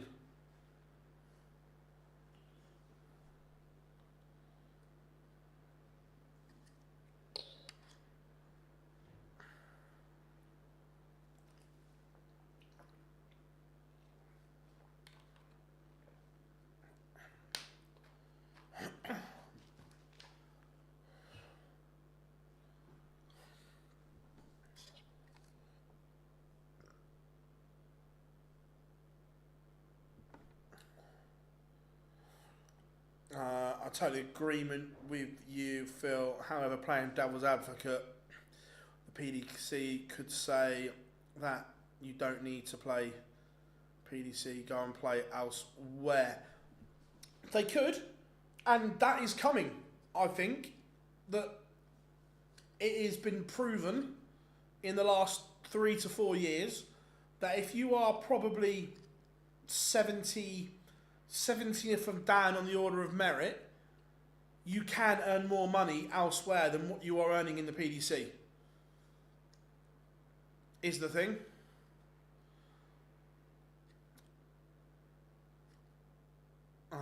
Also, if you don't get paid for turning up at least, Matador. Yeah, if you are that way inclined that you are not, if you are that adamant that you are not going to change that rule for anything, then yeah, you have to allow these players to go and earn money elsewhere. Let them play in the ADC, the MODUS Super Series, the WDF. They have to be allowed to earn money elsewhere. I look at it like this. This whole narrative that we hear of get better, win more games, well, that's fine, but there is only X amount of positions in the ranking and X amount of money to cover that. Now, if player B wins more games and jumps up, player A cannot win those games, so they go down. So player B is then okay, player A is not. You're just replacing the problem, you're not fixing it. This whole thing of just win more games, if someone wins more games, it knocks someone else down. Because there isn't enough in that system at the moment to hold 128 professional players. And that's just the way it is. At the moment, that system does not allow 128 true professionals. So until we get to that point where it does, people from X amount down have to be allowed to go and play elsewhere.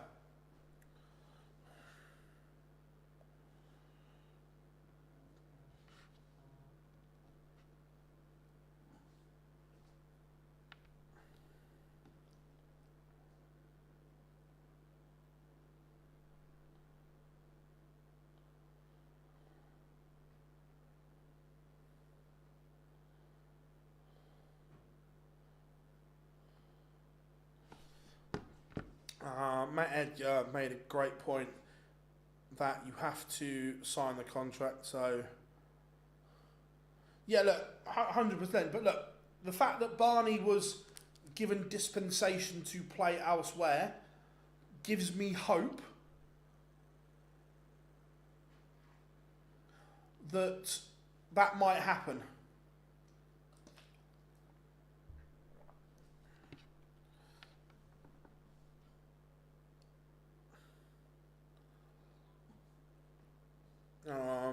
Having a tour card is an achievement. It should be, but it's not at the moment for all.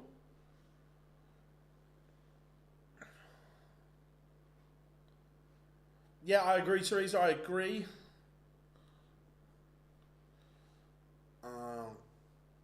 Yeah, you have to sign that contract, otherwise you can't play. From Australia, nice. Like literally at the first Pro Tour of the year, the new tour card holders weren't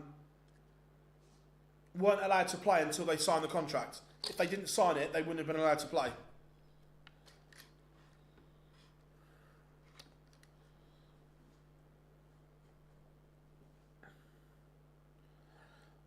How much do you think players in the top 32, excluding the top 5 to 10, get paid via sponsors and exhibitions? I think it varies on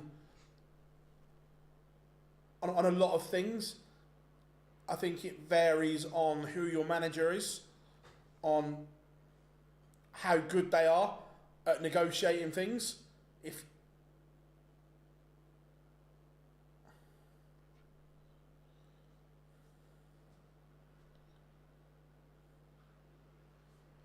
Do I think? I hope. I'd like to see it.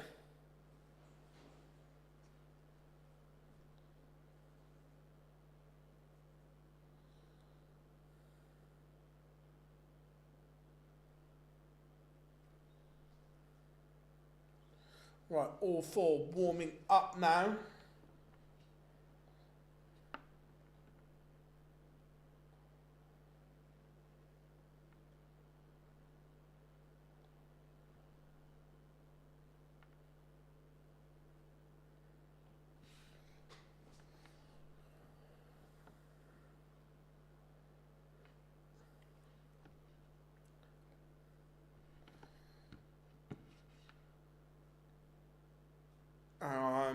If you had to redesign the entry professional darts ecosystem from scratch and make it truly sustainable and fair, ooh. Let me have a think about that one. That's a great question. Let me have a think. It's a great question though. Like it. Like I say, I'm not a businessman or anything like that. I don't pretend to be and so on. That's why look, Matt, Barry and Eddie are incredible at what they do. But it's all number driven and stuff like that.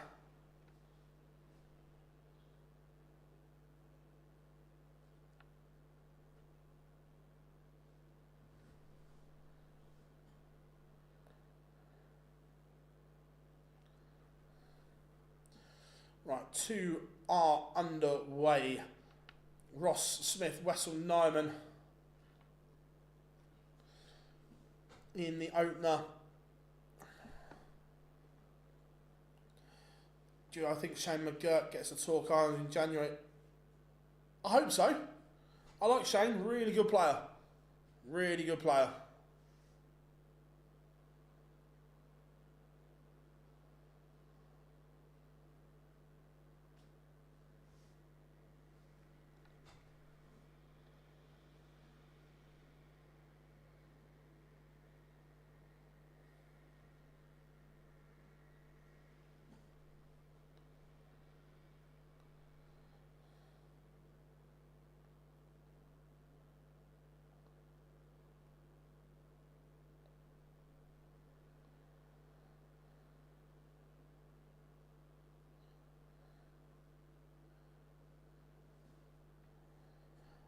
One, like for me, retired early. I have time to watch. Nice, like that, mate. Like that a lot. Hope you're enjoying retirement. Mervyn King takes the opener against Bradley Brooks.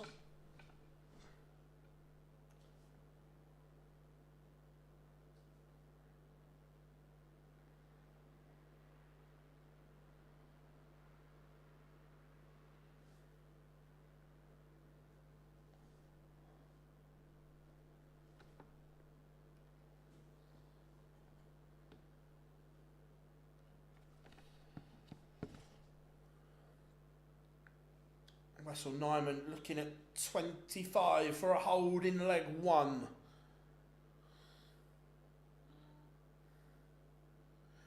takes it out. Nyman leads Ross Smith 1-0. All games are now underway.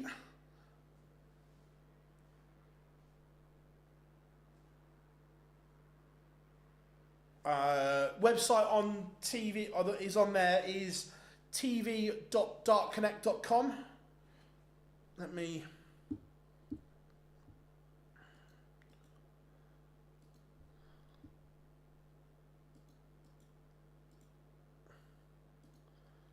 So there's the landing page, and then if you click on the score, it then brings up the individual scores.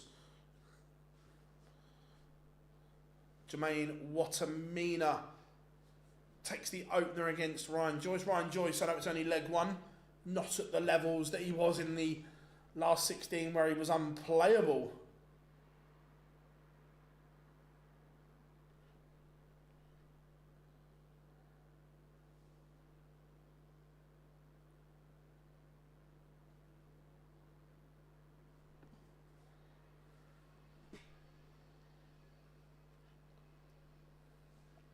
Justin Hood 1-0 up on Lucas Venick. Again, Venick, a little bit of work to do.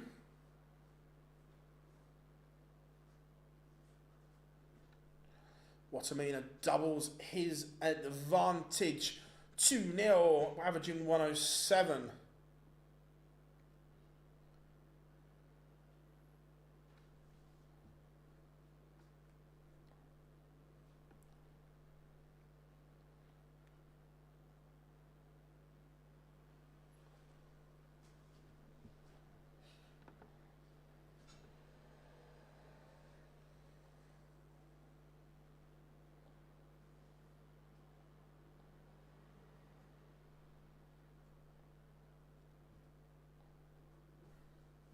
Nyman 2-0 up on Ross Smith. Bradley Brooks has levelled up with Mervyn King. Mervyn King having an incredible day.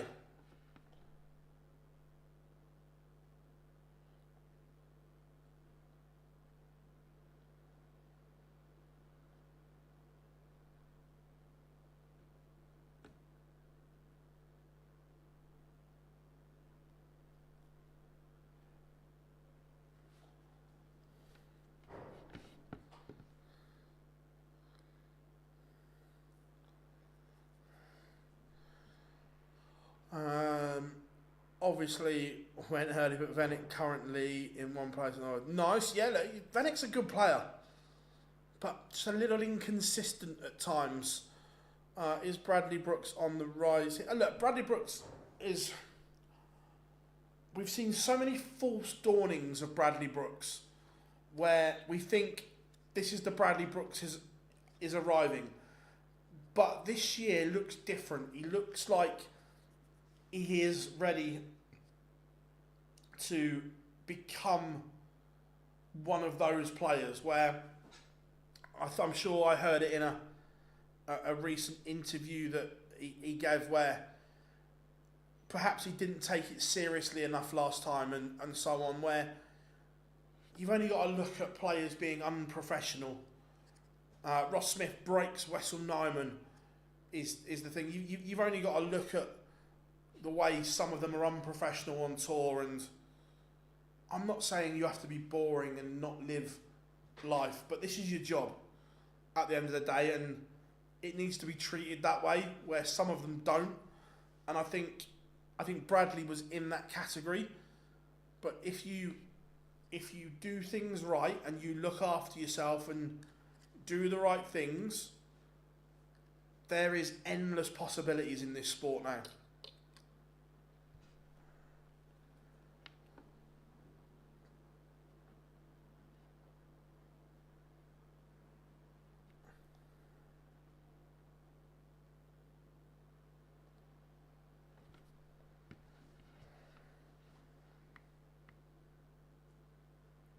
I think it's a great question, but I think you can't just set it up. I need to sit down and to plan the ecosystem how I think it would work. I can't just do on the fly because there's a lot that goes into it, an awful lot. And I don't know if there's a right answer or not.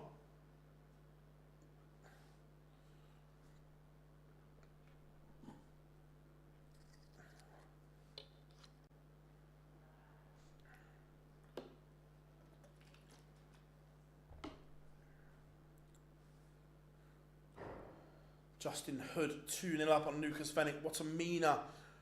Right, Vennick's just got a leg back. What I mean, a 3-1 up on Ryan. Again, the inconsistencies of Ryan Joyce. He was unplayable 20 minutes ago. Now, there's some 25-point disparity in his performances.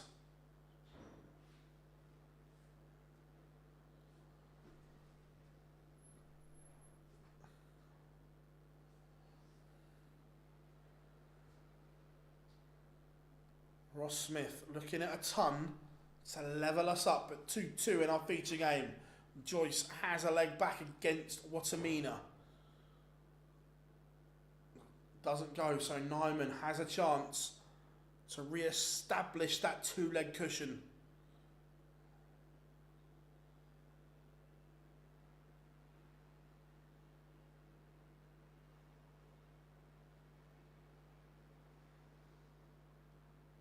Big moment this, and it goes. That is a big moment. Does he hit double 16, double 8, or is it the bullseye that comes to his rescue? We'll have a look when the pictures catch up in a minute. Mervyn King levels it up with Bradley Brooks 2-2. How are we doing, Daryl? Hope you are good, buddy. Really good so far, mate. Really good day.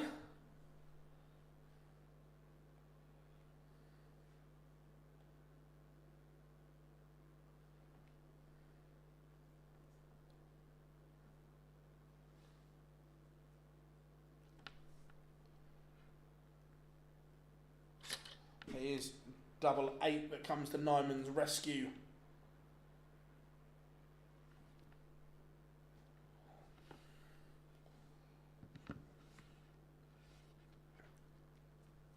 So far, no real favourite at the moment. They've all been good in spells.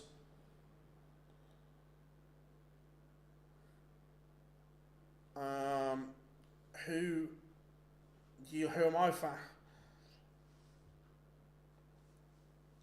I think Wessel, but I don't say that with any real, he's definitely the one.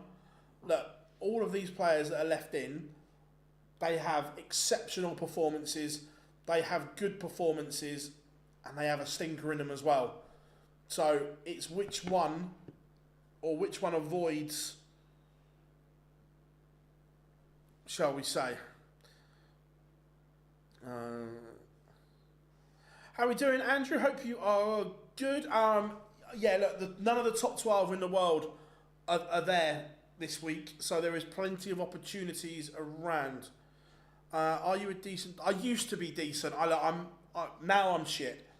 When I used to play Super League, I was running a 25, 26 average, but got the IPS, and it's never been the same. So used to be half decent, now not very. Is an honest assessment. This Nyman Smith game meandering like a river at the moment, one way then the next. Mervyn King in front against Bradley Brooks, and this is what we were saying, that Bradley Brooks against Jan van Veen was brilliant. Now that average is dipped to the low 90s, and this can be said for all these players in here. They've got these really high ceilings, but they've also got a low floor. It's that middle B game ground that if one of them can find a B game today, they will probably win it.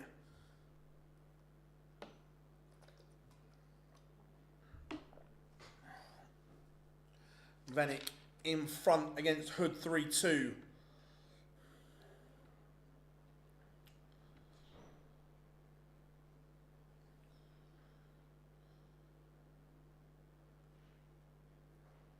Again, Nyman threatening the Ross Smith throw. Neither of them seem to want to hold their throw at the moment, making it difficult for themselves. Oh, 180, 170. That'll do, Wessel. That'll do.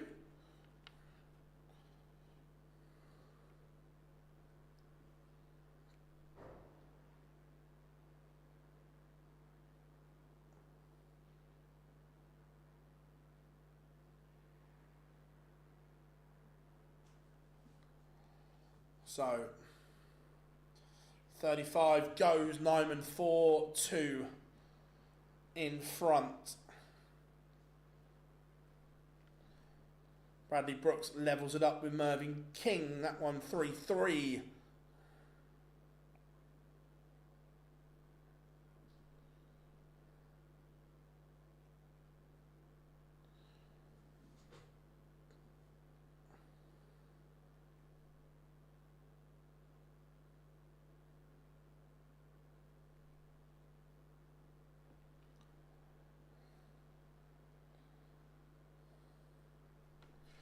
Watamina levels up with Joyce 4-all. Just, again, Nyman throw is under pressure. We've already seen 1-9 today. That was from Gian van Veen. Ever hit the big fish? Yet twice. Once in a practice game, once in a league match. Yes, they are. So right now, all 4 games are available on PDC TV. It's subscription. It's 50 quid for the year or $4.99 a month, somewhere around there. On the Pro Tour, they have 4 streaming boards. You also get the European Tour as well. It's really, really good value, mate.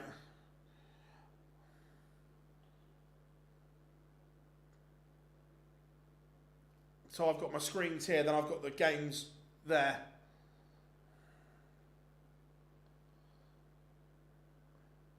To Lucas Venick. He has daylight between himself and Justin Hood. Can the German reach the semi-finals here?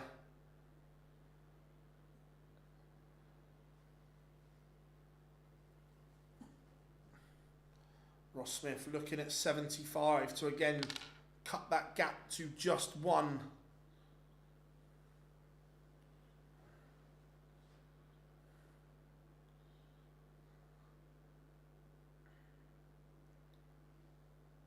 The big fish for Nyman.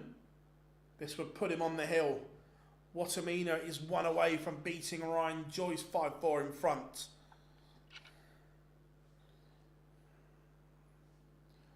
Oh, Nyman's missed the ball for it. He loves it.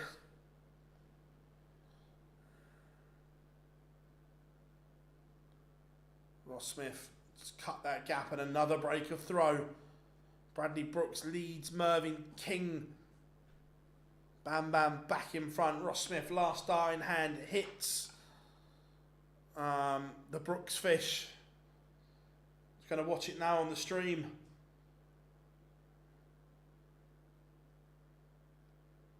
Clean as a whistle from Bradley Brooks. Just again, what is the website you use to stream the Euro Tour? The Euro Tour, if you go to PDC TV, there's a live score section which looks exactly the same as what I use. How are we doing, Nick? I hope you are good. It's a German firm. I don't know who it is. No, I've got no real plans to, mate.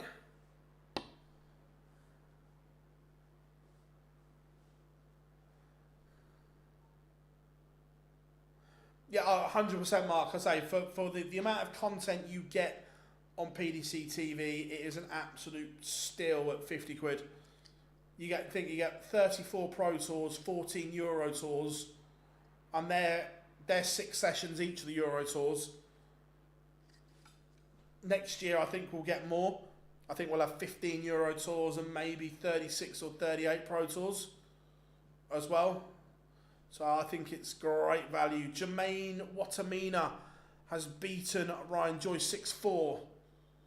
Again, relentless. Didn't produce anywhere near the levels that he did in the last 16. And he departs at the quarterfinals, but Jermaine marches on.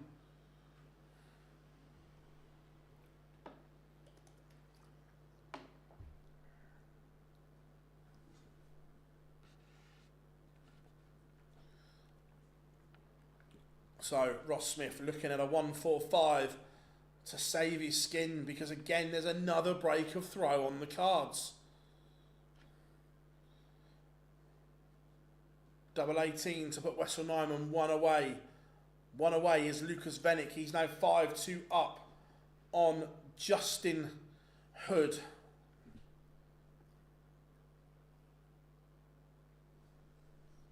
Nyman misses.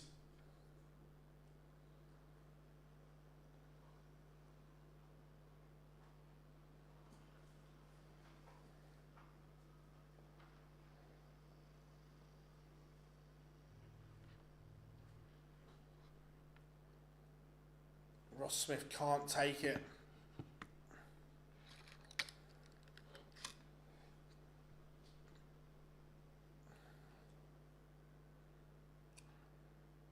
Nyman one away.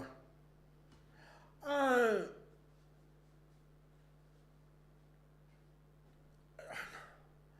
long and the short of it is, let's be fair, the PDC don't want the big names at Pro Tours. So the more you put, the more opportunities you are putting on for lower ranked players, the more money they could potentially earn, is what it's looked at. The big guns, as soon as they've got enough money on their Players' Championship ranking to make sure they're at Minehead, we won't see them. We haven't seen Littler on a Pro Tour for months and months. Humphreys very rarely, Van Gerwen rarely, and so on. So these Pro Tours, the more they put on, the way I look at it, it's more chance for the lower ranked players to win money.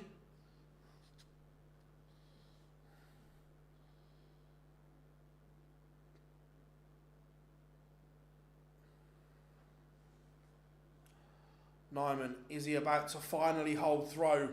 We've had a flurry of legs when neither player could. Now Nyman sets up 1-2-1 after 9. Lucas Vennick is into the semi-final.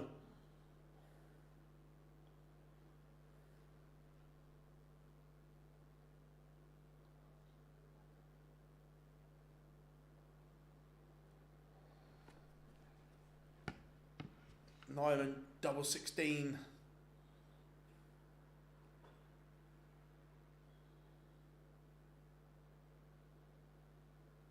To book his place in the semi-final, and that is exactly what he has done.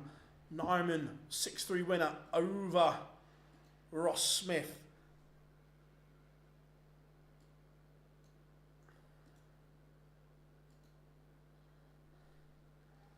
Bradley Brooks, is he about to win it here? He is. Bradley Brooks defeats a gallant Mervyn King.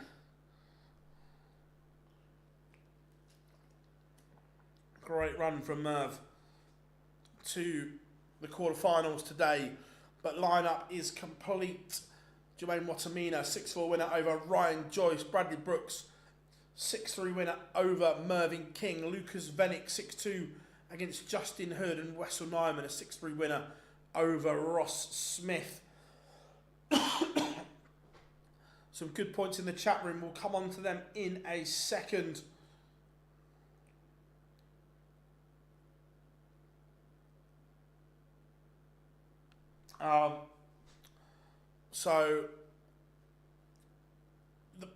I agree Michael should be, but Michael, the damage isn't here. Michael's missed too many of them early doors. Like, get the money on your ranking early, like Littler's done, like Humphreys has done, and then you can skip. Do I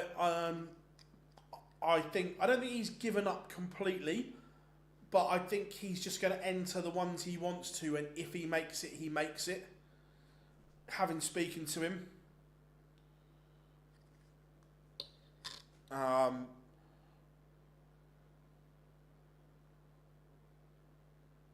100%. And look, their whole thing is right.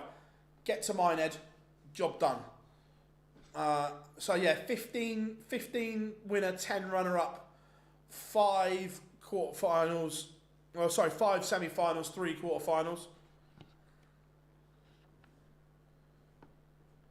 Yeah, bet 100%. That the Hyde Park thing was on the same day as a Pro Tour, and look, going forward, would it surprise me if we saw Pro Tours on the same time as World Series events? No, it wouldn't surprise me.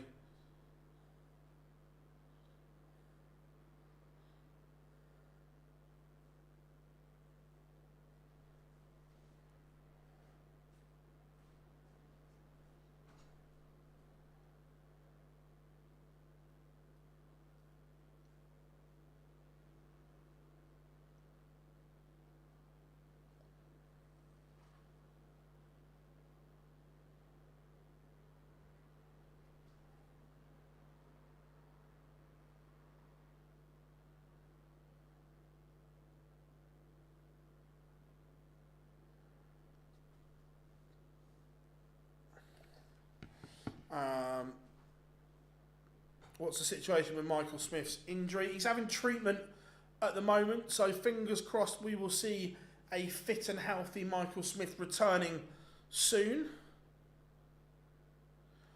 I know I stopped the Euro Tours are different because commercially they're more viable. That you sell tickets for the European tours and so on. So look, you still need the big guns there for that.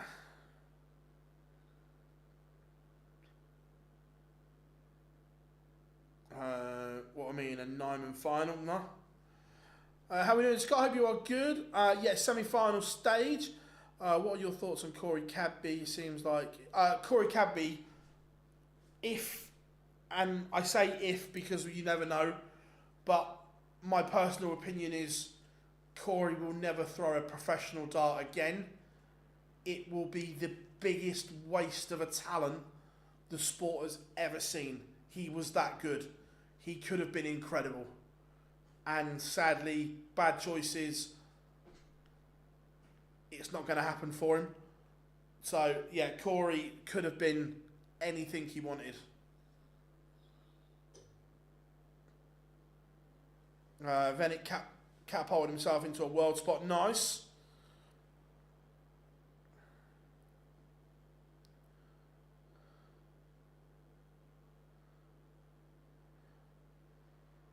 That's Littler's choice though, because he won't play in Germany. That's a, if some of those European tours hadn't been in Germany, would he have played? I think so. That's a player's preference because they don't want to play somewhere.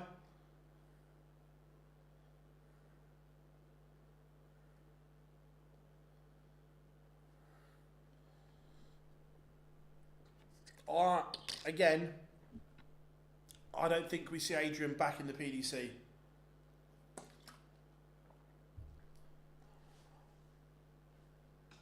Because he hates the crowds.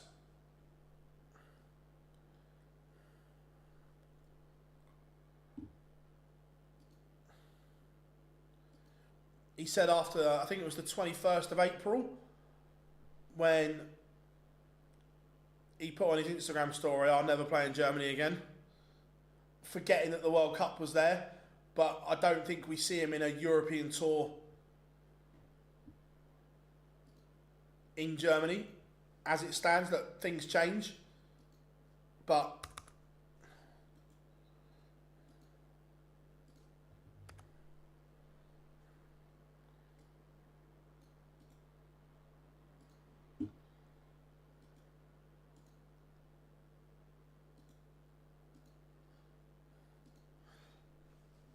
I just updated the scores Does anyone think Littler might pull out of the World Cup next year?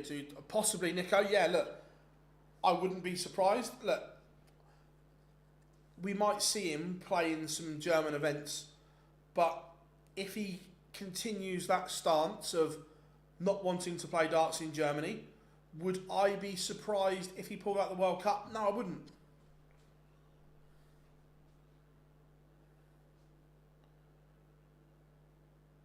I don't think he's arrogant. I think I know Luke fairly well. He's a good kid, but he's made his decision that he doesn't want to play in Germany. So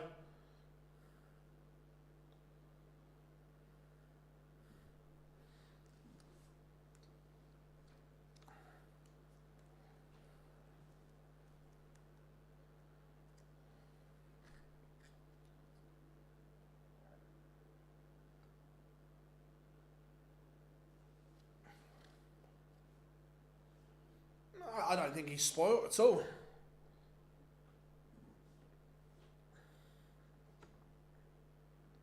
I don't know. I don't know what sparked the incident or the series of events that have brought that on.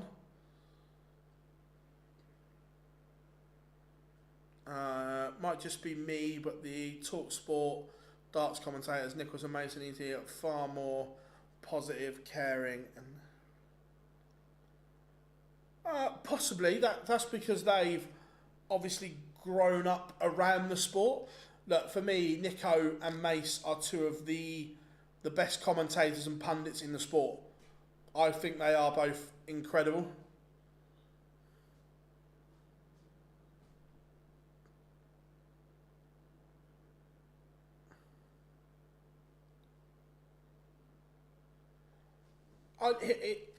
He'll do the Premier League in Berlin. Yeah, it's more the Euro tours are different. Yeah, look, he won't miss the Premier League in Berlin, the same as he played in the World Cup this year. But it's the Euro tour and the World Cup. He wasn't great. Do you think the World Cup format needs changing? Yes, I do. And if you listen to the players, they actually think that this is the seeded ones. They actually think they're at a disadvantage by coming in that round later.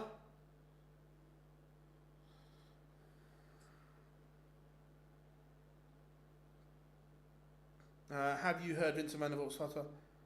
I've not listened to it because it's in Dutch, but I've read the translations. Yeah.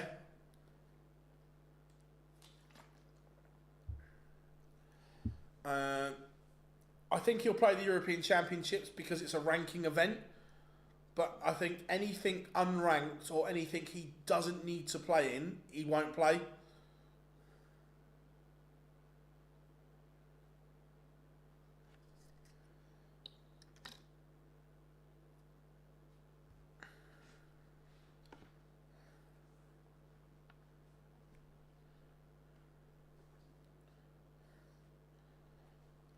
So it is going to be Vainik against Nyman, Watamina against Brooks.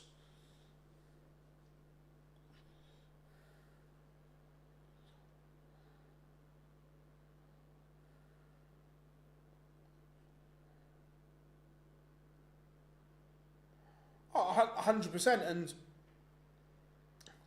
he does need to practice more. That has been part of his downfall, that for the last 2.5 years he's hardly practiced, and that Vincent's spoken about that in these podcasts, that he does need to get back on the board properly and play.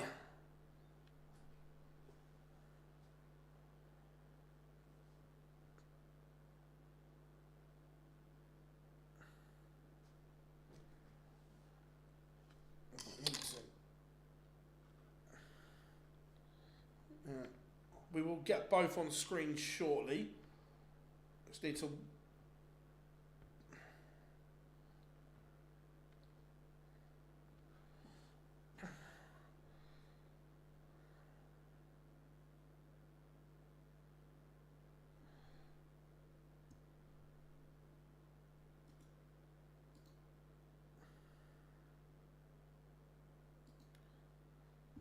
Now, let me do some...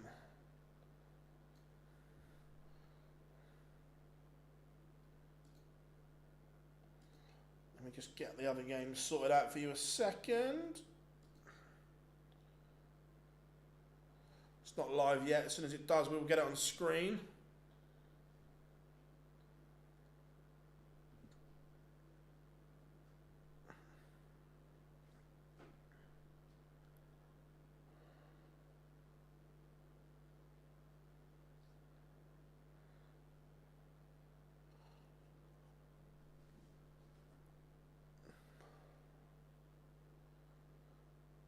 What did I make of them? Look, from Gary's point of view, they are boring because that older generation of players have been brought up on the camaraderie within the practice room with players laughing and joking with each other. And look, he is right. They do turn up and they've got their earphones in and they do their own thing.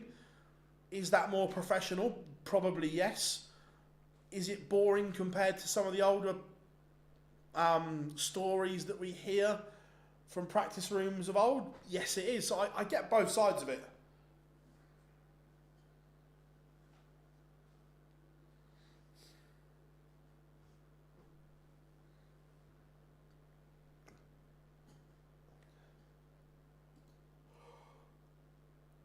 Oh, Nynham with a cheeky little 135.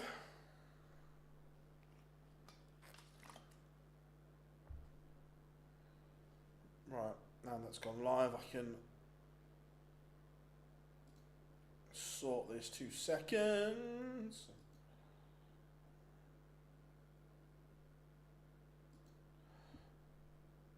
Here we go, it's kind of a bod's job, but it works. So, Vanick, Nyman, Brooks, Watamina. Here we go.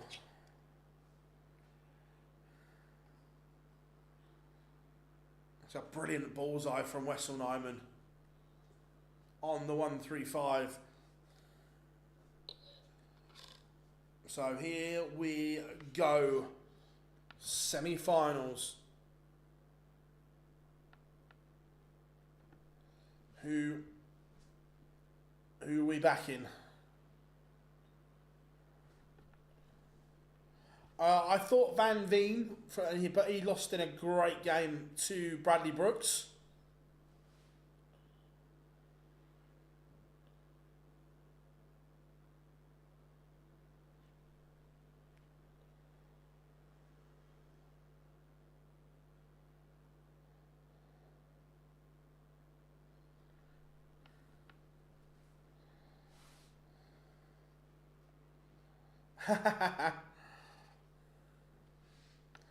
How are we doing, Millionaire Shortbread? Hope you are good. Nyman, 96 for a 2-0 lead. Watamina will believe he'll return for 16. Oh, Nyman's finishing has been on point.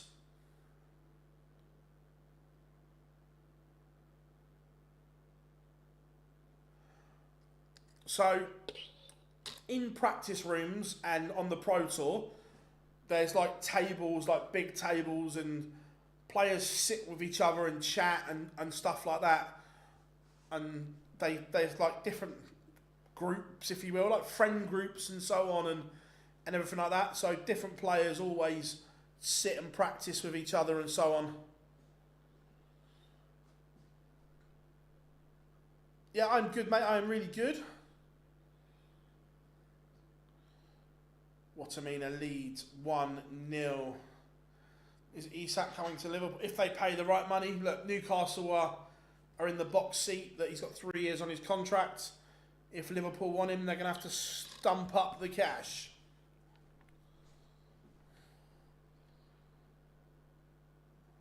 Brooks not firing as of yet. Watamina in control of this one.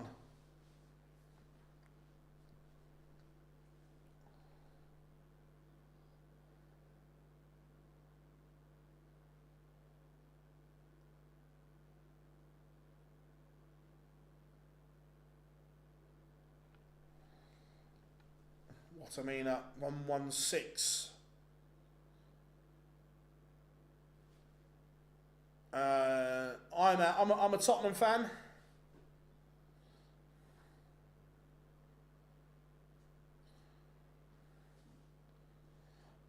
$94 for Nyman and a 3-0 lead. His finishing has been on point. Can he do it again? Watamina takes out 116 for a 2-0 lead.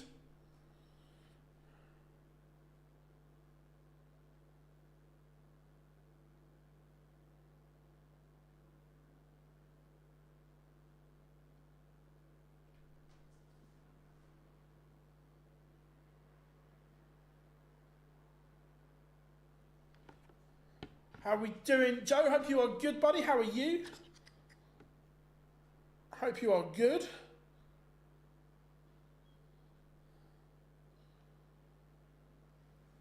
Watamina, hold on a minute.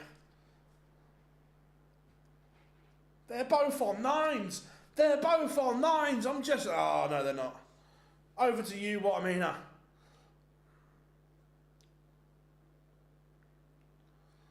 Go on. Oh, made a mess of it. Nyman responded well here to losing the last leg.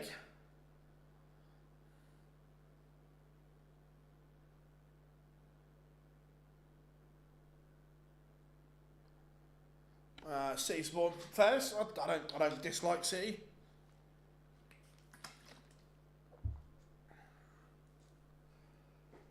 Three 0 Watamina leads. Bradley Brooks not at the races here, and this is what we were saying, that good game, but you can't have one of these off games. Do you think Watamina and Nyman can make the top 16 in the order of merit? I think Nyman. Watamina, we know he has an incredible A game, but I'm not convinced on him.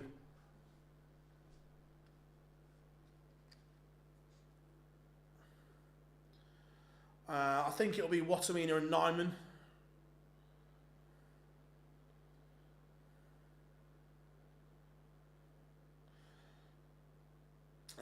Do you expect a lackluster... No, I think we'll be okay. Phil, do you think the PDC could do more to protect young players after darts? Look at Thomas Banks.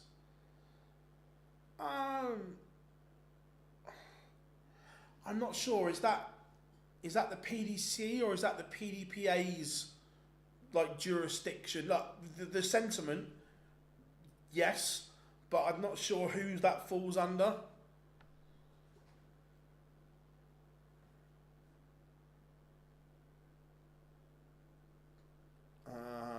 Josh Rock for the Premier League, I think so. Oh, hello. Lucas Venick has just pulled off cheeky little 130.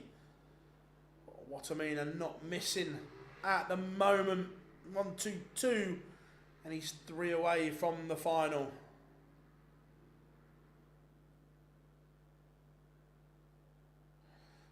Is Vanick going favourite?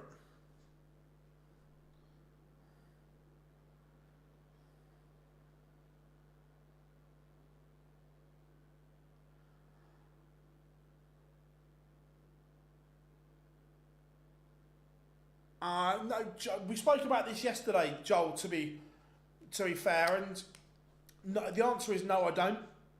And the reason I say this is I think that players have to realise that darts isn't a UK-based sport anymore. Now, I fully appreciate from a UK point of view that Rosmarlen and Hildesheim might be a pain in the arse to get to.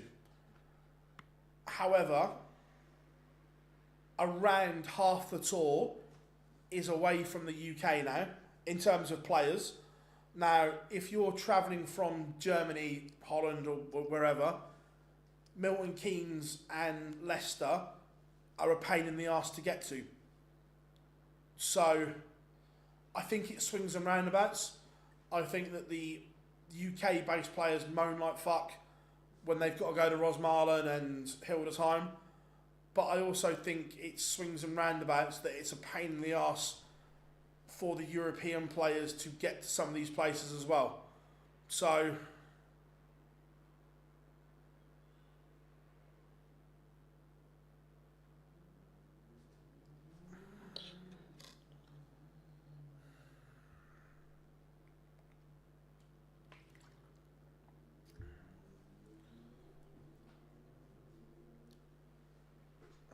Nyman and Venick both missing chances.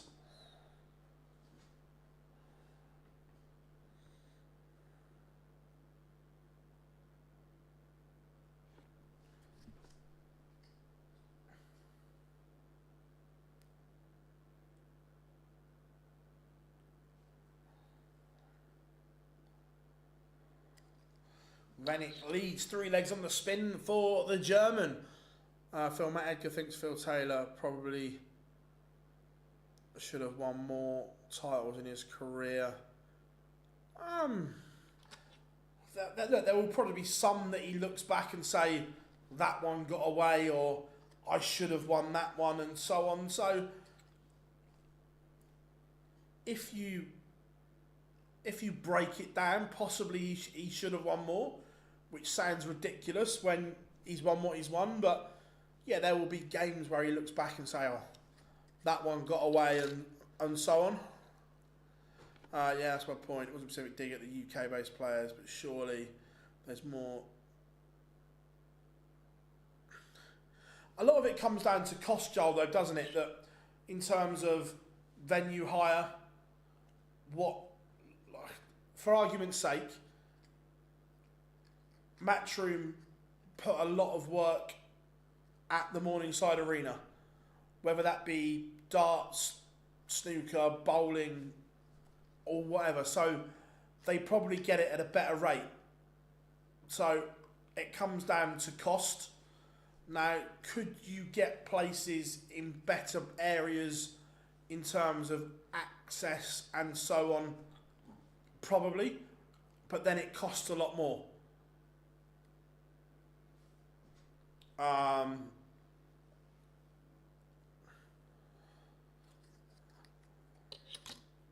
Wessel Nyman could be about to do the best leg in darts, the red pen leg, when you know, you know.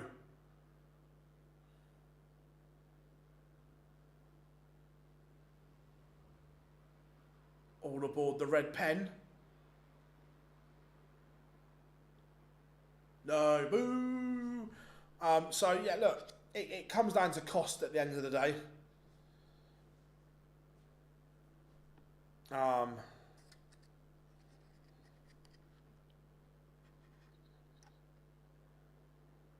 Heta doesn't live in Leicester, Chris. Used to. Hasn't lived there for a while. Where is darts most popular and played, excluding... I don't know. I don't know the international figures or whatever. I can try and find out. How long before one of the majors? I could see one of the existing majors leaving the UK.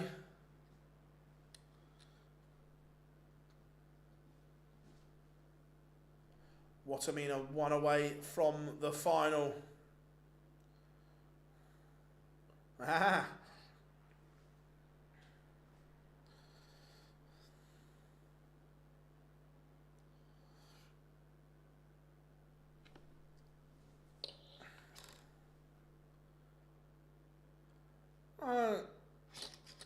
I can...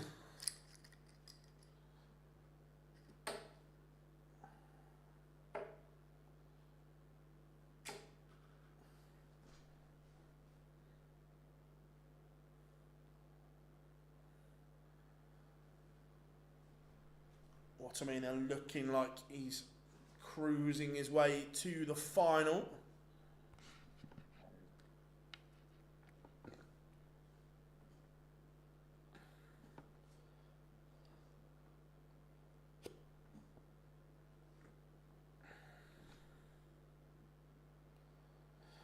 They should switch the US Masters and the World Series. The problem is stuff is very expensive in the US.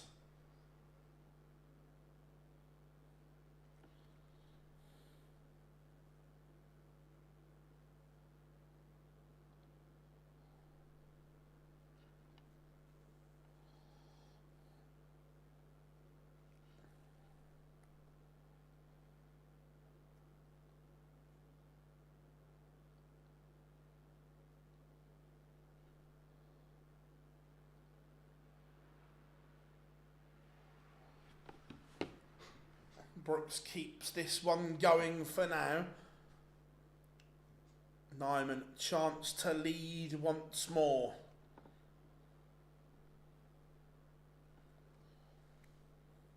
Finishing early doors was immaculate.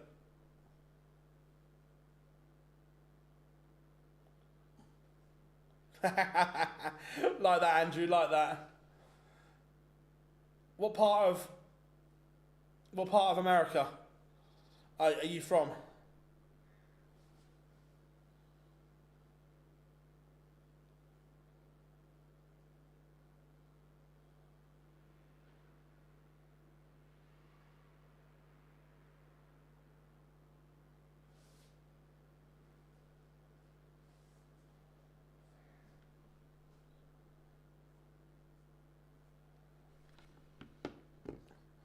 So Nyman in front. If he can hold here, he would be in control.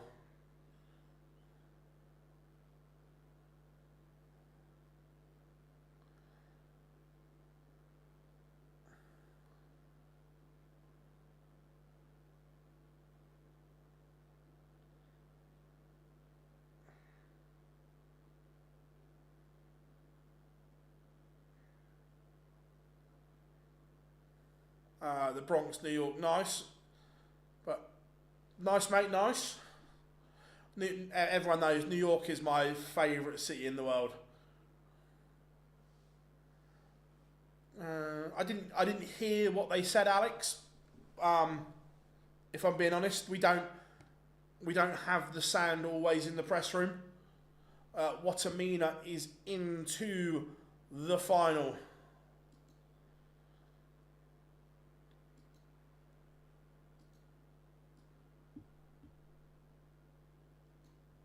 Who will he play? Will it be Nyman?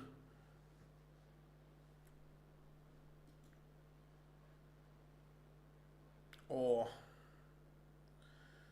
will it be Vainik?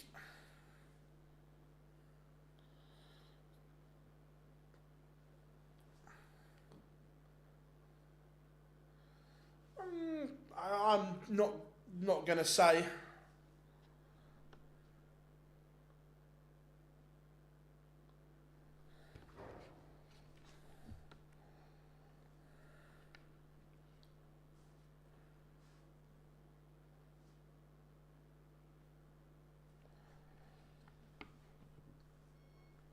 Double 18 for Nyman. His mate, he's got him double one. Allows Vainik a chance. See, the quality and the standard of this final all depends on this result. If Vainik beats Nyman, I think it's a fairly one-sided final. If it's Nyman and Watamina, I think it'll be a good game.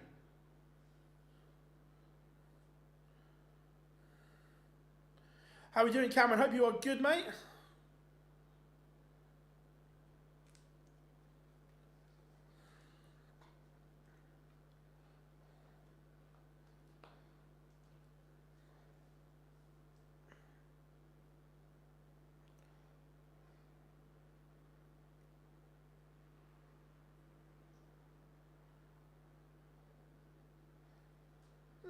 I think he beats Vanek comfortably. I think Nyman, it's a much closer game.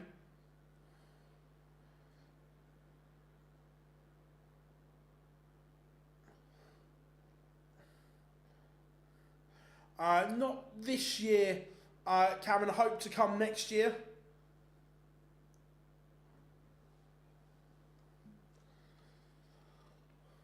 What's for tea? Don't know. I need to stop at the supermarket on the way home.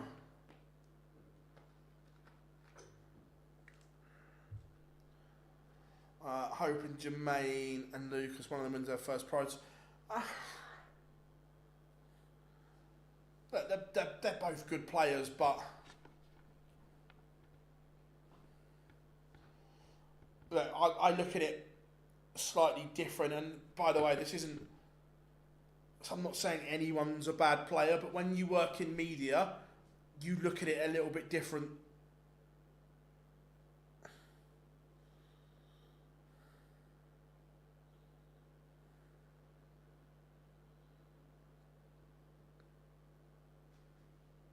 I might say chicken satay skill is nice.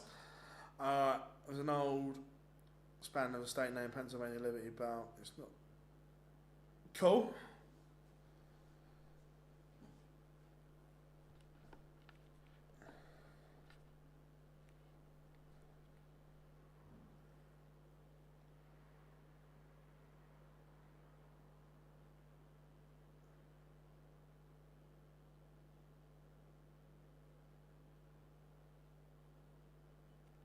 Last start in hand, that is big from Vanek. Nyman now behind again. We'd love to see that match up 100%.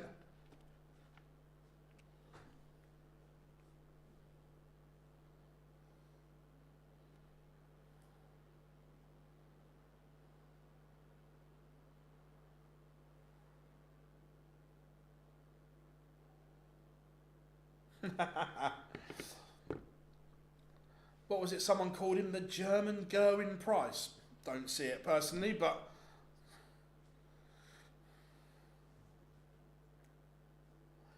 again, Vanek is one of those players. He's so flaky. When he is on, he can be magnificent, but he can go from averaging 110 to 77. There's just no B game whatsoever.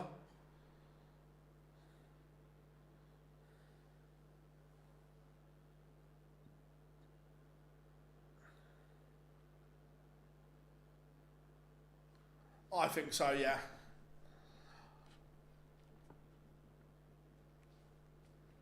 Yeah, it's one of those ones, there's just...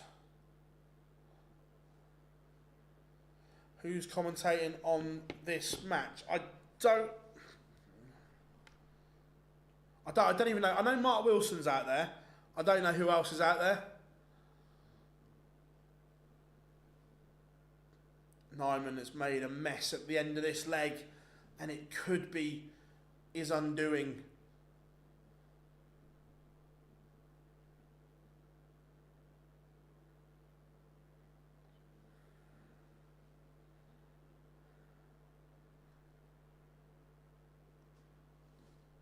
Can Nyman rescue this situation? The answer is no. 3 poor visits from Wessel Nyman has opened the door for Lucas Vanek to go within one of the final. Misses. That would be good, Cameron. That would be good.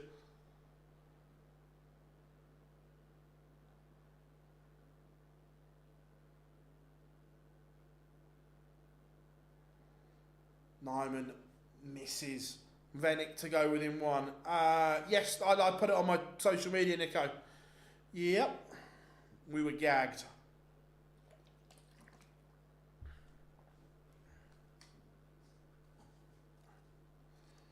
Oh, lifeline. Vanek misses.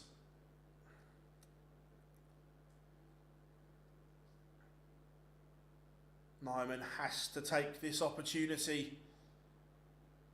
and does 5-all somehow. Will Venik pay for that huge missed chance? And it was a huge opportunity to go 6-4 up.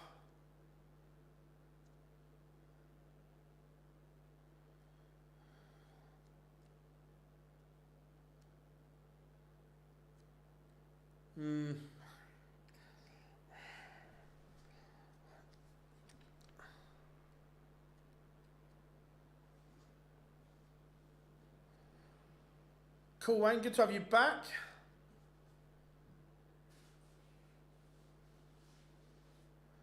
Nico, look, we all said the same.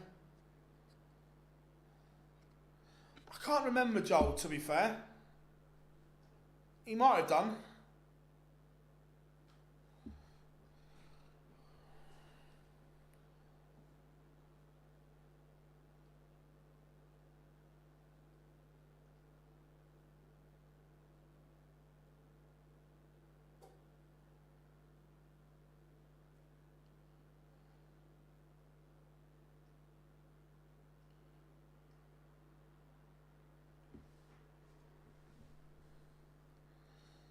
I don't know. I've not a clue.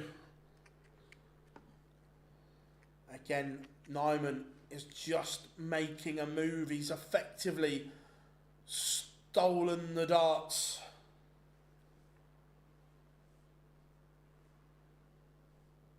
It's a great setup from Nyman. Remember, Venik missed a huge break opportunity. We said, would he pay the price? And now Nyman has his chance.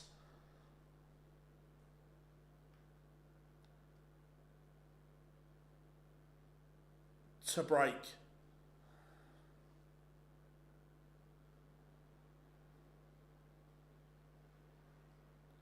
And he has not passed up the opportunity. Wessel Nyman is one away from a dance date with Jermaine Watamina in the final of Players' Championship 23. Yeah, I don't mind them on the Players' Championship. It's just, like I say, when you work in the media and so on, you look at results a little bit different. And that's not taking away anyone's ability or anything like that. It's just the way we look at games.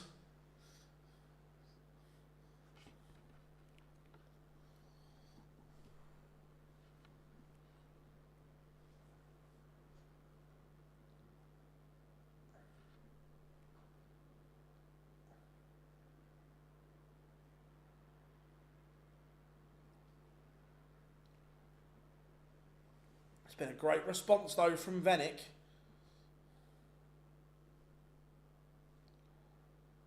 A really good response.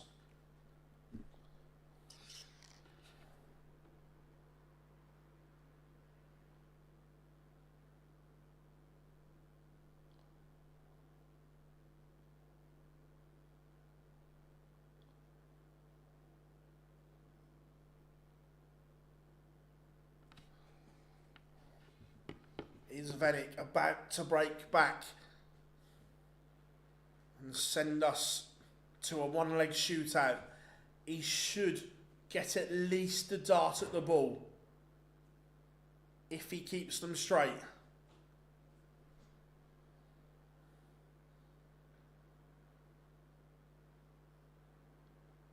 We are going the distance.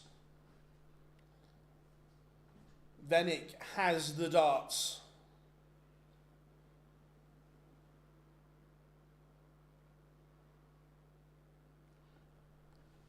Now it is who holds their nerve.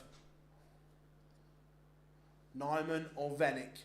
Venik shoots first. Advantage to the German. For me, in terms of the final, I think it would be better as an all-Dutch contest.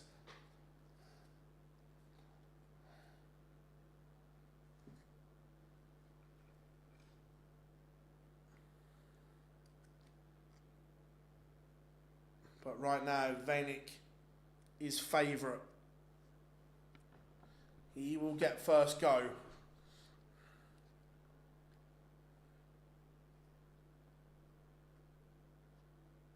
I think so, Joe, yeah. Massive 140. That's forcing Nyman to hit a maximum. A 140 only gets him level. As you were, advantage Vainik.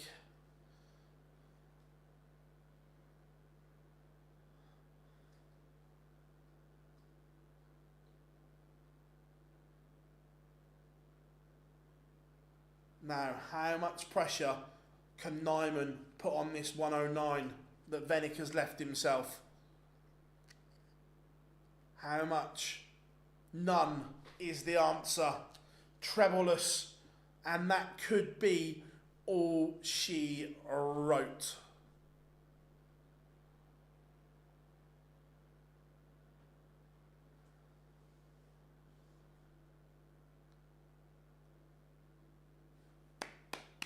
Lucas Vainik is into the final, back-to-back legs for the German to beat Wessel Nyman.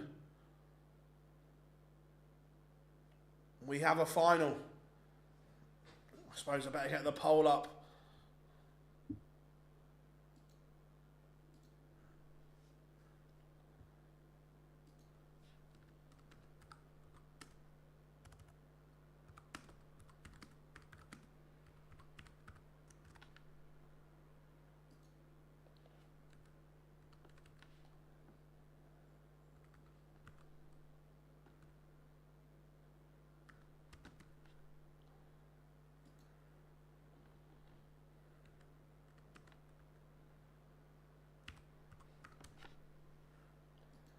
There you go, poll is up, everyone.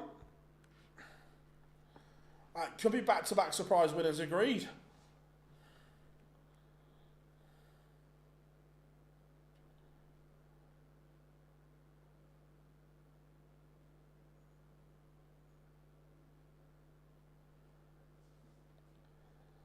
So, what are we thinking?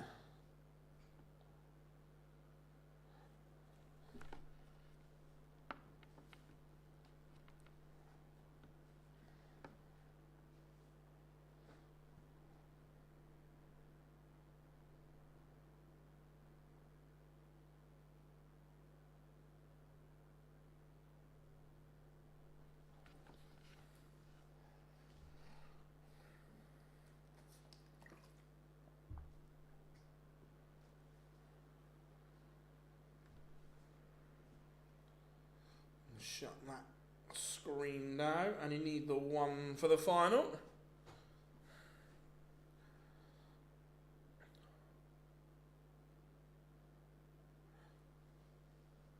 So, who do you think wins? I think it's fairly comfortable for Watamina, if I'm being honest. Oh, great match. Superb last leg decider. But I think Watamina wins the final quite comfortably.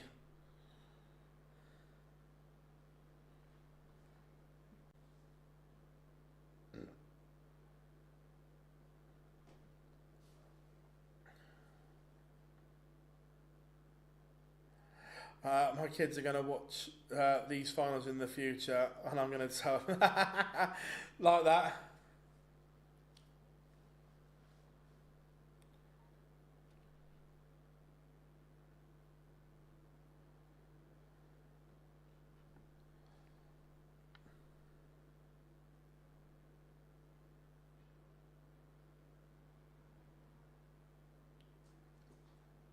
Yeah, I think Jermaine wins it very comfortably.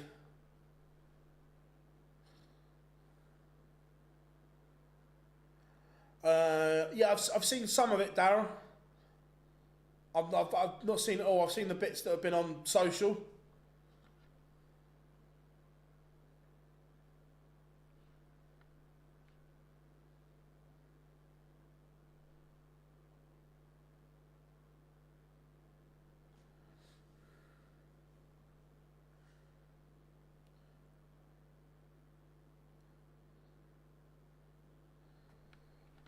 Will be tough for Jermaine, never winning anything. But yeah, no, I get it. I just under pressure in the final. I just think Venik might crack. It's only my opinion. He might not. That's just what I think might happen. No, Watamina never won a Pro Tour before, but the fact he's been to finals before, I just think he'll be better equipped to deal with that pressure.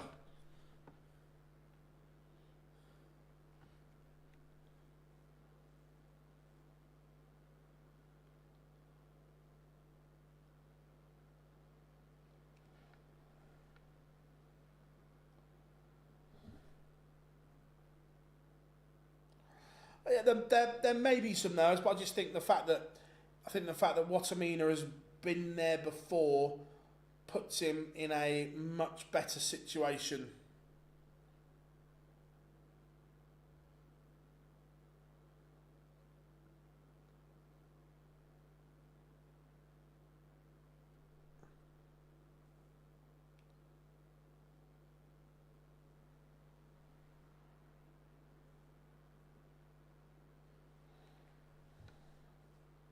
Eight four, yeah.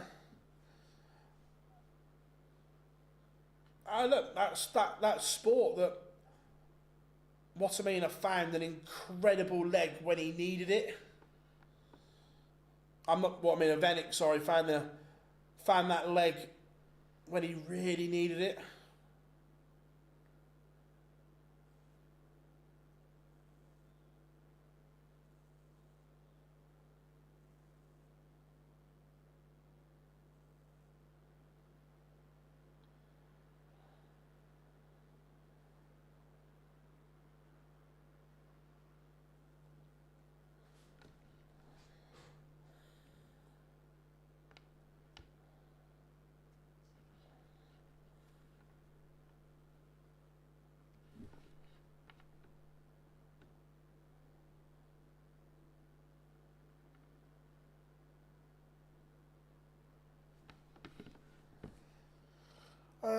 Do I think Vinstra can hold on to his card? Let's have a look where he is.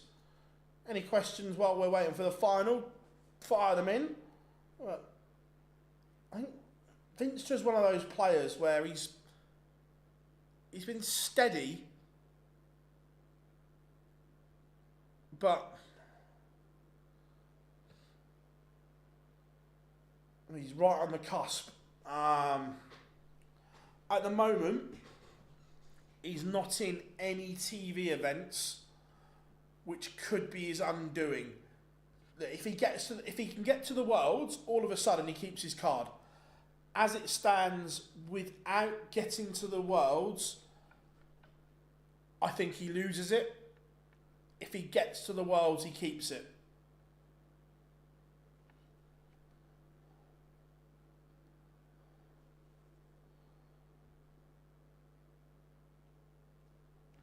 So, what I mean at 8'7", 104, I like that, Wayne. Precise. Big fan.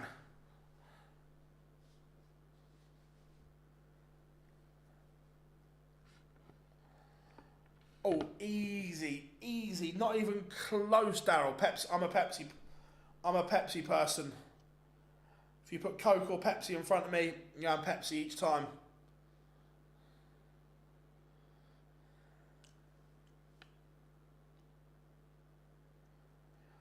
He needs to go deep in several players to get to the Worlds. Yeah, Malcolm. If he gets to the Worlds, all of a sudden you whop 15 grand on that. It puts him to 90. So it's just a case of if he gets to the Worlds.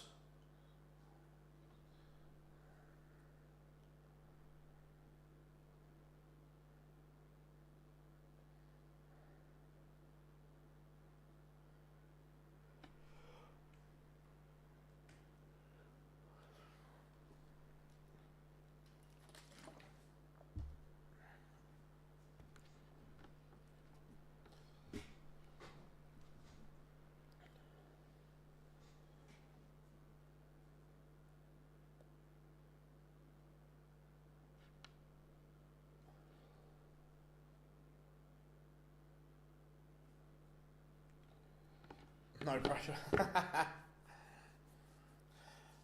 Within, hopefully, in the next 5 minutes or so. Not too long. Littler will play in the ones in Wigan, Sam.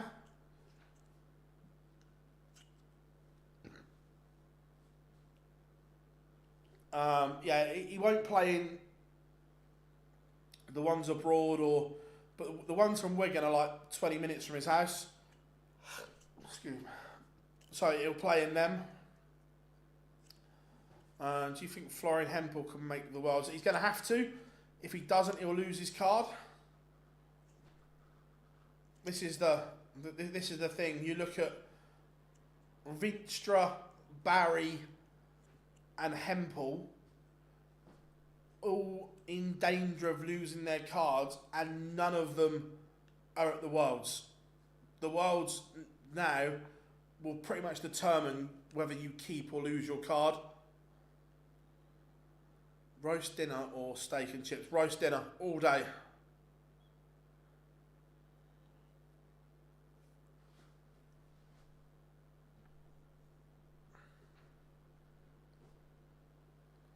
Like it, Mark. Like it. Detailed. Precise.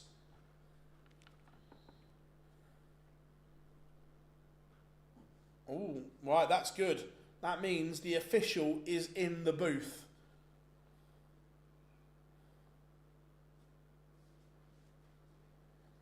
Rice pudding, not for me. Nah. Not a fan.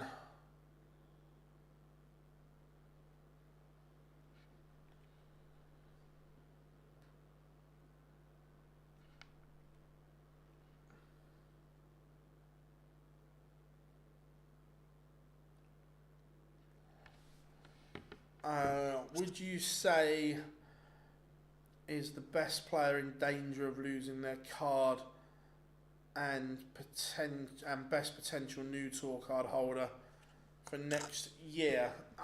Potential best player for losing their card. In terms of top end ability, you would probably say Jim Williams. Or if he doesn't get to the Worlds, that he's got 15k on this at the moment. But if Matt Campbell were to somehow not get to the Worlds, Matt Campbell, Bo for the best new one. Another question: do you see Manlock Lung and Cameron Cornerson playing Q School for? I hope. Look, I'd love. Man Not Lung, and I think is an incredible talent and would love to see them.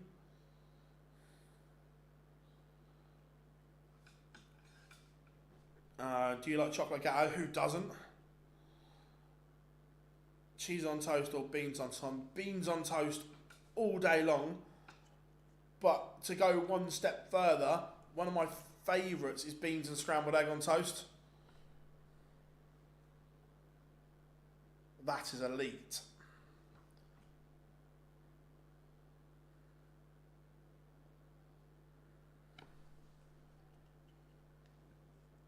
So the official has pressed go, which is good. Yeah, Jose de Souza loses his card. How far off is he? So yeah, he's not in anything. And he's 34 grand short.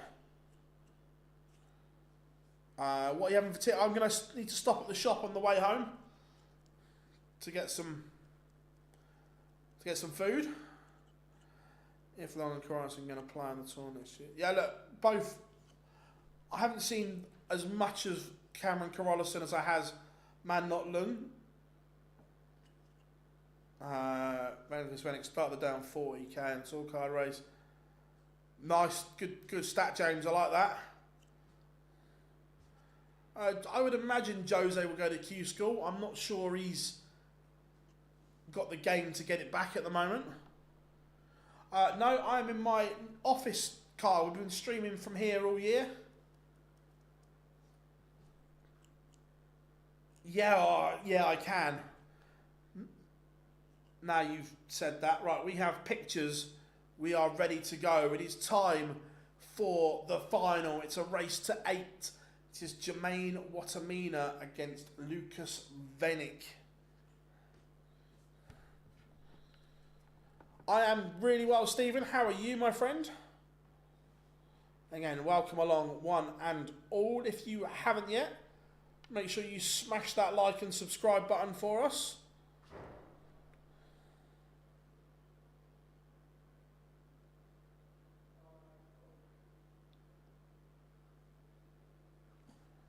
We are underway. Really good. Thanks. Good stuff, mate. Good stuff. This will change someone's career.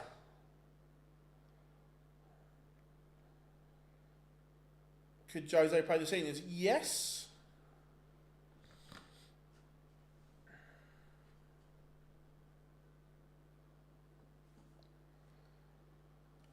Yeah, I think Jimmy Van Schie can get a tour card. I was amazed he didn't get one this year. But Venick has won the ball and we are ready to go.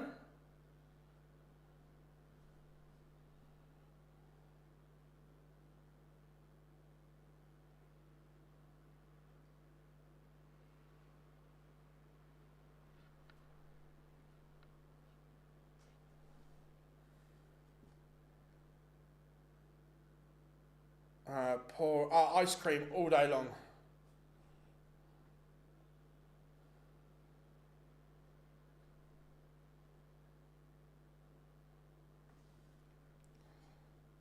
Nervy start from Watamina.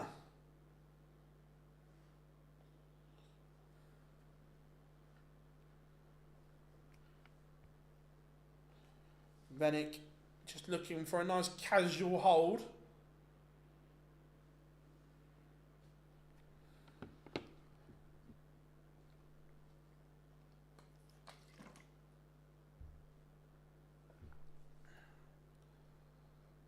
There's only one Lucas Venick. Looking at tops to take a 1-0 lead in the final. Is he commentating, Charlie? I knew Mark Wilson was there. I didn't know who else was out there. 1-0 to the German Lucas Venick.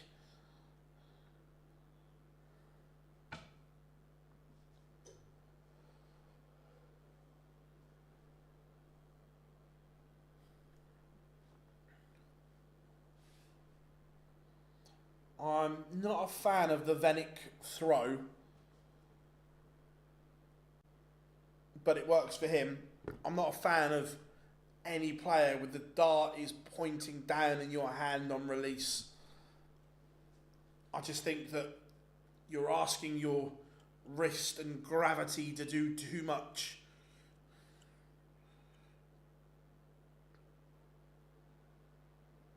But he is 1-0 up, and again, PDC TV, Ben, or if you have an account with a bookmaker, you do not have to have a bet. If you have a funded account, you'll be able to watch it in play.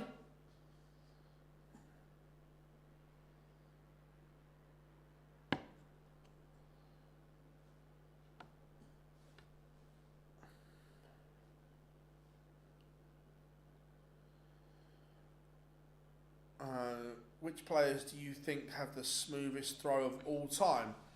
Oh, vintage Adrian Lewis. Vintage Gary Anderson. And vintage Michael Van Gerwen are right up there. Not current MVG throw, old MVG throw. Those three are right up there.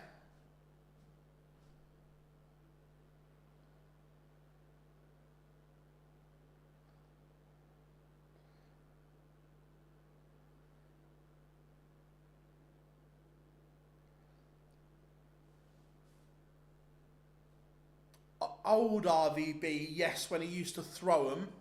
Now it's more of a lob for me.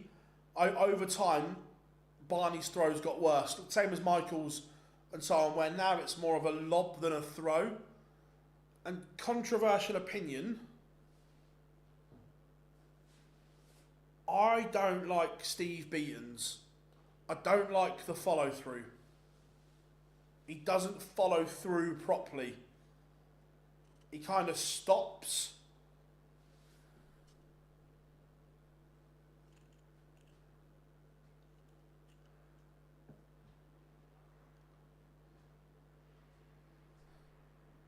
Reigning 140s here in leg number 3. Is MVG past his best? Time will tell. He's certainly in a rebuilding process.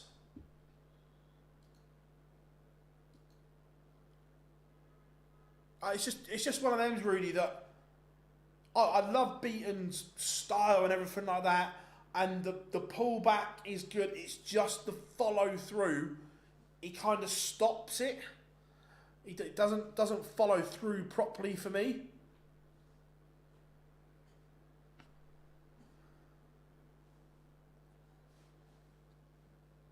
Break chance for Watamina.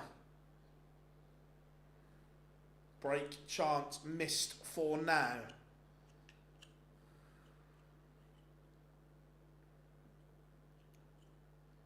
Vanek hasn't missed much and carries on. And this is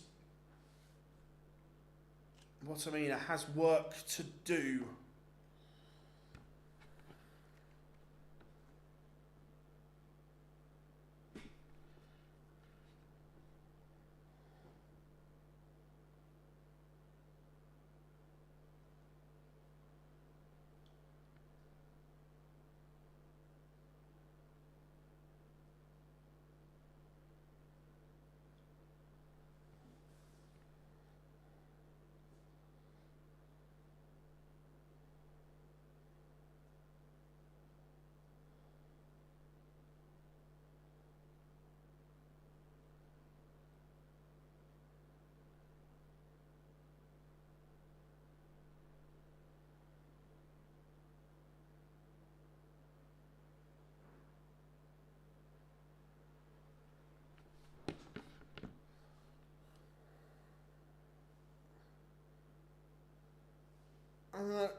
The John Lowe throw was smooth, I agree, but it's just a bit slow and boring.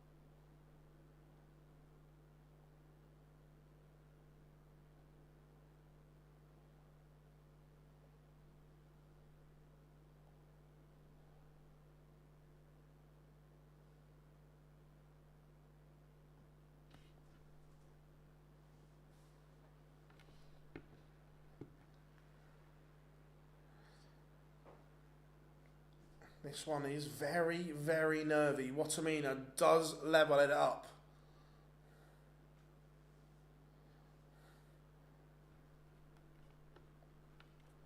Two at the moment. Few nerves out there.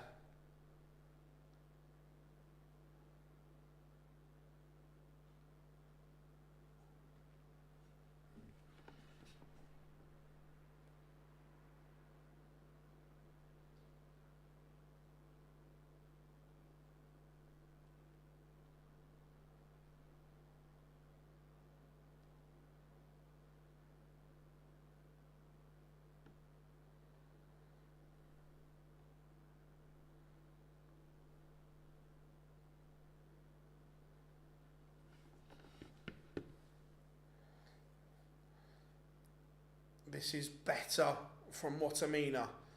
For the first time, he's asking questions of Vanek.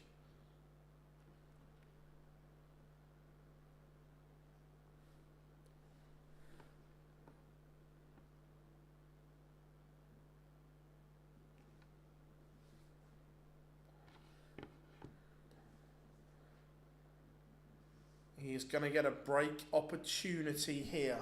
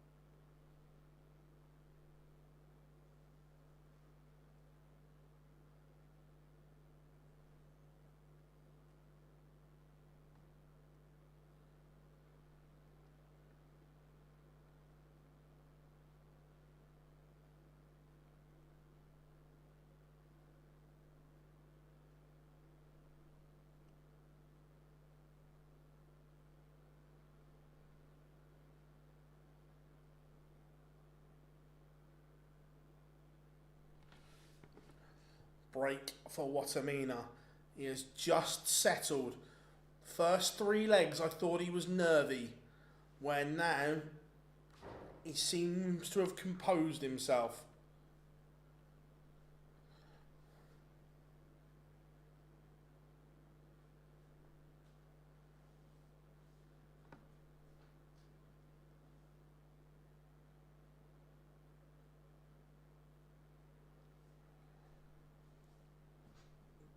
Just looking to settle this one down.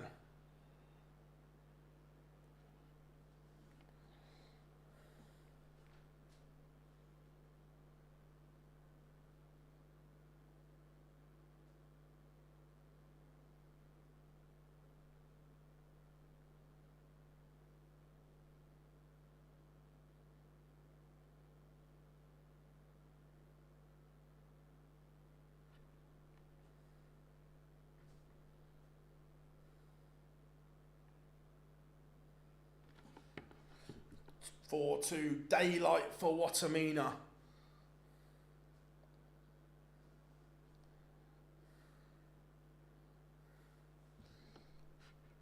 Vanek, has he got another gear? He's going to have to find it.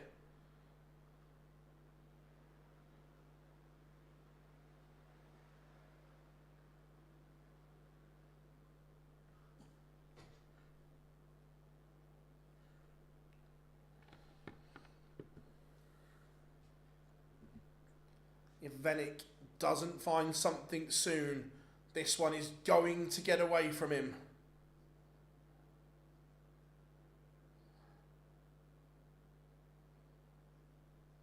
His throw is under pressure again here. This will be Jermaine's first title, yes.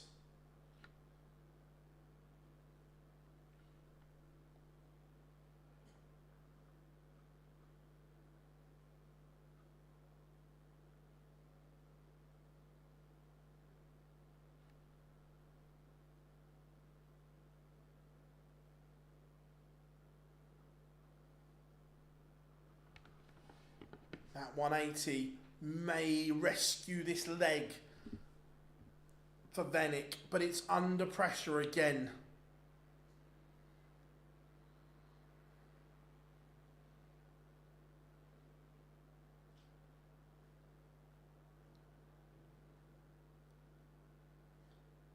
This has to go, and does. That was a big moment for Lucas Vanek. His throw was under all kinds of pressure.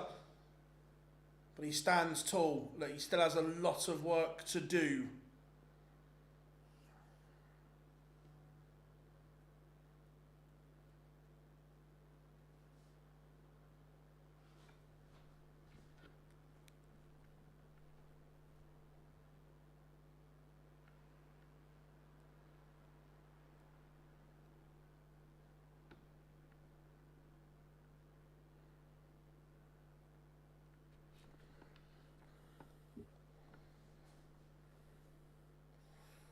you jinxed it. You jinxed it.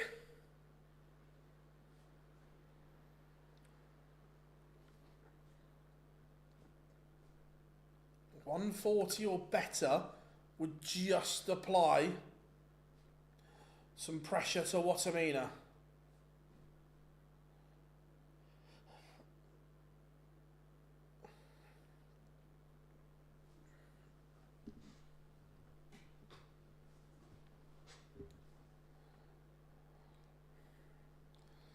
Watamina misses, gives Venik a look at a 3-figure finish.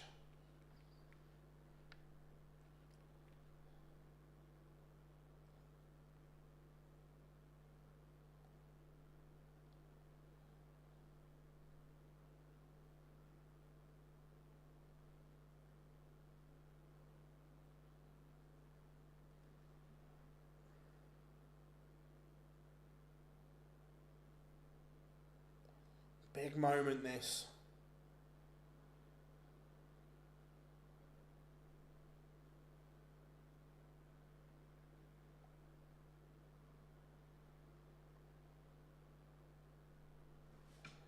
And he's missed it.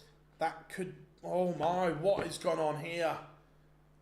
That was a very, very quick bust, which says to me he's got in the wrong double. That was a very quick.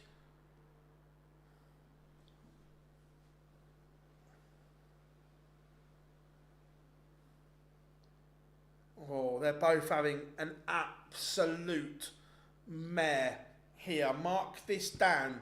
Leg 8 is a turning point.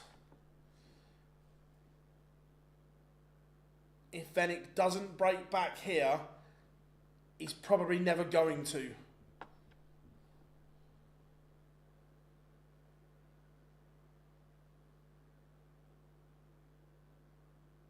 If this doesn't go, you fear he won't get a better chance.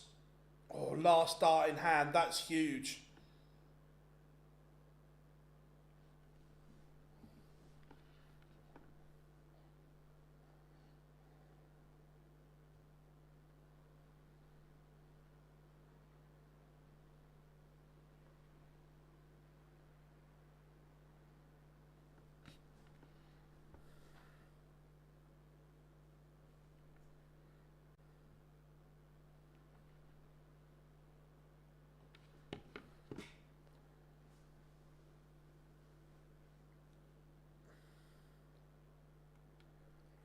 Again, Venik has done the hard work.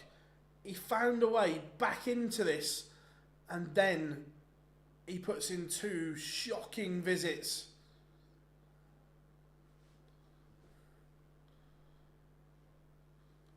Watamina may be about to break straight back again. Again, those 2 trebleless visits.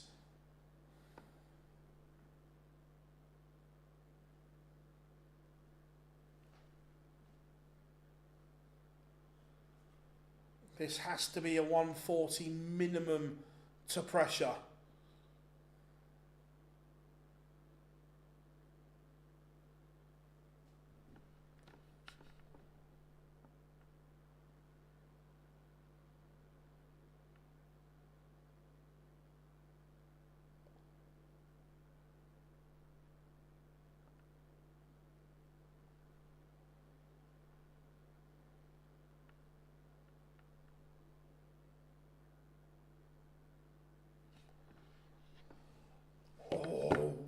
That was almost incredible rescue act from Venik. He's come inside the double 12. Watamina is missing doubles all over the place.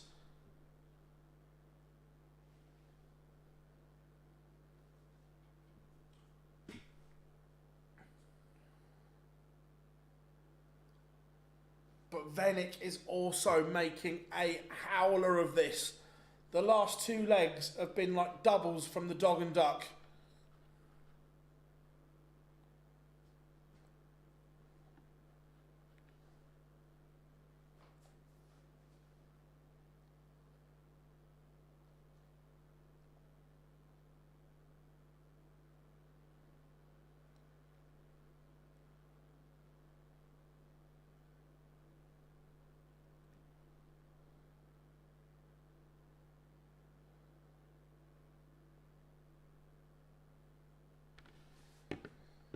You're right, this is chaos. Absolute chaos. They've both made messes of the doubling at the end of the last two legs. No, this is the final. The winner will walk away with the title.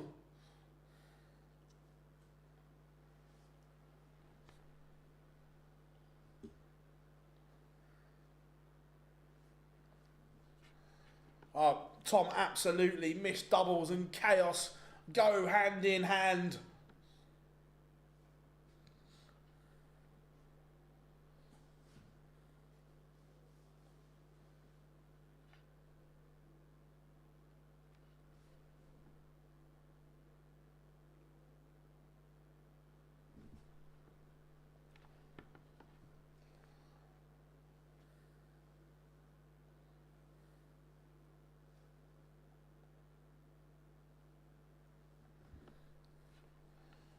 Big moment here. Can Venik break straight back?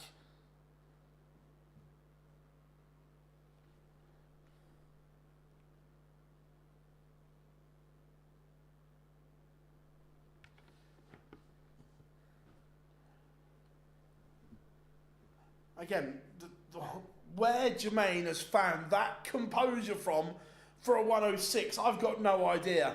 Because it has been absolutely dog and duck against the Red Lion when it comes to doubling. Look, I'm all for it. It manifests chaos. But where he has found that composure from answers on a postcard.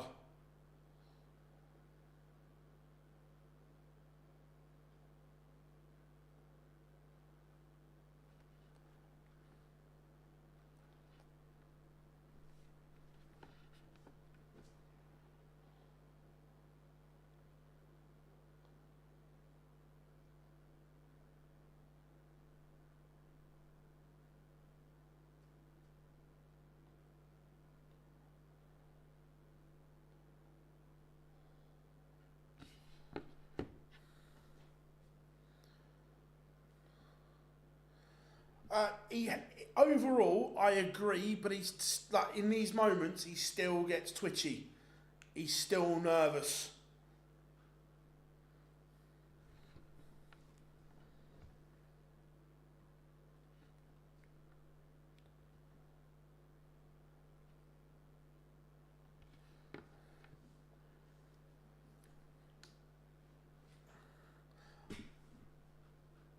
Watamina to go within one. Misses. Scoring incredible.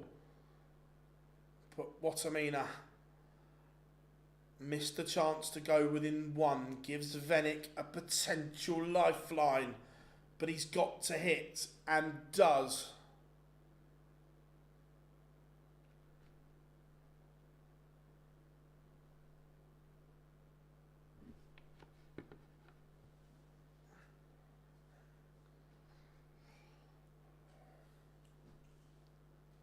Can Venik find something?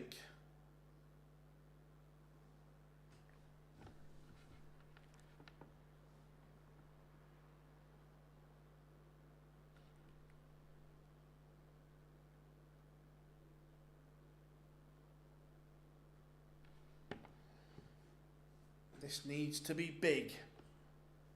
That's not enough.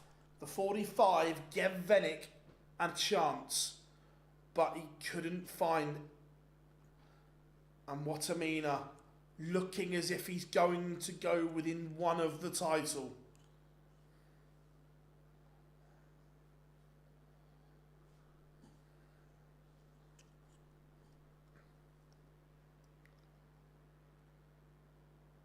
$140, not enough. Jermaine has 6 at 176. Setup's not great.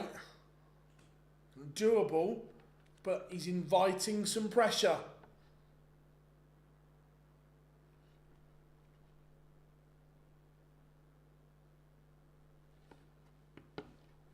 But again, Venik, the scoring has gone. So Watamina to go within one. Leaves double 18 unless Venik has got something And this would be seismic.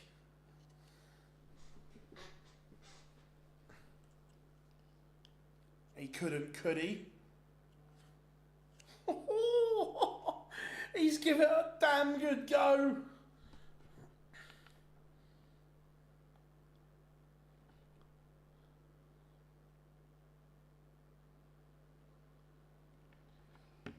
Watamina is within 1.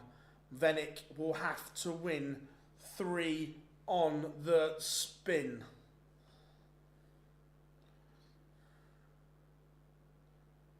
And that's not the way to start it. If you're Jermaine Watamina, your eyes light up.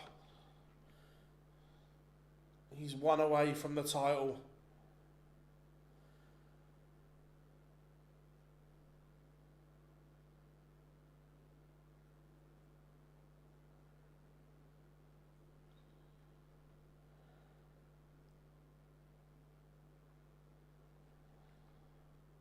Is now the time.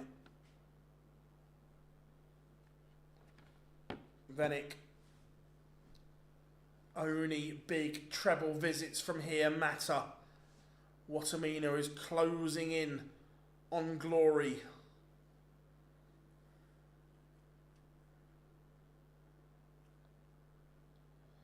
And that is a disaster for Jermaine Watamina.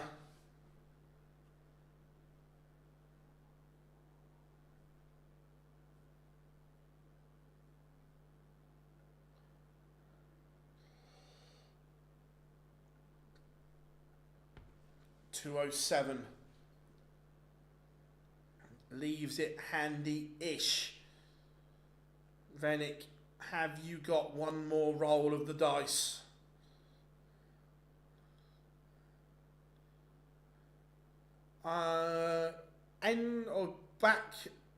Back end of August, I think, Scott. We got European Tour qualifiers tomorrow, though.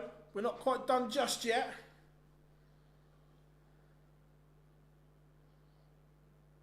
.107 for Watamina, and Jermaine has won his first PDC title. It's taken him a while, but he is over the line.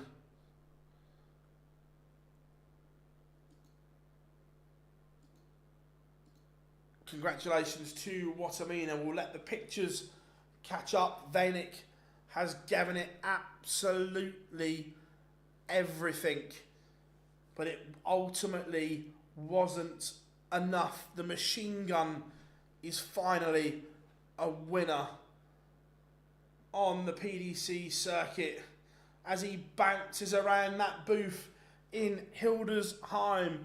Congratulations to Jermaine Watamina. You guys have all been incredible today. Thank you so much. If you haven't yet, one last time, drop us a like and subscribe, everyone. We massively appreciate it as we try and get to that 45k mark as soon as possible. We will be back tomorrow for the European Tour qualifiers as well. Enjoy your evening, whatever you are doing. Make sure you enjoy it. We'll see you all tomorrow. Make sure you're there.